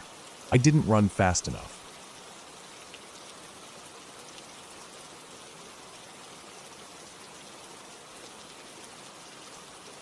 I'm not someone who believes in ghosts or any of that supernatural stuff, but what happened that night still makes my skin crawl when I think about it. It was a normal summer evening, quiet and still, nothing out of the ordinary. My sister had gone to visit our grandmother in another province, so it was just me and my mom in the house. It was an older house, nothing too special, but it had its creaks and groans like any place that had been lived in for years. That night, around 1 a.m, my mom and I were in her bedroom, just talking. I don't even remember what we were talking about, just regular conversation, nothing weird. My mom's room was right across from my sister's, and the door to her room had been shut all day. No one had been in there since she left. Then we heard it, a loud bang, like something heavy had hit the floor or been thrown against the wall. It was sharp and sudden, and we both froze. I could feel my heart start pounding in my chest immediately, my body going tense. My mom looked at me, her face pale in the dim light from her bedside lamp. We both knew where the sound had come from. My sister's room. I don't know how long we sat there before we moved. Could have been a few seconds, could have been a minute. I remember my throat felt dry, my hands sweaty. My mom was the first to move, getting up from the bed, and I followed right behind her. We walked out into the hall, every floorboard beneath our feet creaking just a little too loudly. I could see the door to my sister's room, still closed. Nothing seemed out of place from the outside, but we had both heard it. I reached out, hesitated for just a second, and then turned the knob, pushing the door open. My stomach dropped. The room was a disaster. Every single one of her dresser drawers had been pulled out and thrown across the room. The drawers weren't just pulled out and left on the floor. They were upside down, tossed far from where they should have been, clothes and toys scattered everywhere. The dresser itself still stood in place, but empty, hollow, like something had ripped it apart in seconds. I couldn't make sense of it. My mom gasped behind me, her hand covering her mouth. The air felt heavy, thick. My mind raced through every possibility. An intruder? No way, we would have heard footsteps, the door opening, something. An earthquake? No, the rest of the house was untouched. An animal? But how? Nothing was broken, no windows, no doors open. And the thing that made my stomach tighten even more, those drawers had stoppers in them, the kind that don't let you pull them all the way out unless you lift them a certain way. It wasn't possible for them to just fall out. Even if they somehow had, they wouldn't have landed upside down, thrown across the room like that. My mom stepped inside carefully, picking up one of the drawers, as if trying to make sense of it herself. I just stood there, staring, my mind blank. There was no logical explanation. None of it made sense. The house was locked, nothing was missing, nothing was broken except for the order of that room. We checked the rest of the house, every window, every door. Nothing. No signs of forced entry, no footprints, no open windows. Everything was exactly as it should be. We didn't sleep that night. We just sat in the living room, silent, both of us too shaken to even talk. Every little sound made me jump. Every creak of the house sent a shiver down my spine. I wanted a reason, something I could hold on to and say, "This is what happened." But there was nothing. The next day, my mom put everything back in place, but I could tell she was still rattled. So was I. We never spoke about it again, not really. Whenever I bring it up, she just shakes her head and says, "I don't know." And I don't either. My sister came back a few weeks later, and nothing ever happened in that room again. No weird noises, no more things being thrown, nothing. It was like that night had never happened. But I know what I saw, and I know what I heard. To this day, I still don't have an answer.